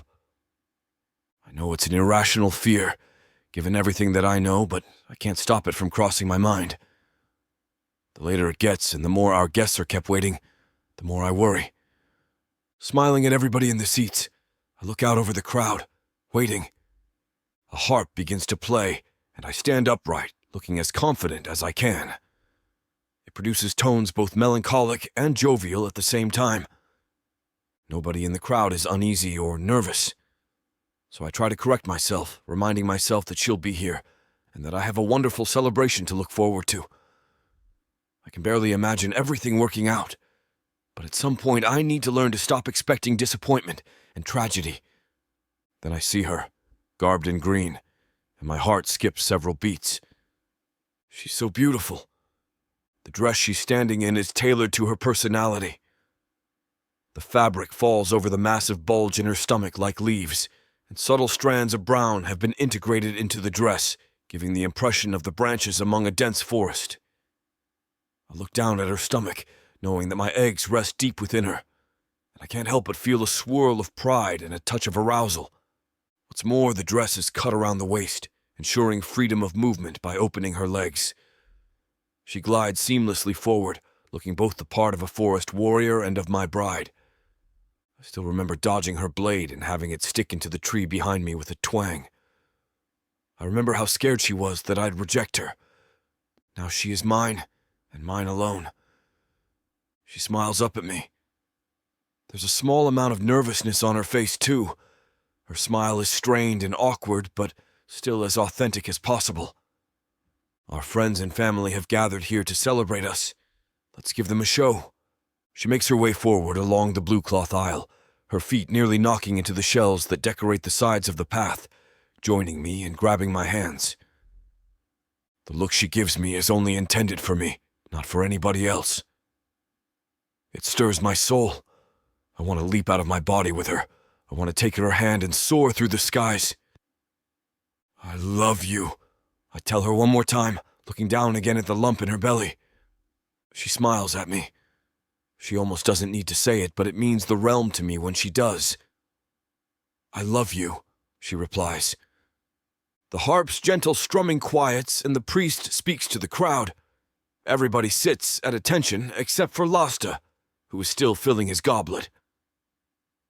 In the name of Vatia, we celebrate this pairing, honoring the commitment they've made to each other in her name, to bring life and love into the realm. We celebrate Vatia's gift, the audience recites back. I can see Aurora and Slyth fidgeting, and I remember their wedding and how it eschewed tradition and formality, taking place on a desolate battlefield. Slyth has told me in private that he hates these kinds of ceremonies where the audience recites everything back verbatim. But Lorelei hangs on the priest's every word, and I remember that this isn't their wedding. It's ours.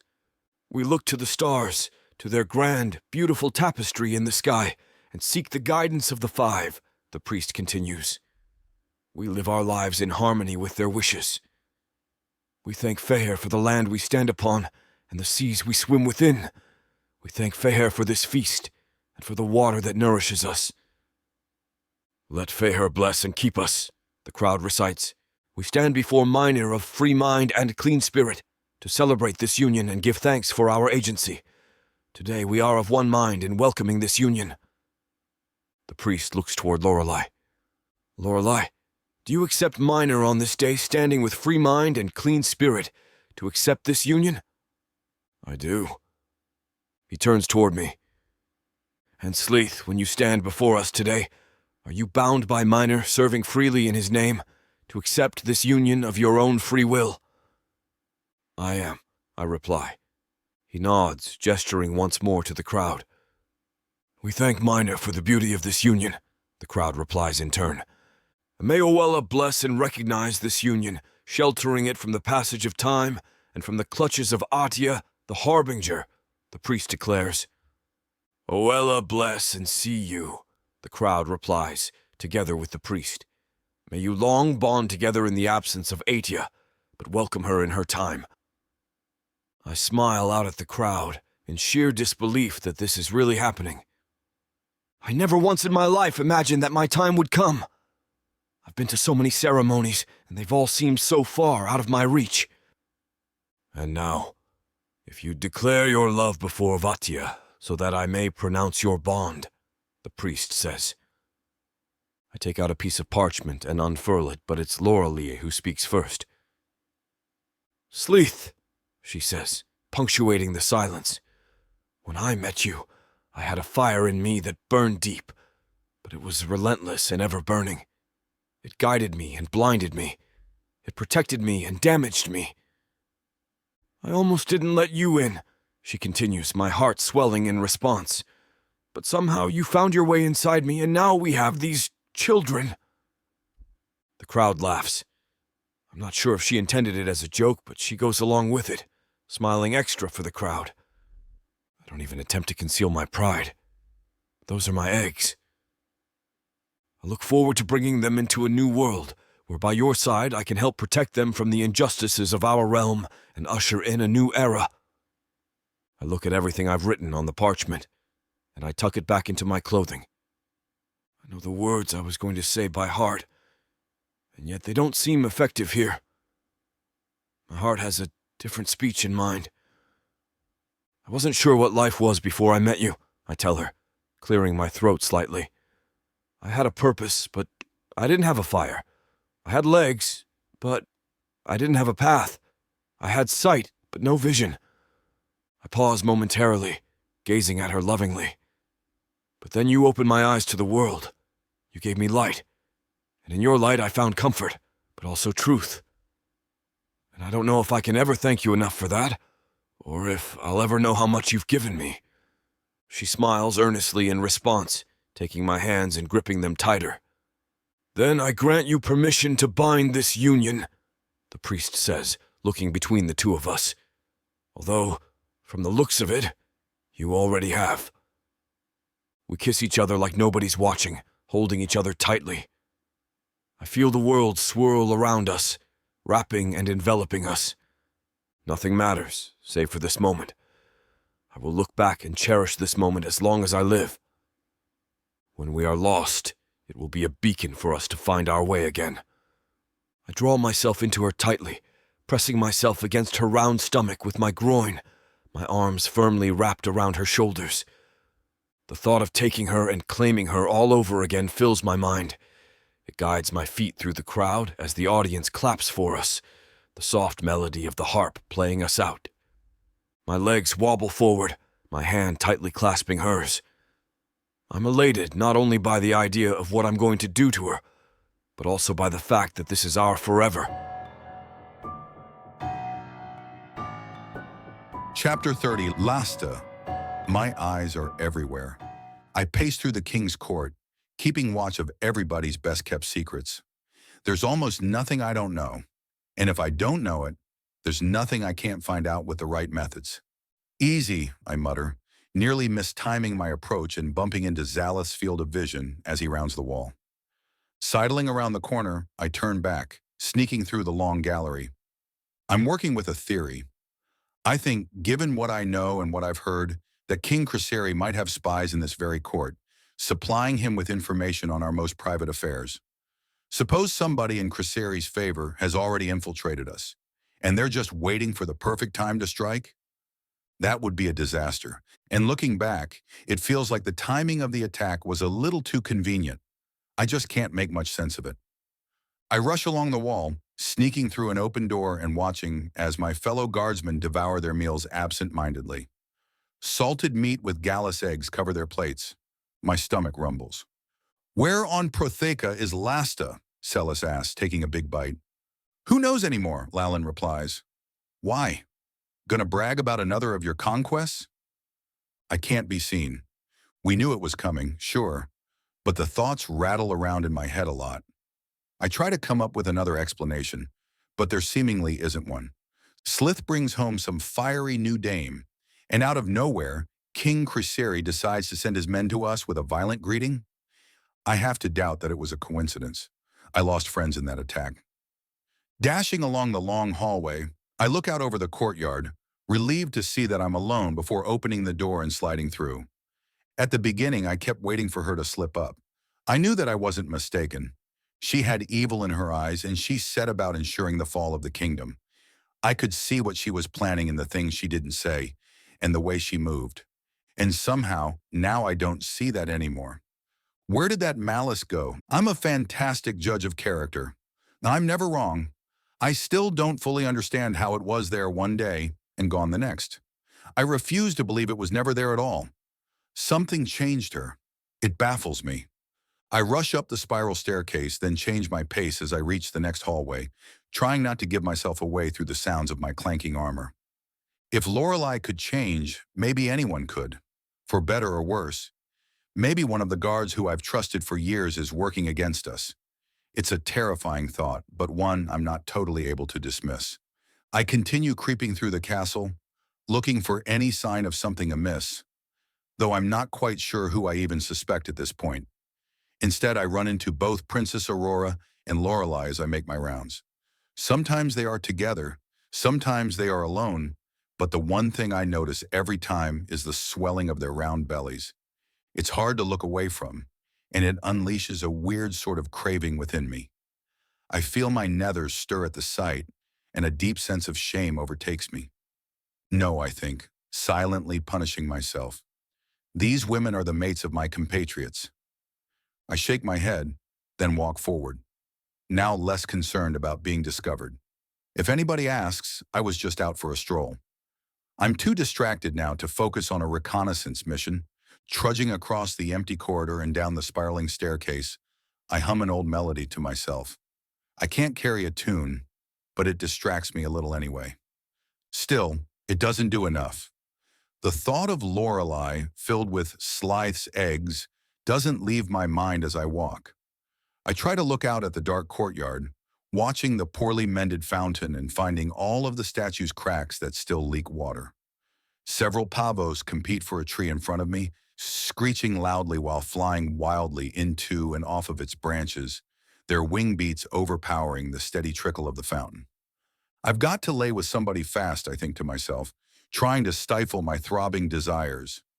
I can't keep having these thoughts. I actually feel less effective as a male.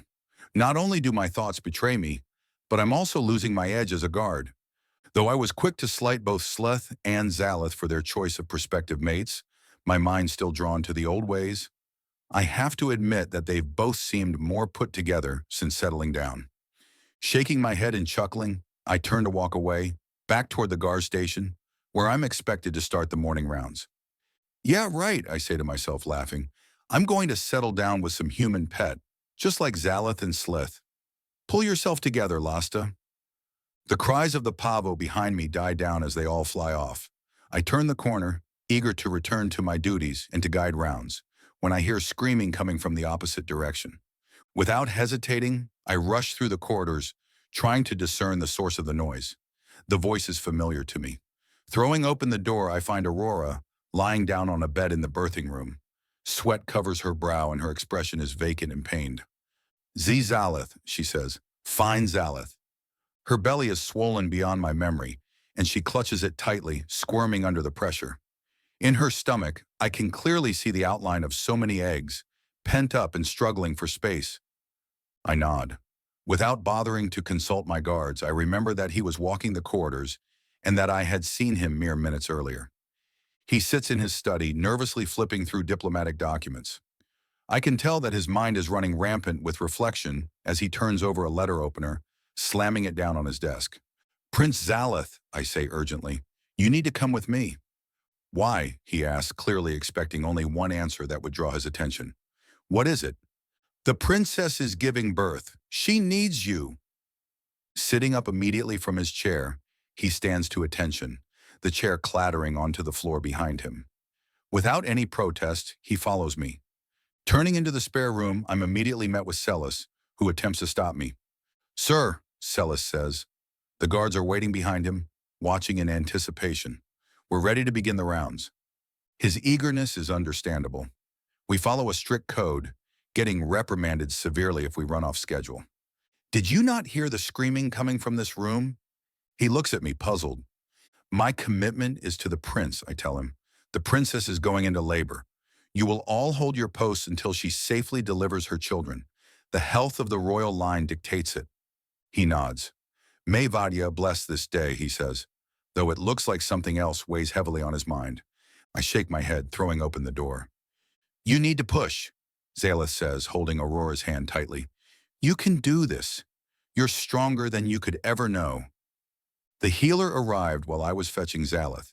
He guides the process, though right now, Aurora only needs moral support. I hate to intrude, but one thought does run heavy in my mind. Prince Slyth, I say, would you like me to retrieve the king? Slyth shakes his head, trying desperately to keep from worrying Aurora. He's away on diplomatic business, Slyth says, gripping Aurora's hand still more tightly. Aurora pushes and screams, trying to expel her young. The queen, then? She's not here either, he says abruptly. I look upon the scene in confusion. The birth of their grandchildren should be of the utmost priority to the king and queen. What else could be important right now? I can tell how frightened Slyth is as he watches her intensely. Many Naga women do not survive the birthing process. The risk of complications is even greater in human women. It's one of the many reasons I've always questioned Slyth and Slyth on their mate selection. Aurora's belly shrinks suddenly in small increments as the first child falls out of her, the healer standing by to retrieve it. Her breathing eases slightly, but I can see how intense her pain is as one of the nurses moves the child to a safe vessel, its small tail barely formed. Watching intensely, I observe as child after child falls out of her, the eggs dissolving somewhere inside of her. Every birth is a miracle, given the associated risks. Why wouldn't I want this? She gives birth to 2, 3, 4, 5, 6, 7, 8 live young. Each birth is scarier than the last, but as I watch, I realize that each is another life, like my own, given freedom by the grace of Mynheer. She lies back, and for hours she sleeps. Slyth looks over at the young, his young, and approaches me. Thank you, he says before moving in to hug me. I am confused. For what? For standing guard, of course, he says, smiling. What else would I be thanking you for? Moving over to the chair, he falls asleep next to Aurora, and I walk back out into the hallway. Selyth waits for me expectantly. Sir, he says, is it time to resume rounds? But I am speechless as I stare down at the floor, my heart sinking. I want that too, I think to myself, feeling like half of a man.